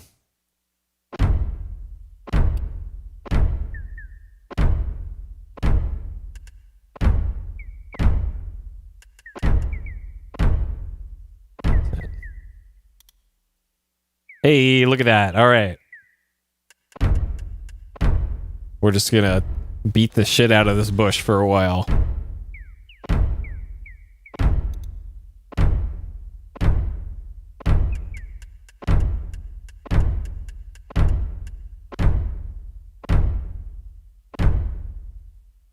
Yep. You grab a...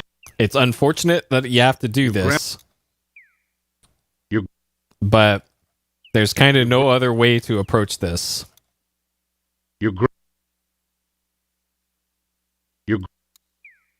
Like, I'm not even sure what level I need to get my throwing up to. Also, interestingly enough, my stamina is going down a lot slower than when I was throwing it at the other piles of rocks.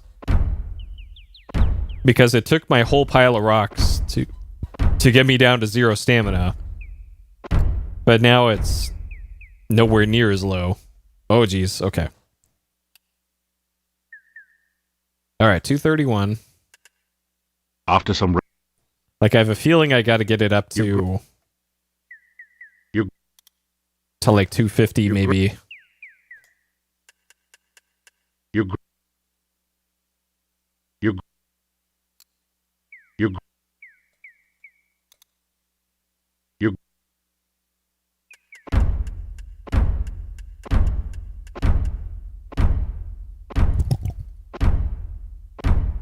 But essentially, if I don't get it on the first throw, then then it's kind of over. And also, even if I do successfully break that rock pile, it might still crash because I have to walk over to where the bush is, or the bonsai tree. So I don't know. This might be a huge problem.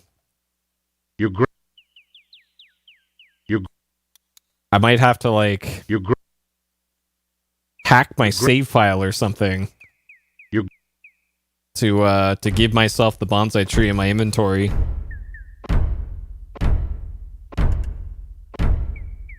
So I'm pretty sure that's the only way that the thief can get it, unless there's another way the thief can get it, in which case I'm gonna have to do that. But I can't really think of anything else other than like the climbing stat. Okay, so maybe throwing is high enough here. Okay, what's the in-game time? All right, we're still good. We still got time. Okay. All right, so let's run back to where that was and give that a try again.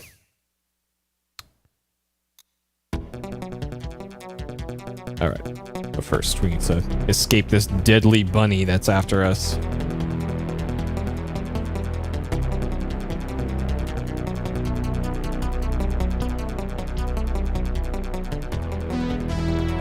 I love this song.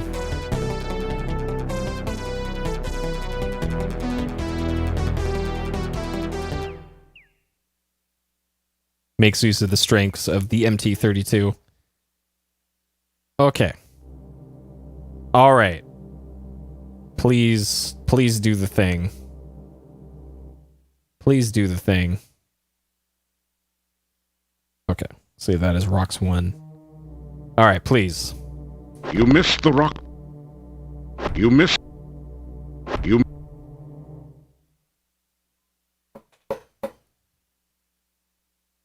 Fuck.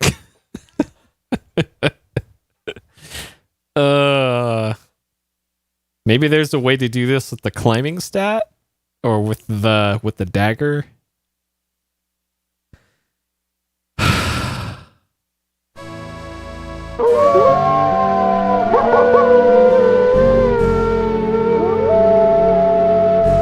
Because as a wizard, a magic user, what you would do was you would cast the fetch spell and just telekinesis it to you. You can't reach the bonsai from here, and the ledge is too slippery for you to climb on it. You are down to your last dagger.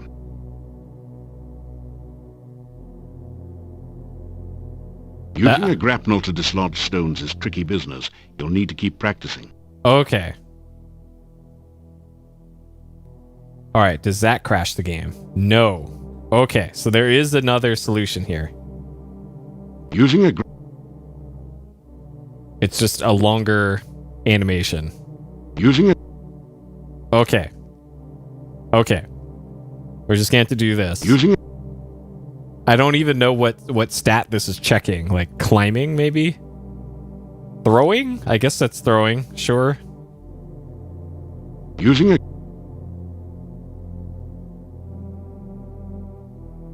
Using a... So I guess there are multiple solutions to this. Using...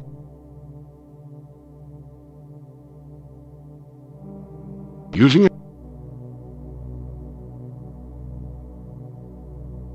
Using... Oh my god. If only this didn't take forever each time. Using a... Yep. Using a grapnel to dislodge rocks is tricky business. Using a grapnel to dislodge... You'll need to keep practicing. Alright. What are we up to? We have not gained any...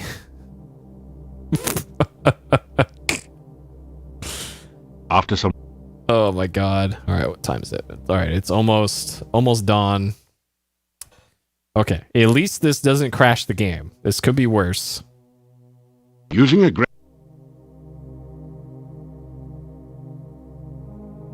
Using...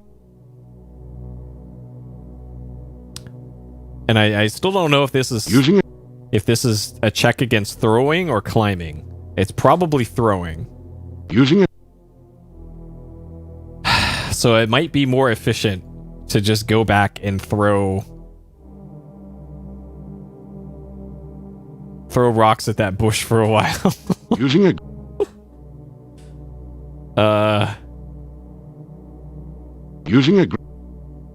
Like, how hard could it be? Just. Using a. Oh my god. Using a. Using a.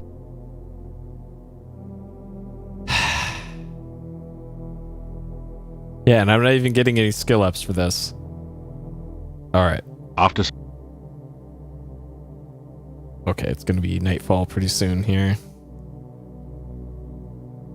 Using. Oh man. Using. Yeah, this RNG. Pretty brutal. Using a.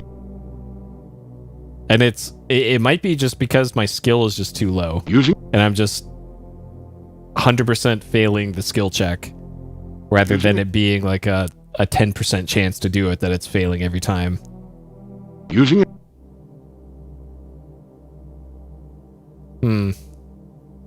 After. Okay, well, if anything, we have learned that we can do this without the game crashing, which, hey, that's something. Could be worse.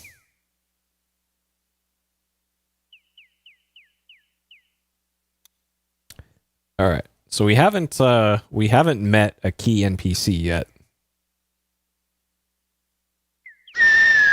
Yeah, there's that bird.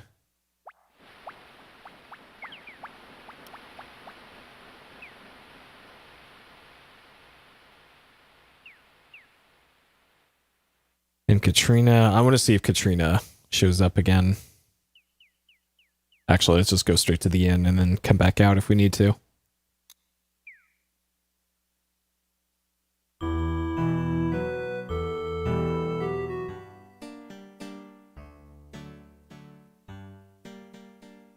You hear move up.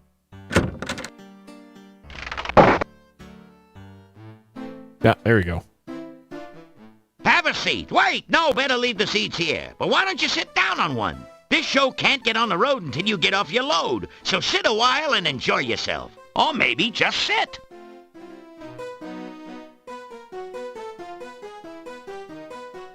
Good evening, ladies and germs. A funny thing happened on the way to Mordavia. I got here.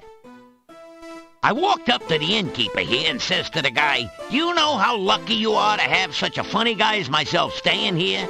The innkeeper says, "No, but if you hum a few bars, I can fake it." You may as well laugh now. This act doesn't get any funnier. I sit down here for a meal and order some soup. When the waiter brings it in, I says, "Waiter, there's a fly in my soup." The waiter says, "Of course, that's the soup du jour." Am I going deaf in here? Or how can so many people sleep with all these lights on? Seriously, folks, I went to the doctor just the other day and he said he had some good news and some bad news. What's the good news, I asked. "You only have 3 months to live," said the doc. "That's terrible. What's the bad news?" I said. The doc replied, "I'm getting married." I know I had an audience when I came in here. Anyhow, show me a guy with 1,000,000 kopecks, and I'll show you a guy who's rich.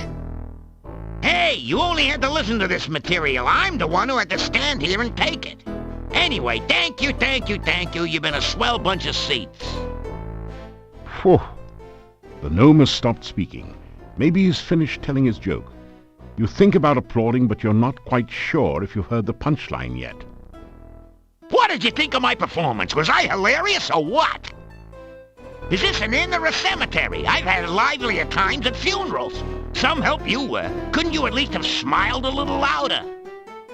It's nights like these that make me feel like an inept idiot and a lousy laughingstock. I'd make more money digging graves. But what? And get out of show business? Sure. Thank you. I always like to meet a receptive audience. It's always good to see you. It means you're not behind my back.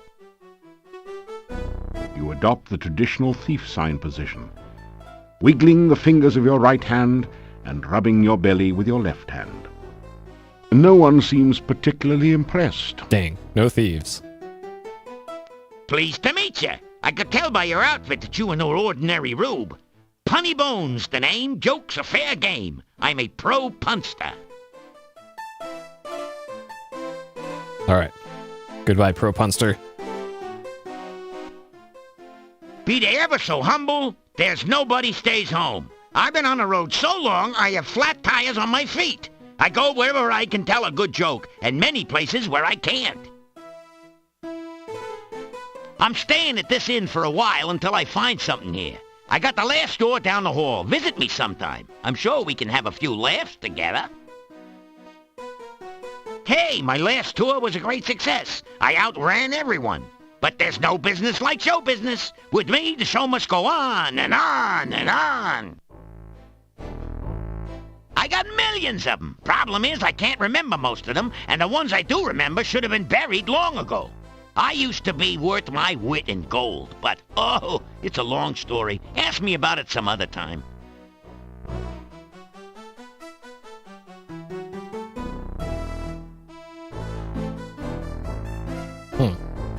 Okay. Leaving so soon? Good night, and thanks for all the fish.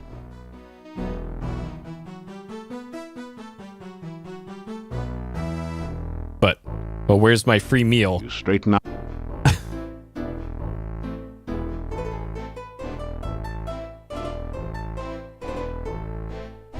No free meal tonight, huh? Dang it. Well.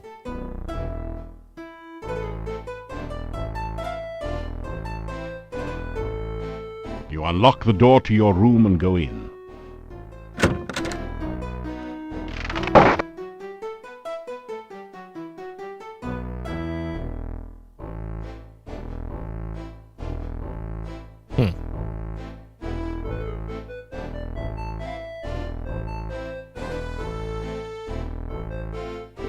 In your sleep, you seem to hear voices.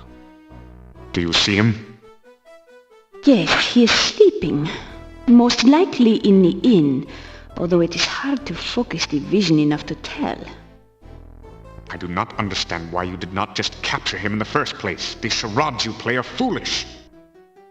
Silence! To serve us, it will be for the best if he acts under his own free will. Why make an enemy out of a willing tool? Oh, but I forget. He is already your enemy. This is not someone to play games with, I say. If he finds out what is going on, he will never cooperate. Besides, you risk his death. Mordavia is a very dangerous place.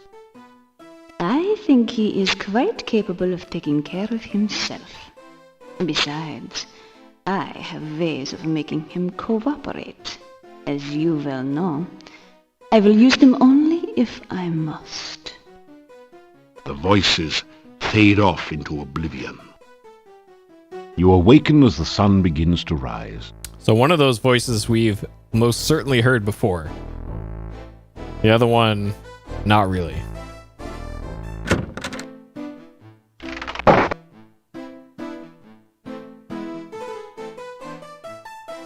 Alright.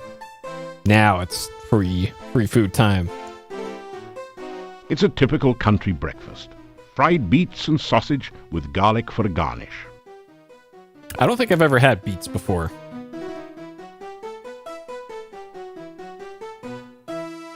Not sure I want to either. Look, he is safely locked away. We should wait a bit to see if the gravedigger shows up. Well, there you go. Igor's missing. That ties it. The little weasel never goes anywhere, for crying out loud. Yeah, except when he's with that wacko, crazy, cuckoo doctor. Why else would that gypsy be so darn close to town? He got a taste for meat. It was a full moon outside last night, I'm telling ya. Yeah, somebody's going to jail. Justice must be served, even for that little gravedigger. Justice? We don't even know if a crime has really been committed. Just relax. Go home or to the inn. The gypsy goes nowhere. We can decide what to do later. But we... Later! Go home! Huh. Okay, so Igor is missing, huh? Hold it, Slick. Don't you know what a werewolf is? A man who turns into a wolf. Yeah, when he's sunbathing at night, you know? It's the full moon that does it. Listen, the werewolf eats children, which don't make him all bad. Igor was not a child. What? Hey, Yuri's daughter was eaten by one, huh? No one knows what happened to Tanya. You cannot say she was eaten. What else could have happened? I mean, we have the werewolf that did... It'll break out of your little trick-or-treat jail and eat us all. Hans, not one word about Tanya eaten by a werewolf will you make to Yuri. He and Bella have been hurt too deeply. As you are a man, do not open the wounds again. Well, I'll tell you what, you suit yourself, pal. But at least they can be avenged now upon the werewolf! The gravedigger's missing! I mean, we looked everywhere. He's usually under my wife's bed. We even tried to talk to that quack Dr. Cranium. That ridiculous doorbell! At first, we thought he might be lost. Then we found the gypsy. The gypsy did it. He toasted Igor. Yeah, and then he ate him. Check his breath. It smells like Igor. Poor Igor. I'm telling you, gypsies are werewolves. Yeah, gypsies are all tramps and thieves. Gypsies cannot be trusted. I think we're fixin' to have one less gypsy around here.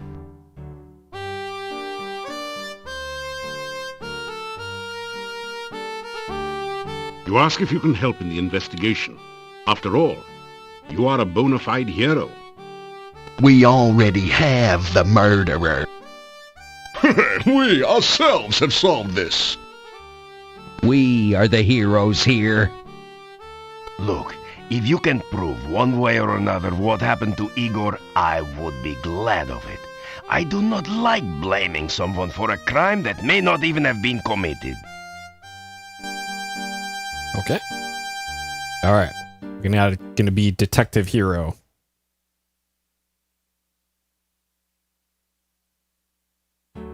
Alright, so Gravedigger.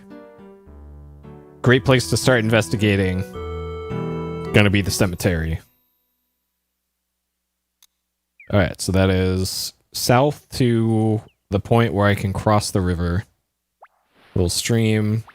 Go right 2 streams. And then north through here. And that'll take us to the cemetery. You hear a monstrous groaning noise from beneath the fallen tombstone. Perhaps a horrible monster waits below. This is not a good... You...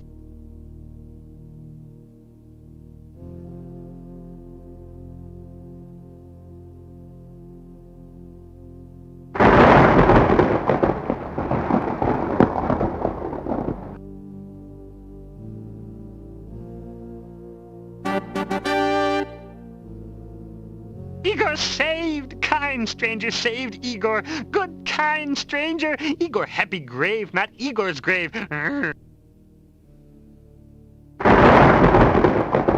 Alright. Saved Igor. Let's head back to town. So I believe if you let the townspeople kill the gypsy guy, I think that is a dead man walking situation. Where you can technically keep playing, but you can't beat the game. I think.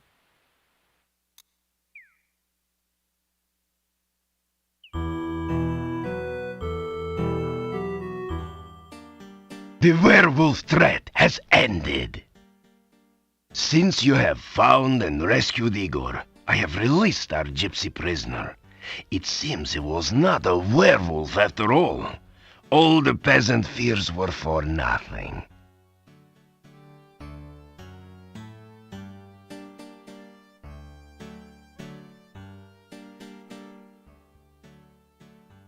The gypsy has no doubt returned home to his people. They have an encampment to the east. Okay. Alright, well, we've already been there. Okay. Alright, full disclosure. Igor very glad not to still be in grave. You Igor's friend now. Alright, full story, Igor. Alright, full disclosure, I looked this up because this was really bothering me. So the thing that I needed to do here was actually look below this table, which I thought I did. This desk, this place, this desk, this. What? This. Oh, search under desk. Okay. So, alright. That's what I got wrong there. Okay, so that's what the thieves sign shows you. And then this tells you the solution. Okay, so this was what the thieves sign was when you climbed up the rope and grapnel thing. So that's the table. They want you to look under the table. Okay. And then this one is like that. 4, 2, 1, 3. And then that's clearly the bookcase on the right side there with arrows above it. So I have a feeling if I get those coat hooks lined up properly, it should open up that.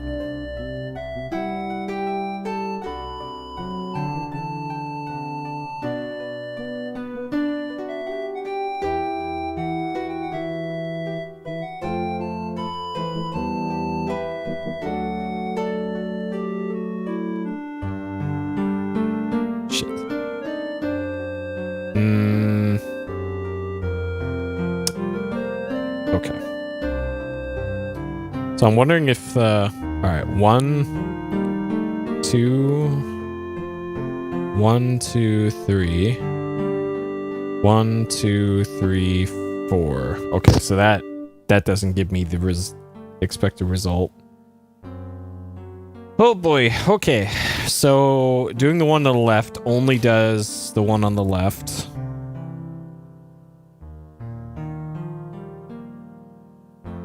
Okay, so that moves 1.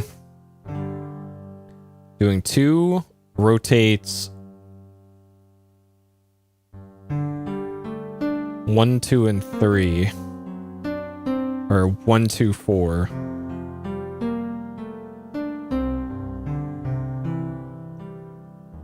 And this one...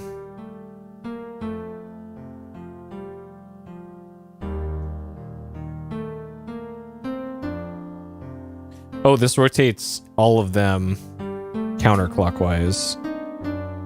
Or those 3. This one does all of them clockwise.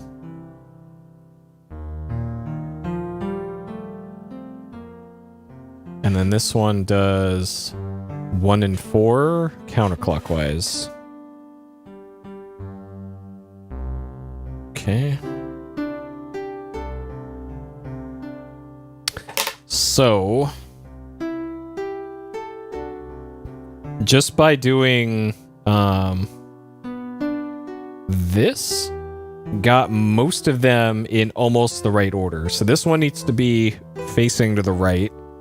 This one needs to be facing left, so that's correct. So 2 and 4 correct. And I need 3 and 1 to be moved over 1 space. So I can do that.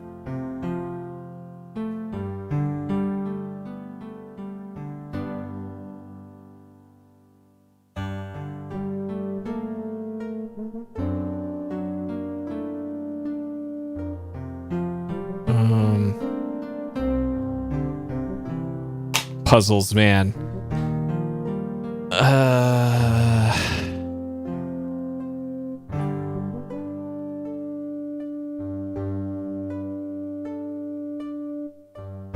So the only ones that will move to are going to be this one.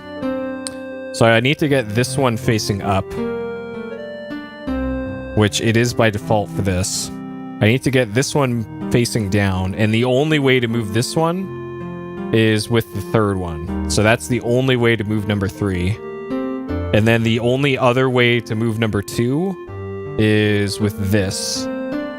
So if I move this one facing up like that, then that's good. And then if I get 4 facing to the left, like that, and then move this one to be facing right.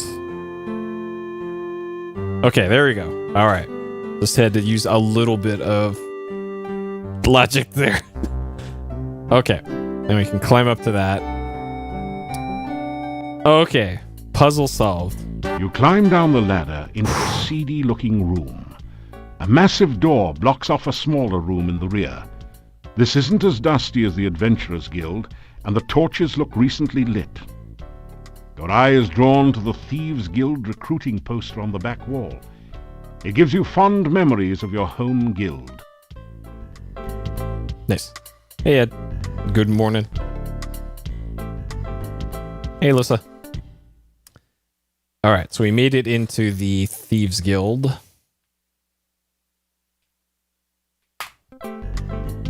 Okay. So... This is a Thieves Guild recruiting poster, featuring a sophisticated worldly master thief. In an early excess of 3D poster art techniques, the artist has arranged the poster so that the thief is holding an actual plastic card. A legend at the bottom says, "Don't thieve home without it." Yep. Alright, take your card. Okay. Guild card. Congratulations. You're a member in the good standing of the International Thieves Guild Unions Inc. In this case, you're in especially good standing because you even stole the card. Nice. Okay. Alright, so we don't have a lockpick with us. There does seem to be something under this barrel, but you've got no clue of what to do with it. Yeah. You're kidding, right? The desk is, of course, locked.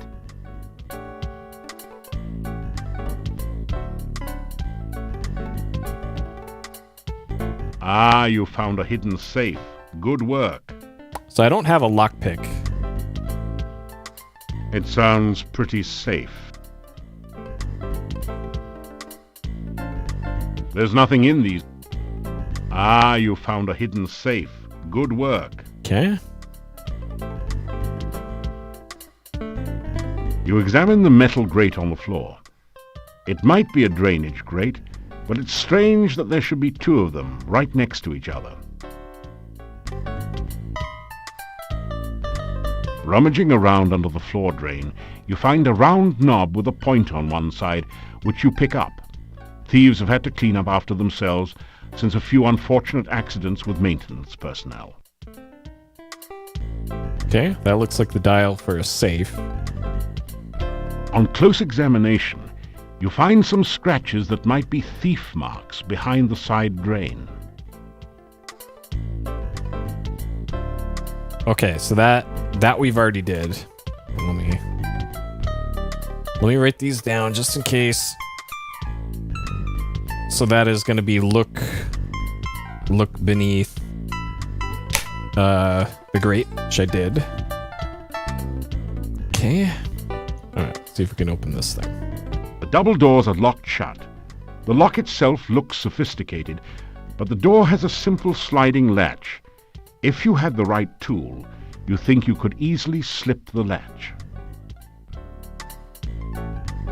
Like a dagger? This is not a good place to practice throwing. The barrel has already been tapped. Actually, it feels empty. There does seem to be something under this barrel. The poster is firmly attached to the wall. There's nothing behind this one. Guild card. Hey. You slip the guild membership card between the doors and unlatch the lock. Your guild card. Don't leave home without it. Okay. Alright, so what we got in here? There are a number of fascinating books about thief techniques on the bookshelves. Of special interest is the one on disarming traps.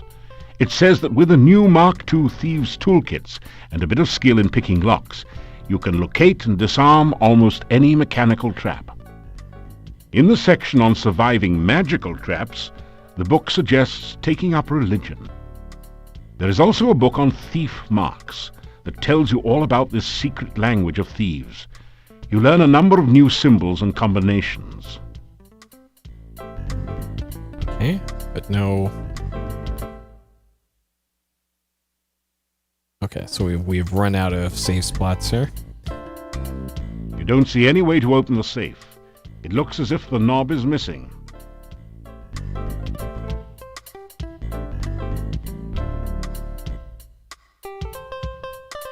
Okay, well... that we have. Now that you've replaced the safe knob, the Filch safe looks ripe for the cracking. You know, kind of like a walnut. To open the safe, you will need to spell out the combination with alternating right and left turns.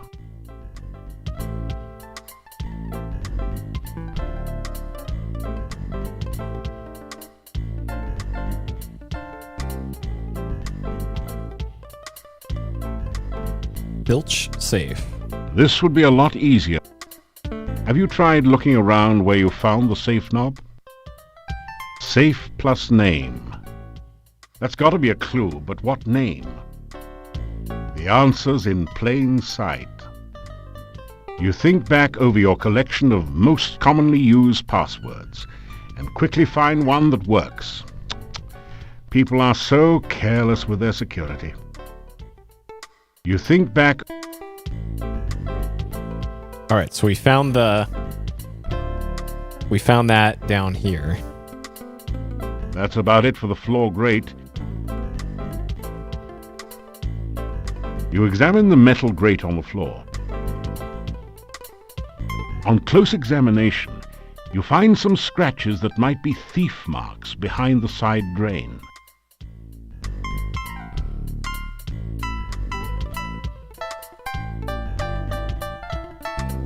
It does seem... Safe plus... Huh. To open the safe, you will need to spell out... Alternating... Filch safe. Safe plus name.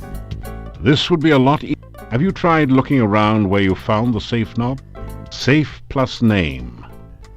That's got to be a clue, but what name?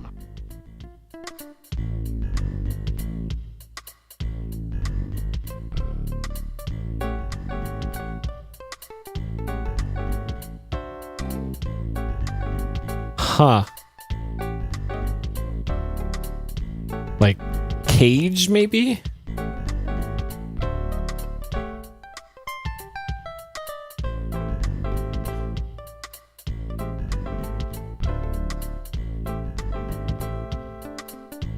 Huh.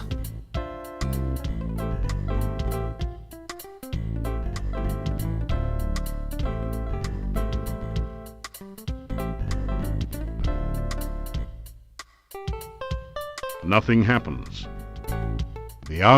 You think... That... I have no idea if that's even... doing anything. Alright, what if I hit left and right? Nope.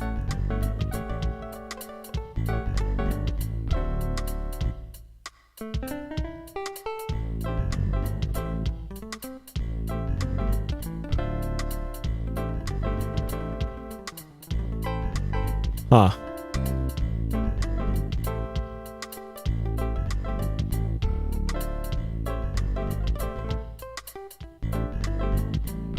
This would be a lot. Have you safe? The answer. Answers in plain sight. You think back over your collection of most commonly used. Huh. I don't know.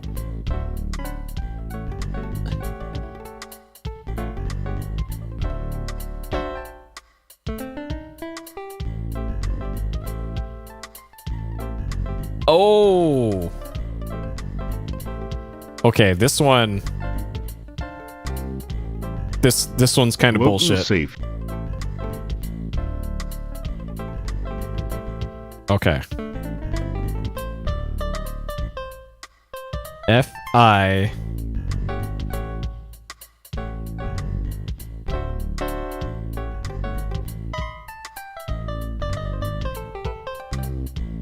L-C...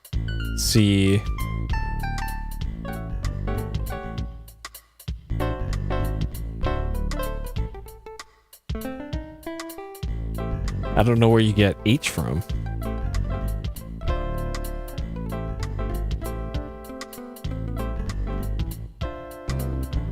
Oh, okay. Okay. So this one I also had to look up too. To open. Okay. I did. All right. So what's giving me the hang up here is I was going off of the letters that it shows. So A, C, E,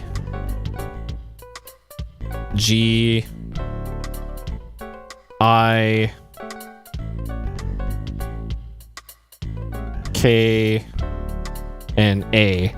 But what the connection that I wasn't making here was that this is B, this is D, this is F, G, H, I, J, K, L. All right. So now with this, knowing this, the answer is right in front of you, which down here, Filch. F, I, L, C, H. You quickly rifle the opened safe. Unfortunately, it looks as though legions of Thieves' Guild initiates have been here before you, as all the money is gone. All right. You do find 5 throwing daggers placed here for, well, safekeeping. The only other usable thing in the safe is a single lockpick, half buried in dust in one corner. You grab the lockpick and the daggers. Okay. All right. So now we finally got a lockpick. This far into the game.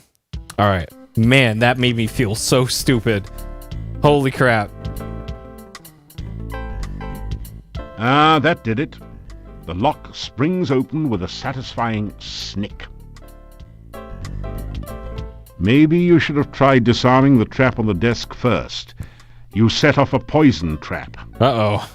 Inside the desk, you find a complete and hardly used Mark II Thieves' Toolkit. It has all the latest facilities for opening the toughest locks, cracking safes, and disarming mechanical traps.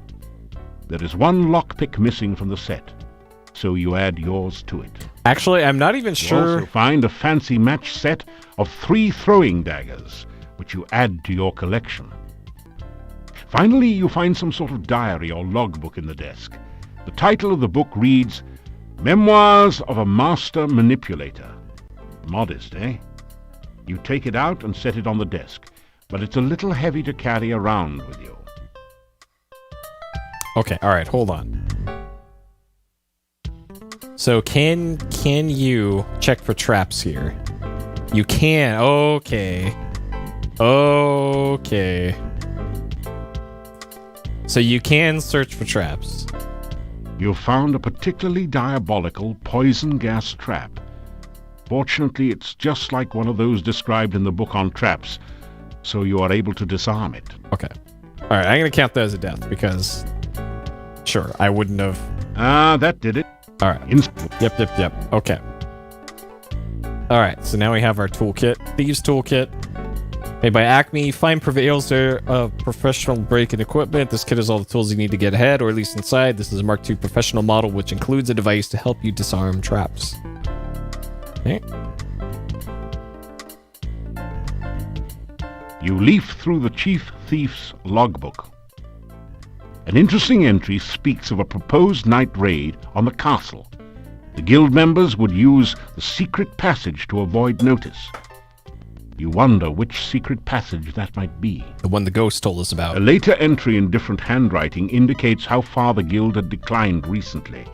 It seems to be just a bunch of doodling and some nonsense words. It says, "Bad boys yell, good girls giggle, rich girls run." Not quite on the same standard as a nighttime castle raid. One of the final entries says, "Fred and Frank caught out at night without hooks. Fred is dead and Frank sank. I'm the last." An ambitious thief will try to prosper by hook and by crook. The log closes with some incoherent ramblings about passing the deadly tentacled beast, then the horror, shadows of darkness enfold me, madness and mockery in the dark one's chamber. Sounds as though the author was in a chemically modified state. You leaf, and in a later it says, "Bad boys yell, good girls giggle, rich girls run." Not quite on the same standard. Okay.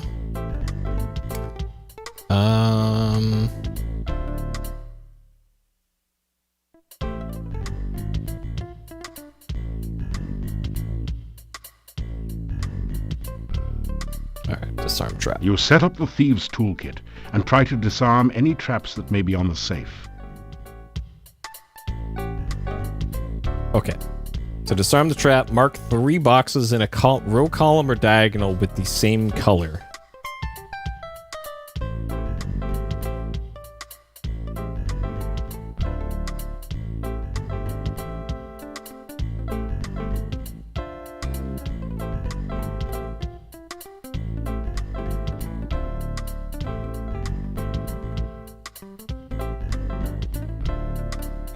You have successfully disarmed the safe. Wow, that was hard.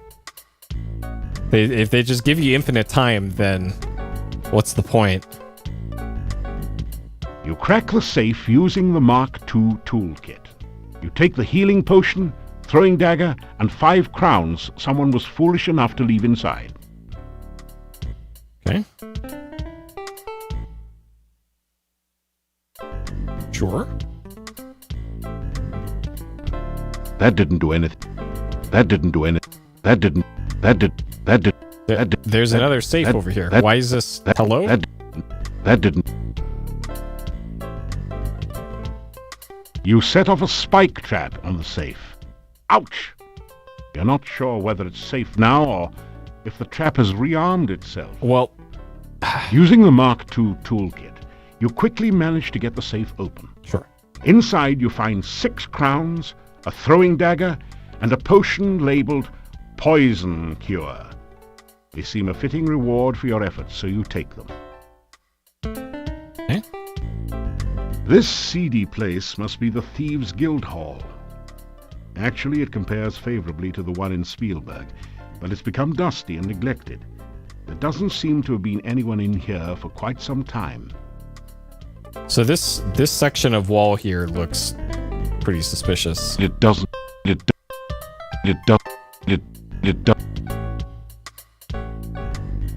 depress the barrel tap, but nothing comes out. Instead, the barrel slides across the wall to reveal some sort of mechanism. This is a door unlocking mechanism. To operate it, push each of the tiles until all 9 tiles have been set to the correct pattern to open the door. Ah, okay. So in the Master Thief thing here, there was Bad Boys Yell, Good Girls G, and Rude Girls Run or something. I have a feeling this is color codes that I need to set this to. So blue, blue, yellow, green, green, green, red, green, red. Yep. Okay. Uh-oh. So, you found my secret passageway. You must excuse me. I'm not quite myself anymore. Oh, don't worry. I won't hurt you. It is good to talk to someone again. It has been so very long since anyone has been here. Ah, but I'm forgetting my manners. Welcome to Mordavia. I am the chief thief here. I'm also the only thief here other than you, but that is beside the point. Alright, let me tell you about Shapir. Interesting. You have had a good deal of experience. If you study up on trap disarming and thief signs, you will have almost every skill you need to become a master thief. Perhaps even a chief thief like myself. Pleased to meet you. It's so good to have someone of my own kind to talk to again. Feeling like an idiot, as you generally do when making the sign, you go through the motions of performing the thief sign to the monster. Well, of course you're a thief, or you wouldn't be here, idiot! Tuck that elbow in tighter on the belly rub next time. You are a very brave and honorable man to offer such a thing. Are you certain you are in the right profession? Do you want to be a thief or some kind of a hero? The two roles are usually mutually exclusive, you know.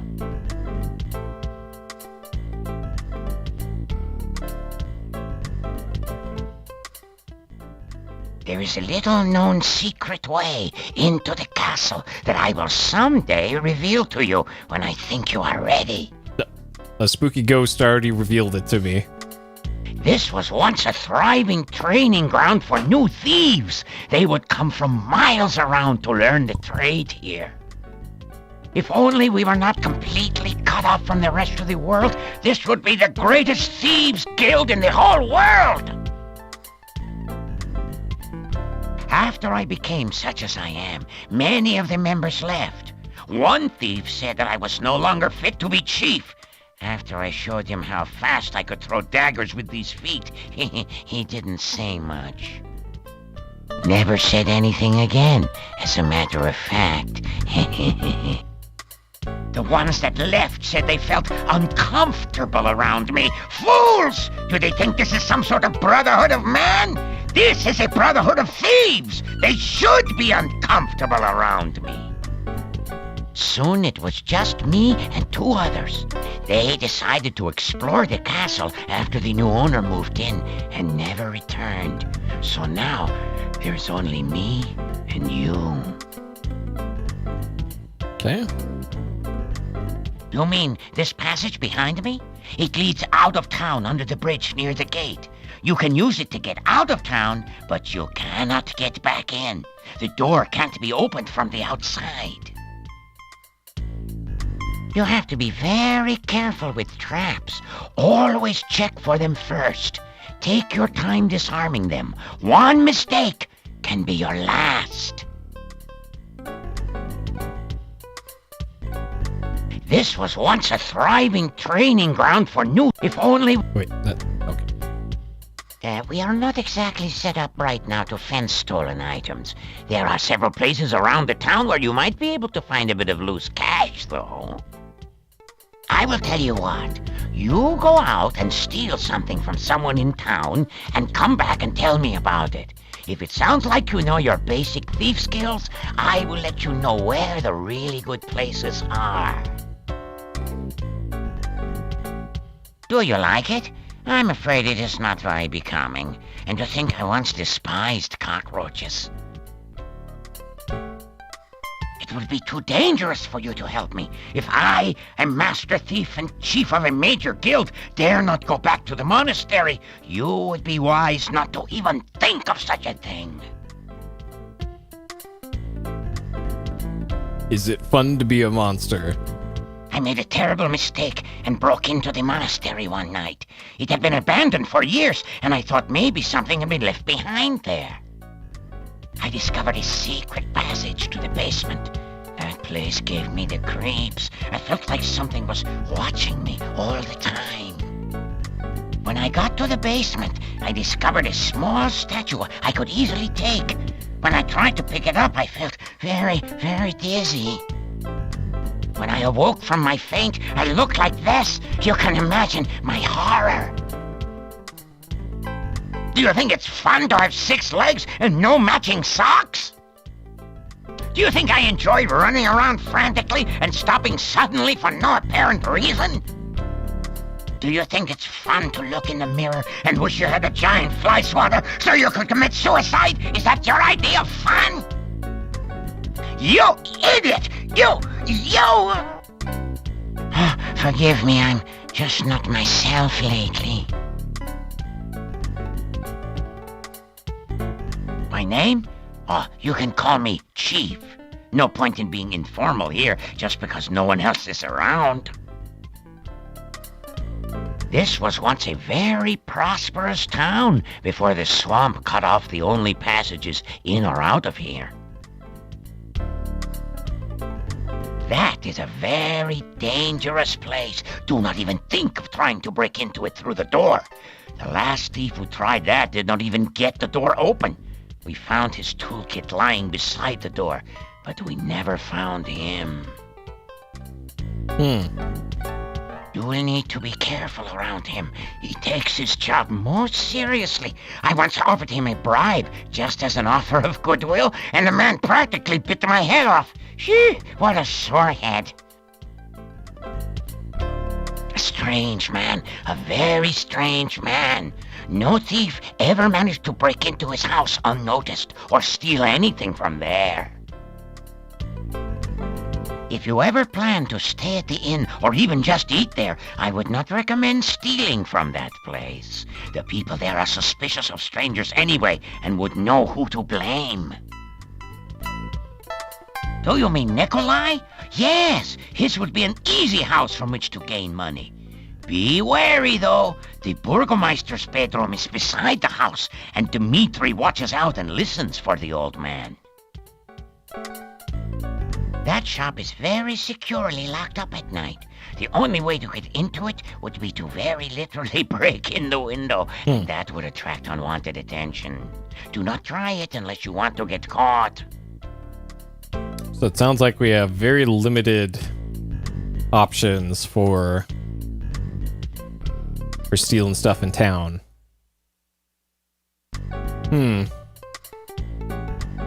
Okay. You are a very brave... Do you want to be a thief? Okay, so that's all the same. Must you go so soon? We were just getting to know one another. Okay.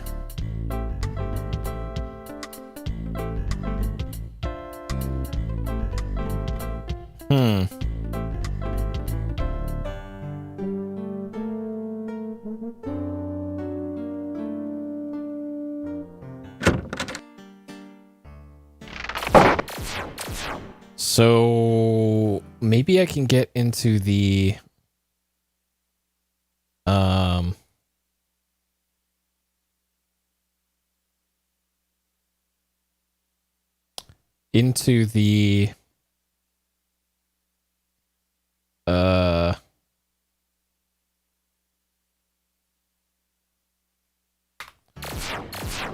into here,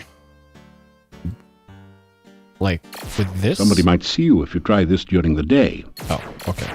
Hey, watch. Only at night. Okay. Well, time of day is it? Midday. Okay, so I think what I should do next then, I guess I can go to the gypsy camp and talk to them now that I saved dude with chin. with the power chin. And now maybe he can help me out with hero business. Alright, so we go right past the Lishi. Actually, on the Lishi screen, just go north.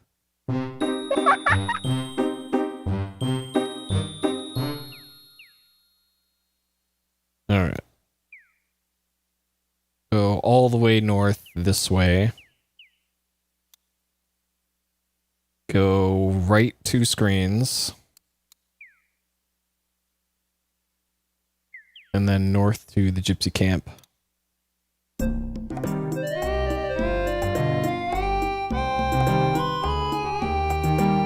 Greetings and welcome to our camp. You are a stranger no longer. When you saved me from death, our lives became intertwined. Henceforth, you are to be known as a gypsy friend. Come now, I will take you to the leader of our camp.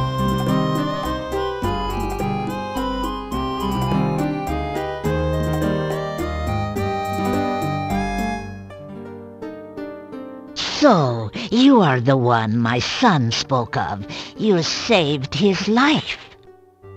You also entered fearlessly into our den of wolves. You are a man of great courage. We gypsies owe you for our Davy, and I believe we will owe you for things to come. Welcome. I am the fortune teller. I will give you a gift for saving my son. I sense it will be most useful in your adventuring. Here, take this amulet. It will protect you from the dead that will not die. Okay. This amulet will protect you from some of the damage the undead creatures can do. Now the debt is paid. You are here as our guest. How did you come to this valley of no exit? And where will your journey take you?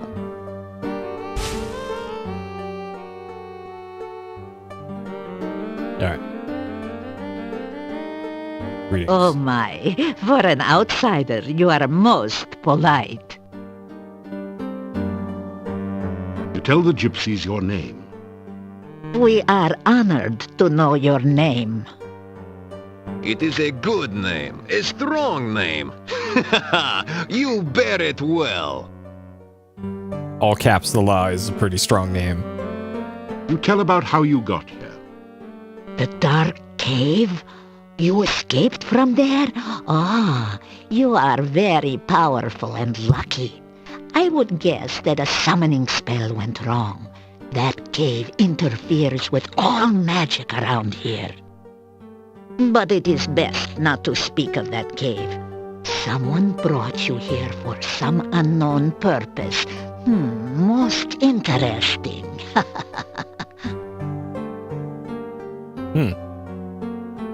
You tell her about the frightening dream. Dreams are messages. Such a message may be obscure or meaningful, depending upon the sender and the dreamer. The meaning of this dream may be clearer when you have had more of them.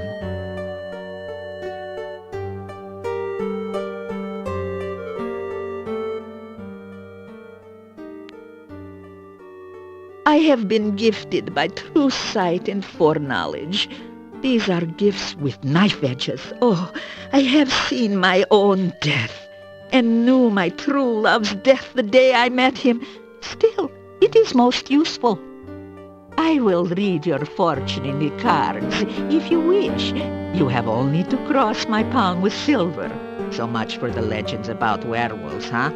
Or at least a coin of value. But I warn you, no future is fixed. What the cards show of the future can happen, but only if you take the actions to create this future. And it is not easy to determine what those actions are, dear. Such is life. Huh. That's,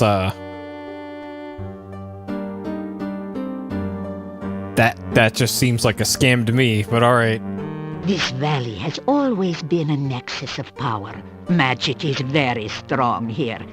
My people for generations come here to renew and strengthen their ties to the mystical ways.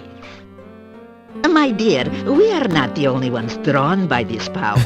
The magician Irana created a magical refuge here. Others, more dark, were drawn here as well. Oh, be wary and watchful at all times here. The magic of this land has become twisted, and there are many dangers around you. Oh, there are many places and things of magic around here, and I am certain you will come across them in your travels. Irana was a powerful magician who came from this area. There is a garden in the forest which she created. Oh, it is such a place of safety for all who visit there. It is said that her final resting place is near here as well.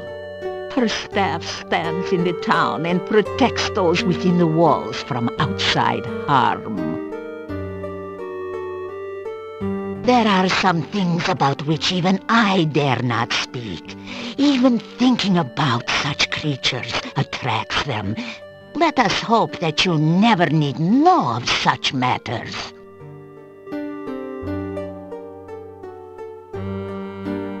Creatures of the night, shapeshifters, skin changers. We are man or beast by our own will, to run on four legs, to howl at the moon, to chase the terrified prey through the hills. This is what it is to be truly alive. Oh, the legend of the werewolf is but a folk tale. We change our shape when we choose, not because the moon is in some silly phase. We are the beast with the mind of a man, and a man with the mind of a beast. It is not normally our way to speak so freely to outsiders. So why do I say so much to you? Because you need to know we are not your enemies.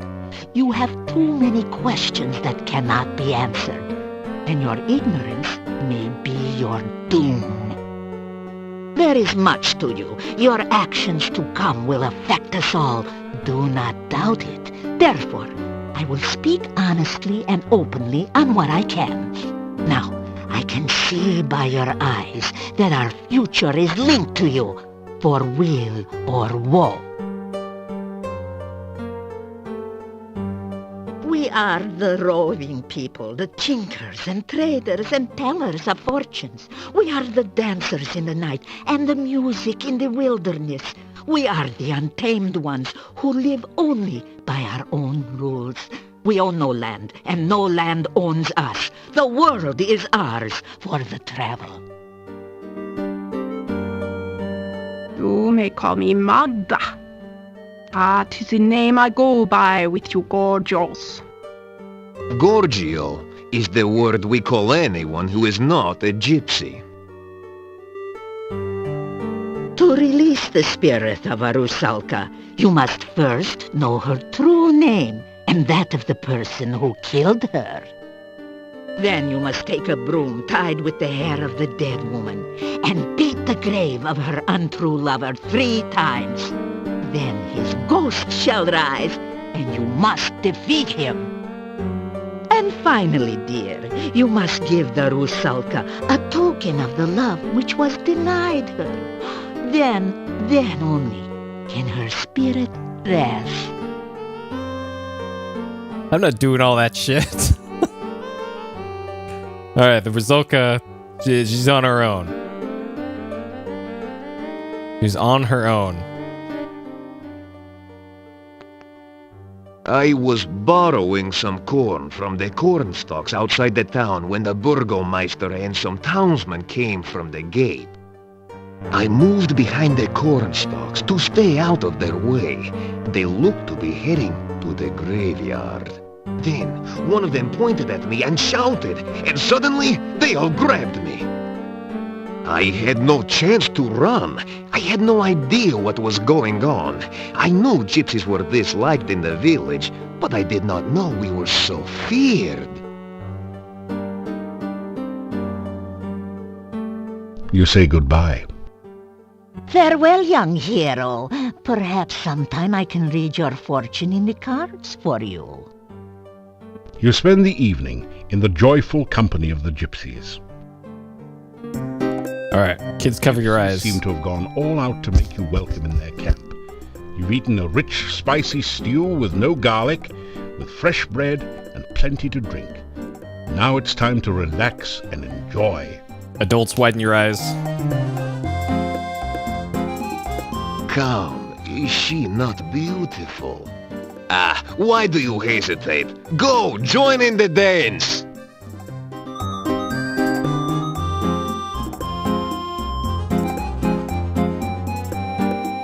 That's a pretty cool dance.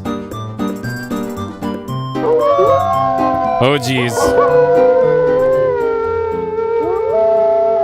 After hours of carousing with the gypsy wolves, you find yourself curling up into a comfortable position near the fire pit and sinking into a deep and dreamless sleep.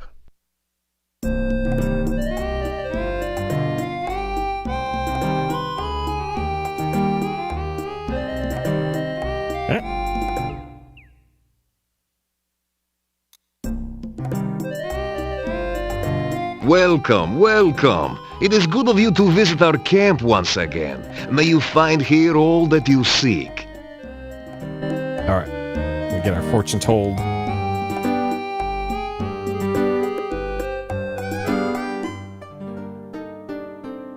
I have seen in a vision that you have a friend in need, a stranger to this land like yourself. You speak with him in this room at the inn. This friendship will send you on a very strange quest. Perhaps at another time we will speak more of this.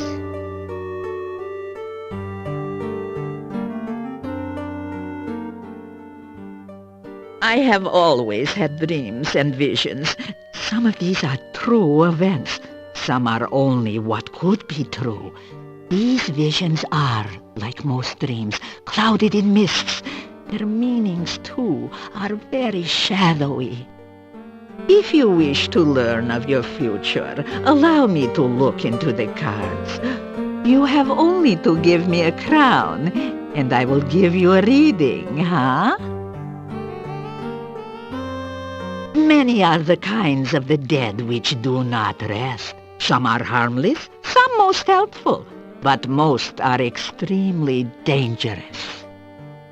Some, like the Rusalki, are victims of crimes. Others, like the Wraiths, are the spirits of criminals who cannot rest. But most powerful and fearsome of all are the Nosferatu, the vampires.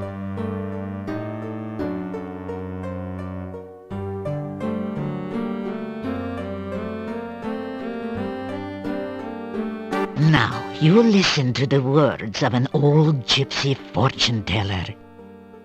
You will initiate this reading of the cards. The shuffling and cutting attunes the cards to those vibrations which surround you. You do not control the cards, nor do I. It is the cards which show what they choose to show. I will reveal to you the meanings of the cards. It is up to you to interpret how they affect you. You may reveal the first card. All right, we're going to top deck a Black Lotus here.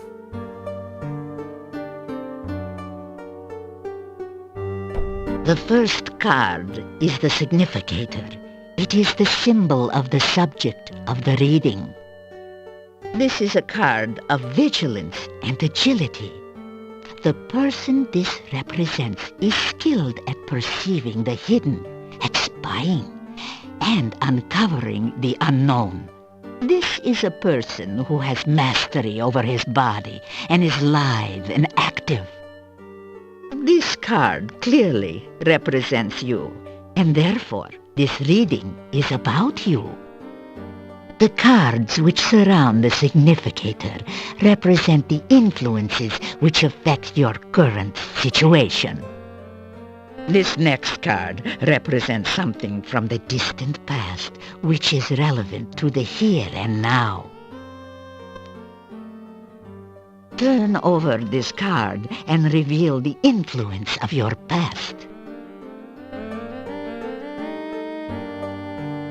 The High Priestess?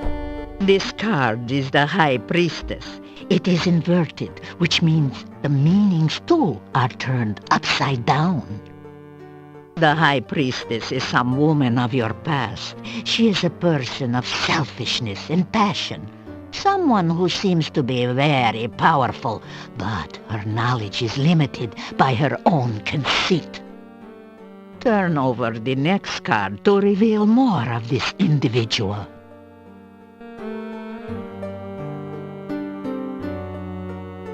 Sure. The Four of Coins. Now that is the card of the miser. This woman of your past has power, but uses it selfishly. This is a person who cares only of her own needs and wants, and does not care what she does or how she influences others.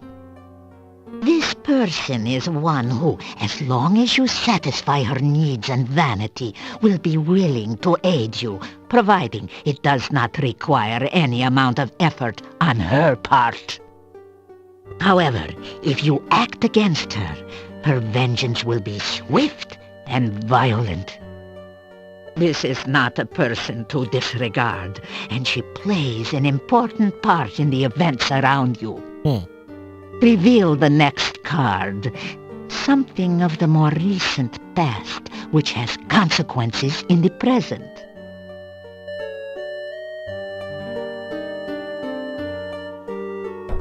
This is the inverted King of Coins. This is an old and vicious man, someone who is willing to use any means to attain his desires.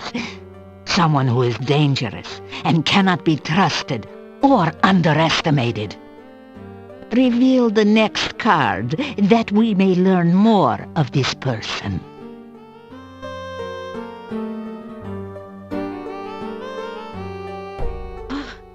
The devil. This is indeed an ill omen. This person is influenced by black magic, a man of power and dark desires. Yet the devil is a sign of bondage and subservience, and this person has faced unexpected failure of some sort. This is someone of great evil, someone who cannot be trusted. This is one who will bear you ill will, yet is somehow prevented from harming you or gaining his revenge, for now. Should he gain his freedom, this man will seek to destroy all which stands between his goals and himself. Turn over the next card to reveal a surrounding influence.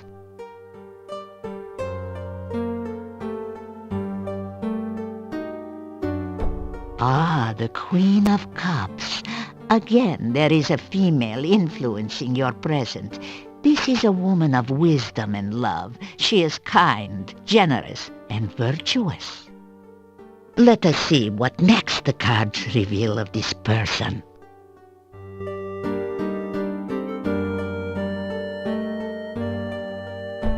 The star. It is a symbol of hope and spiritual influence. Now, this is a woman in touch with her magical nature. She is gentle and loving, yet there is great strength within.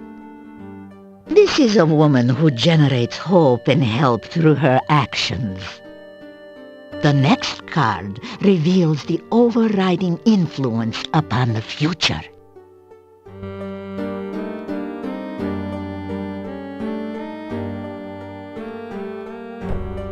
The Queen of Swords. She is a woman of wit and skill, yet she has suffered through terrible hardship, and she is marked by her suffering. Oh, she faces her sorrows bravely, but with a deep, deep loneliness. The next card will tell us more about her.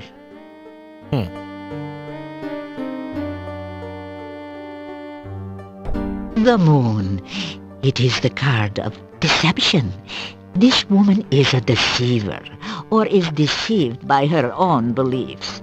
This card also reveals the magical nature of the woman. This is the strength which sustains her.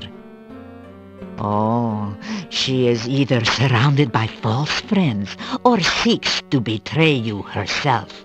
She is the victim or the villainess. The final card will reveal the influence which will most affect you. The Void. About this card I will not speak. I must meditate upon its meaning. This tableau shows the influences surrounding you. These people will affect your life for weal or for woe. It is up to you to determine how and what effect they will have upon you. That is all that the cards and I can reveal at this time. The cards have spoken, and that is all I will say about them now. If you wish to learn more, come another time. Okay. You say goodbye. May the wind be in your face and the hunting good. Alright, so I'm pretty sure with the talisman thing that I got from Magda. Undead amulet. Amulet repels the living undead. I believe now that I have that, I can go near those rocks now. That would drain my health when I got near them. Okay, so I think next. So the next big thing that I want to do is gain entrance to the monastery, but I can't do that or attempt to do that until nightfall, it seems, because I guess I need to just use the rope and grapnel and climb up to a window. And I guess they don't let you feed the garlic to the thing, I guess. So it seems there's a different solution to that for the thieves. So I'm gonna go try and get that bonsai tree again, because that's I'm pretty sure I have to do that. I don't think there's any way around that. So I'm gonna have to go and just keep throwing that rope and grapple at it until it eventually works. Oh, alright. But first, we have a bunny to stab.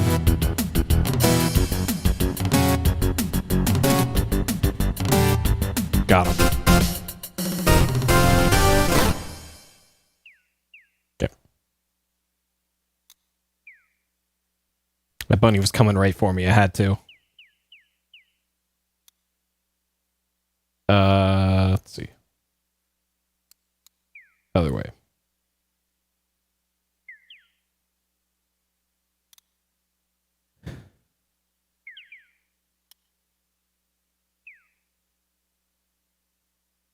Okay, so it should be a little stream.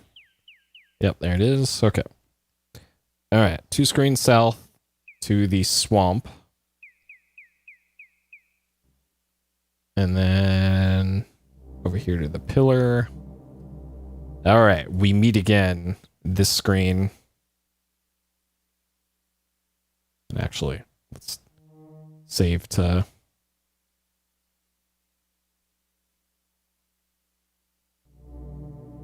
just in case somehow this screws up. Alright. Surely this time, things will be different. Using a grapnel to dislodge stones is tricky business. You'll need to keep practicing. Oh boy. Alright, let's see if we get... Alright, so we're at 247 and 251 on throwing and climbing. So let's see if we get any skill ups from that. By doing this. Using a Using Using Using Using Oh my god. Using Game, please. You're killing me here. And it's not even giving me skill ups. Like, I'm... Using... I don't know if this is even a solution. Using it. Using it. This is not a good... This is... A standing stone. That didn't... Oh my god. Okay, so I do have throwing daggers now. Maybe those won't crash the game. You missed the rock pile. You missed...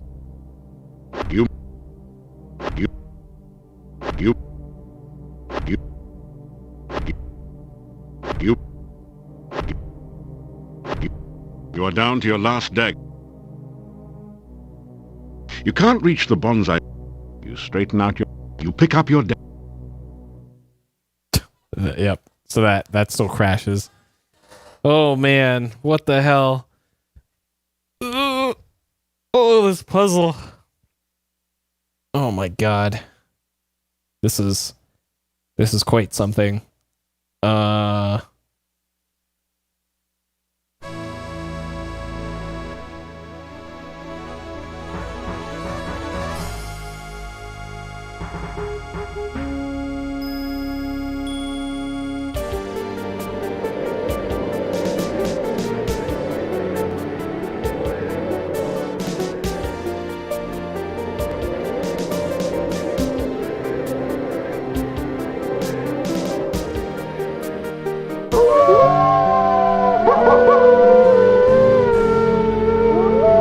Oh boy. Okay. All right. So there might be a different solution to this.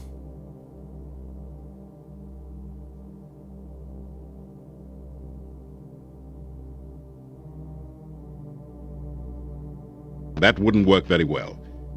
With the rock pile covering the roots of the bonsai, that wouldn't work. That...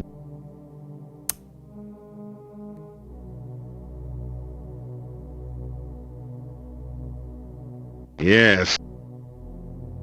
Huh.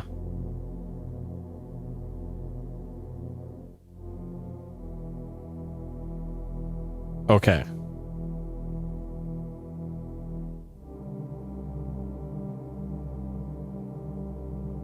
Using a grapnel to dislodge stones is tricky business. Interesting. So according to the...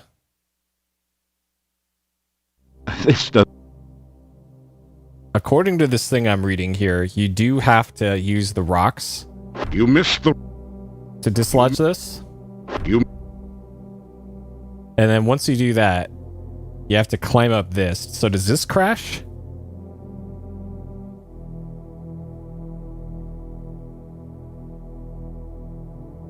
Interesting. Okay, so there's a way that we can get it to not crash. Assuming it lets me walk around now.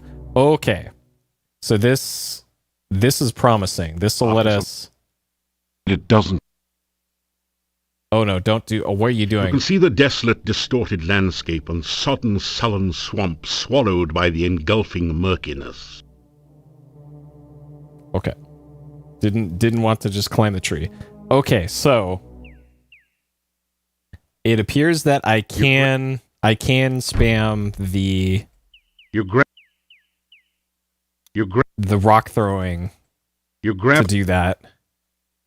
And then if I climb up that little cliff there with the rope and grapnel, then it'll make it not crash. So... So this is promising. Yeah, I've never seen that before either, of being able to climb up that. So I was like, oh god, did I break something else this time? Okay. Alright, time to chuck some rocks at this thing.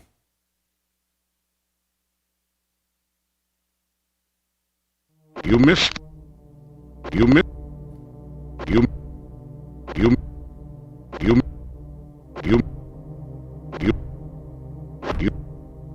missed. Oh my god. You missed the rock. You missed.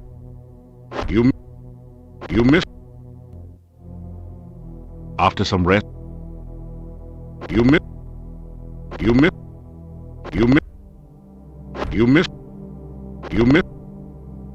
Oh man, this puzzle is something. You missed.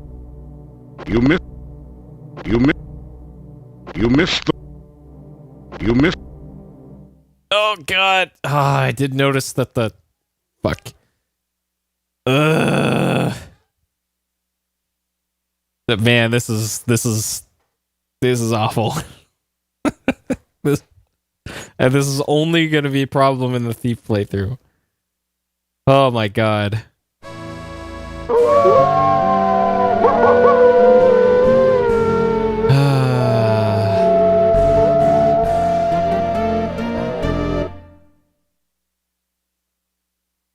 Alright. Clearly we need more rocks. 27. We need more than that.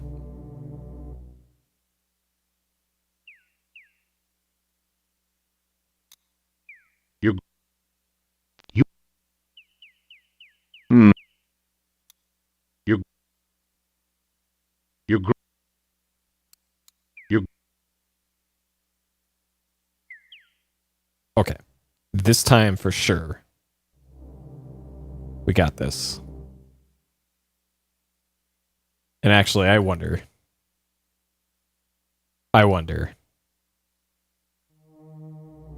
We do that.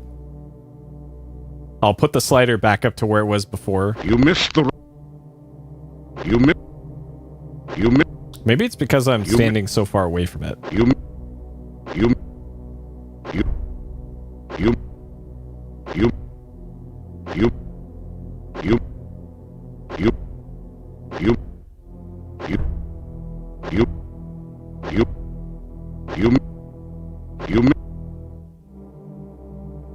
After some...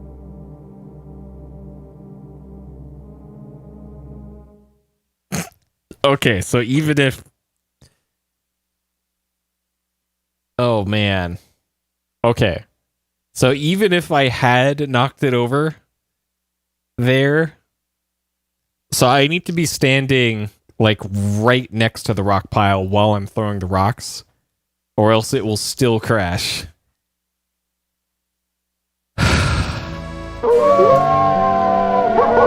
Oh, man. This is like its own puzzle in itself. Like, how can I do this without having the game crash?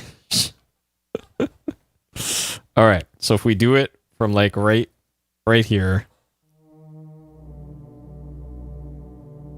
You missed. You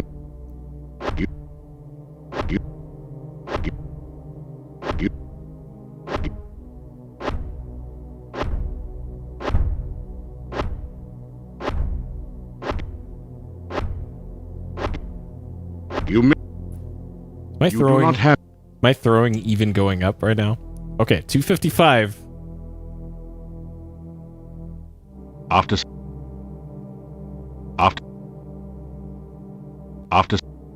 Okay, how many rocks do I have left? 26. You.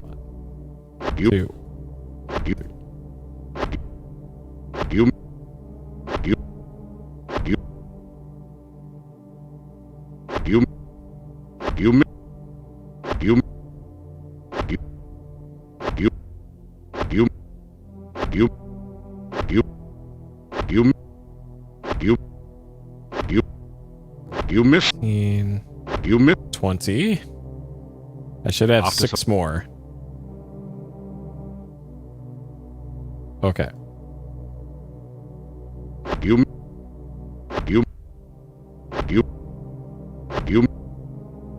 missed. All right, we'll keep one left over here. All right. Don't crash on me, game.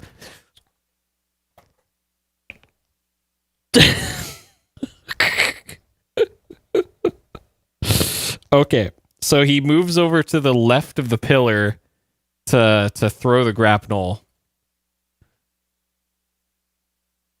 Oh man. Okay, so there's a very specific spot that you have to throw that from, or else the game will blow up.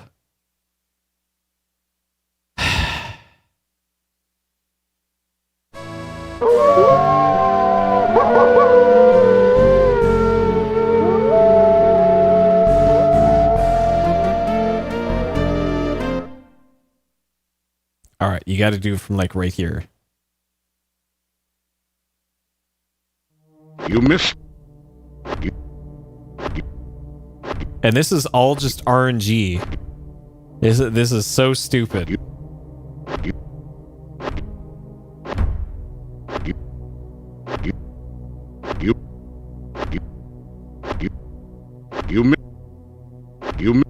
All right, so if I use this from here. Okay, so you have to do it from right there, nowhere else. Nowhere else. Okay, what if I throw rocks from up there? Does this change anything? You can't get a good throwing angle from here. Okay. All right, now we know for sure exactly where to throw those from. All right, right here.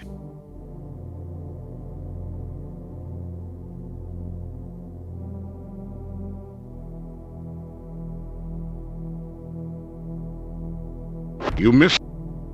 You miss. You. After some. After. Okay, 259. 18 rocks left. You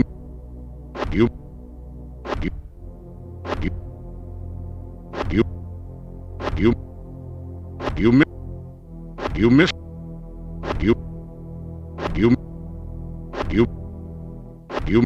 You are so exhausted. You miss. Okay. All right. We'll keep the amount of rocks that we have right now. Okay, didn't crash. Okay. All right. We're going to bank our gains of throw stat here.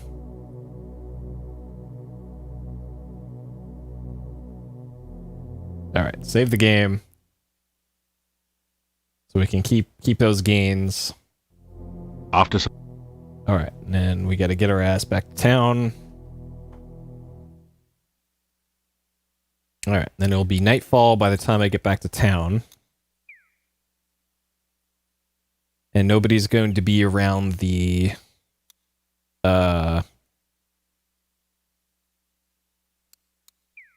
monastery. So theoretically, I should be able to go into the monastery. And actually, maybe Katrina will show up tonight. After.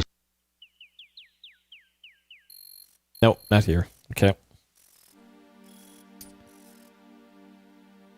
Okay, climb up the gates. You definitely. Alright. After some.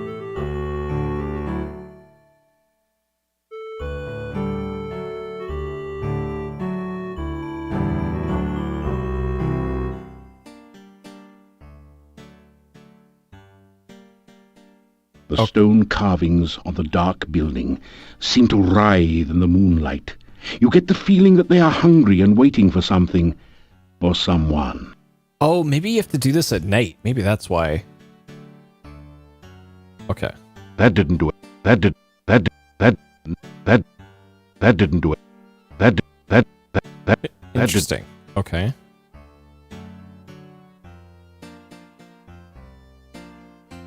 You climb up to the window and slip through. Oh, okay. You just bypass it as a thief.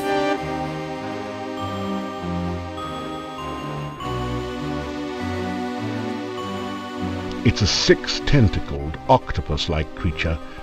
I guess you'd call it a hexapod. Unless you like cats, then you might call it a hexapus. Oh, and then this hexapod you give the garlic. Because, alright.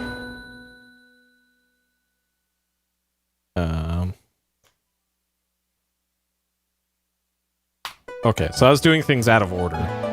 Alright, so if I walk in here... That's funny. The strange six-tentacled creature is moving. It looked like another wall decoration at first.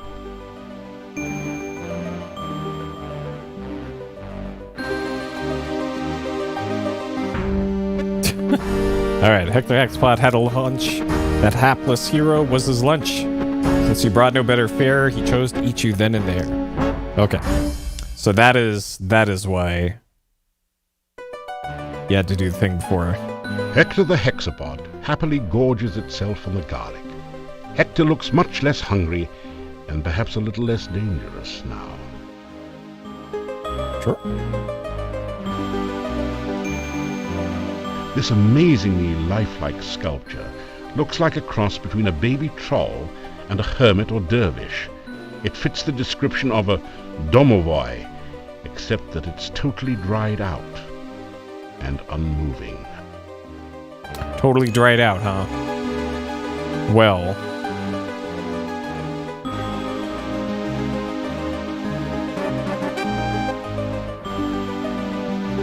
Very wet be I, very wet and very alive. Glad am I to be alive, happy thanks I give you. Careful you should be here, dangerous berry it is.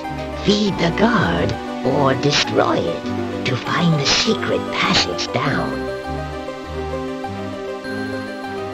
Okay, well, I already did that. Didn't even need to save the domovoi there.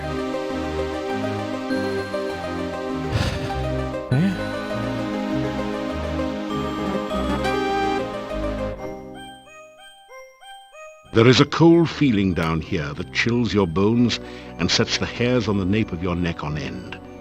There is a musty odor of mold and mildew mingling with the sickeningly sweet smell of decaying flesh. Welcome to your nightmare.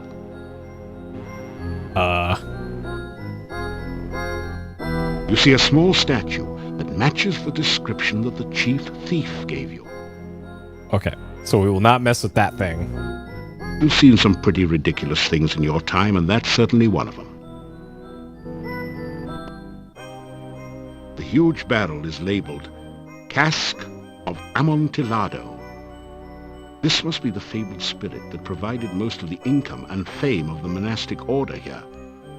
It is rumored to provide strange and mystical visions to those who taste freely of its contents. There is a huge book on the altar. The binding looks like stretched human skin, with letters and markings written in dried blood. The letters spell out Necrophilicon. What could that mean? Oh, that's it. Something like the Silmarillion for of the love of death. There's something very, very wrong and dangerous about this book.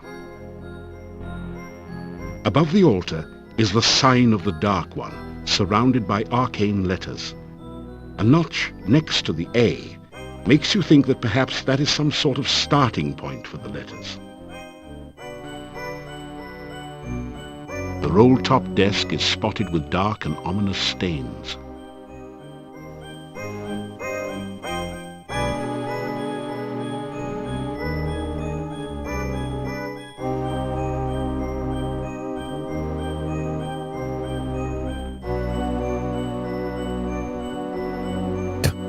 Minigame's a little too easy. You rifle through the Mad Monk's desk and find the diary of Amontillado. Boy, was this guy wacko. Reading this makes your head hurt. However, it does give you some information about the Dark One rituals. It said something about the first ritual being placed within the Mad Monk's tombstone, there to be forever guarded by followers. The second ritual shall be placed in the Stone of Squids, and revealed only by the light of a dead child's soul. The next ritual shall be placed in the hollow of the hangman's tree, and guarded by the spirit of the dead which remains there. The blood ritual shall be concealed magically within the monastery, and only he who willingly seeks dark visions shall find it. The mouth ritual shall be placed in the great arch itself, under the Dark One's sign. And the heart ritual shall be given to someone named Gregor for safekeeping. Now there's another note on this page in another's handwriting. Gregor is missing in the forest and probably dead. Yet where is the heart ritual? Okay. You rifle through the map. It said something about the first Mad Monk's ritual Tombstone, got being that. Stone of placed Squids. within the next ritual shall be placed in the hollow of the hangman's tree, and guarded by the spirit of the dead which remains there. The blood ritual shall be concealed magically within the monastery, spirits. And only he who willingly seeks dark mouth ritual shall be placed in the great arch itself, under the Dark One's sign. Now there's another note on this page and another. Your rifle set the. Now the. Is that it for everything in there? Okay. All right, I'm curious what happens when I use that little statue. Oh, geez. You feel a funny tingling sensation, then a slimy one, as you reach out to touch the statue. This is not good.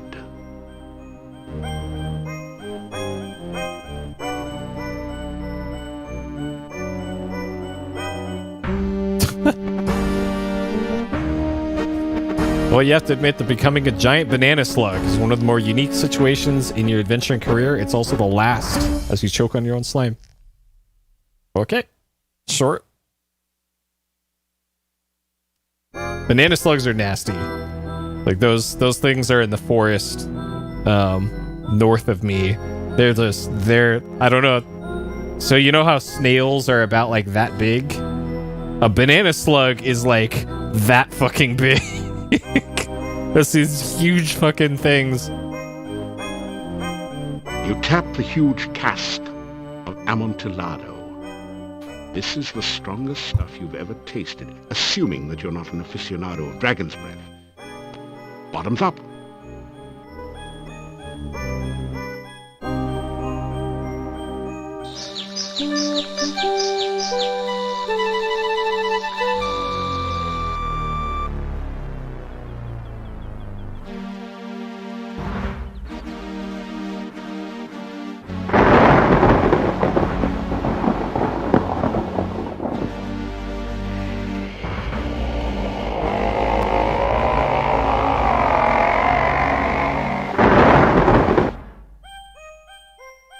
Man, have you got a headache?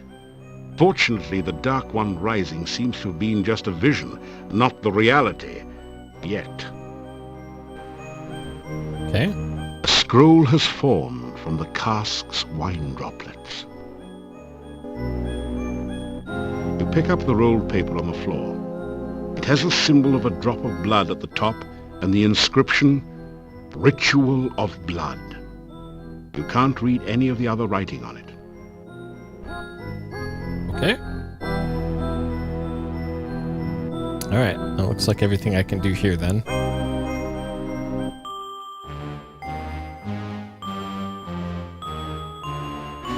This is not a good... This is... Watch where you... This is... Oh, you just climb up there. Sure.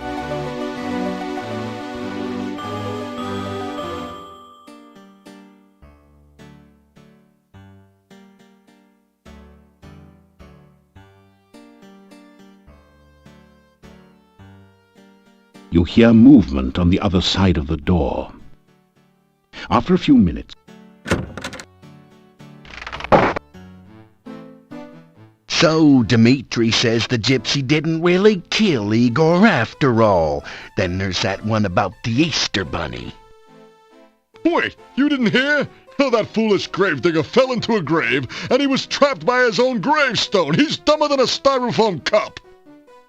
Right. It's just lucky for Igor the stranger happened to wander by before he starved to death. You are all fortunate that the stranger rescued Igor. You would have burned an innocent man. Well, I still think the gypsy's a werewolf. Well, he's right. All right, free dinner.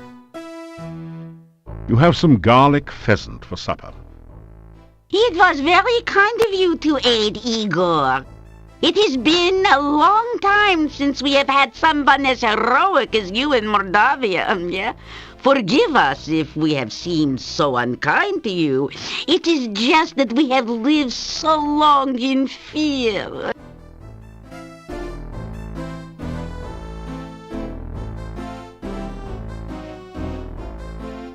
Say, did you hear that the gravedigger returned to town unharmed? Did you know that the gypsy has been released? Were you aware of the fact that rumor has it that you saved both Igor and the gypsy? So you found Igor in the grave? Whew! Lucky for old Ig you came along. Otherwise, poor little Iggy would be dead. Well, at least he had a decent burial.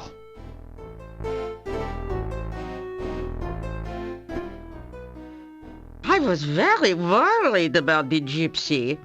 It was just like those 3 old yentas to accuse the wrong man. Oy, I'm so glad the gypsy is free. I don't know if gypsies are werewolves, and I don't really care. As long as they don't harm anyone, they have as much right to live in Mordavia as we do. Bella! Don't you believe that, Yuri? Maybe. Well, when you see your gypsy friends again, you may tell him that Yuri and Bella will welcome him in town. Now, I never said that. Oh, but you meant it, didn't you? You are a man of your word, after all. Oh, that is right. We hadn't been properly introduced. Yuri, will you introduce us? This is silly. You've met before. Still, it would be nice to be properly introduced. Please, Yuri? This is Bella Makarov, my wife and keeper of the kitchen. You introduce yourself in return. I am very honored to meet you. My husband Yuri doesn't like for me to talk to strangers. He thinks they may be dangerous. But clearly you are not dangerous. You are a hero. We need a hero here. Bella? Oh, Yuri, I'm just saying how welcome he is in Mordavia. I always leave a supper out for him behind the inn. He looks strange and a little frightening, but I think he is really a good person. He's always so polite to me. I'm not sure what he means by graveyard humor, though. At least he seems to enjoy himself. Sure.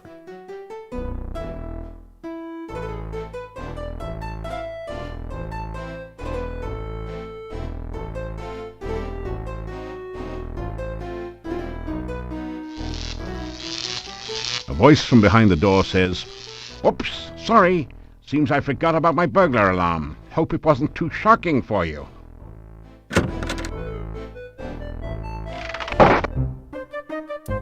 Hello, how are you? Come in and have a sit, why don't you? As you sit down, a rude noise comes from the chair seat. Gets you every time. A million laughs. How are you? Good to see you. Nice of you to drop in. Speaking of dropping in, did you hear the one about the bad waiter? Seems like he was always dropping in. Dropping in. Get it? The didn't think so. No one got a sense of humor anymore. Not even me. The rubber chicken squeals as you pick it up and squeeze it. Well, you'll have to keep her now. You obviously rub her the right way. Rubber, get it?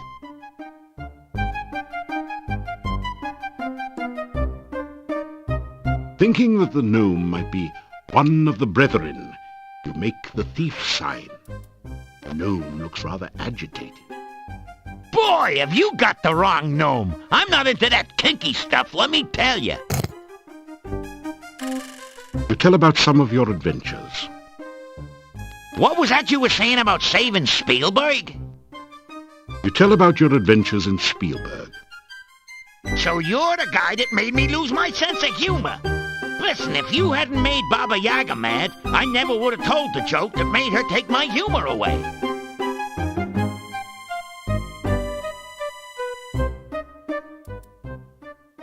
I ain't got no sense of humor. I can't get no sense of humor. And I try, don't know why, gotta fly, say goodbye. What's the matter? You a music critic, so I can't tell a joke? Sue me. I'm comedically challenged.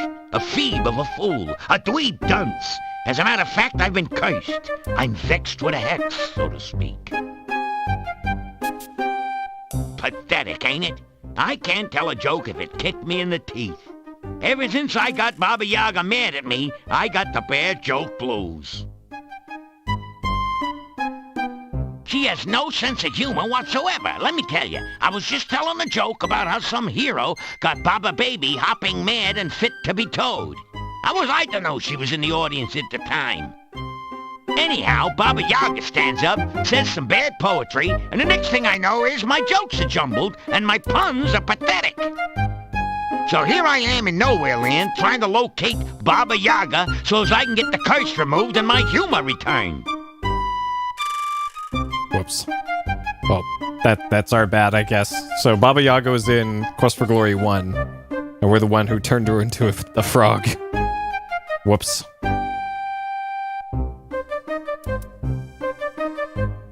So I ask you, what do you call a dinosaur crashing into a wall? Late for supper, of course. See you later, crocodile. You unlock the door to your room and go in. I'm moving at 1 billion miles an hour right now. Why is this turned up all the way? Sure.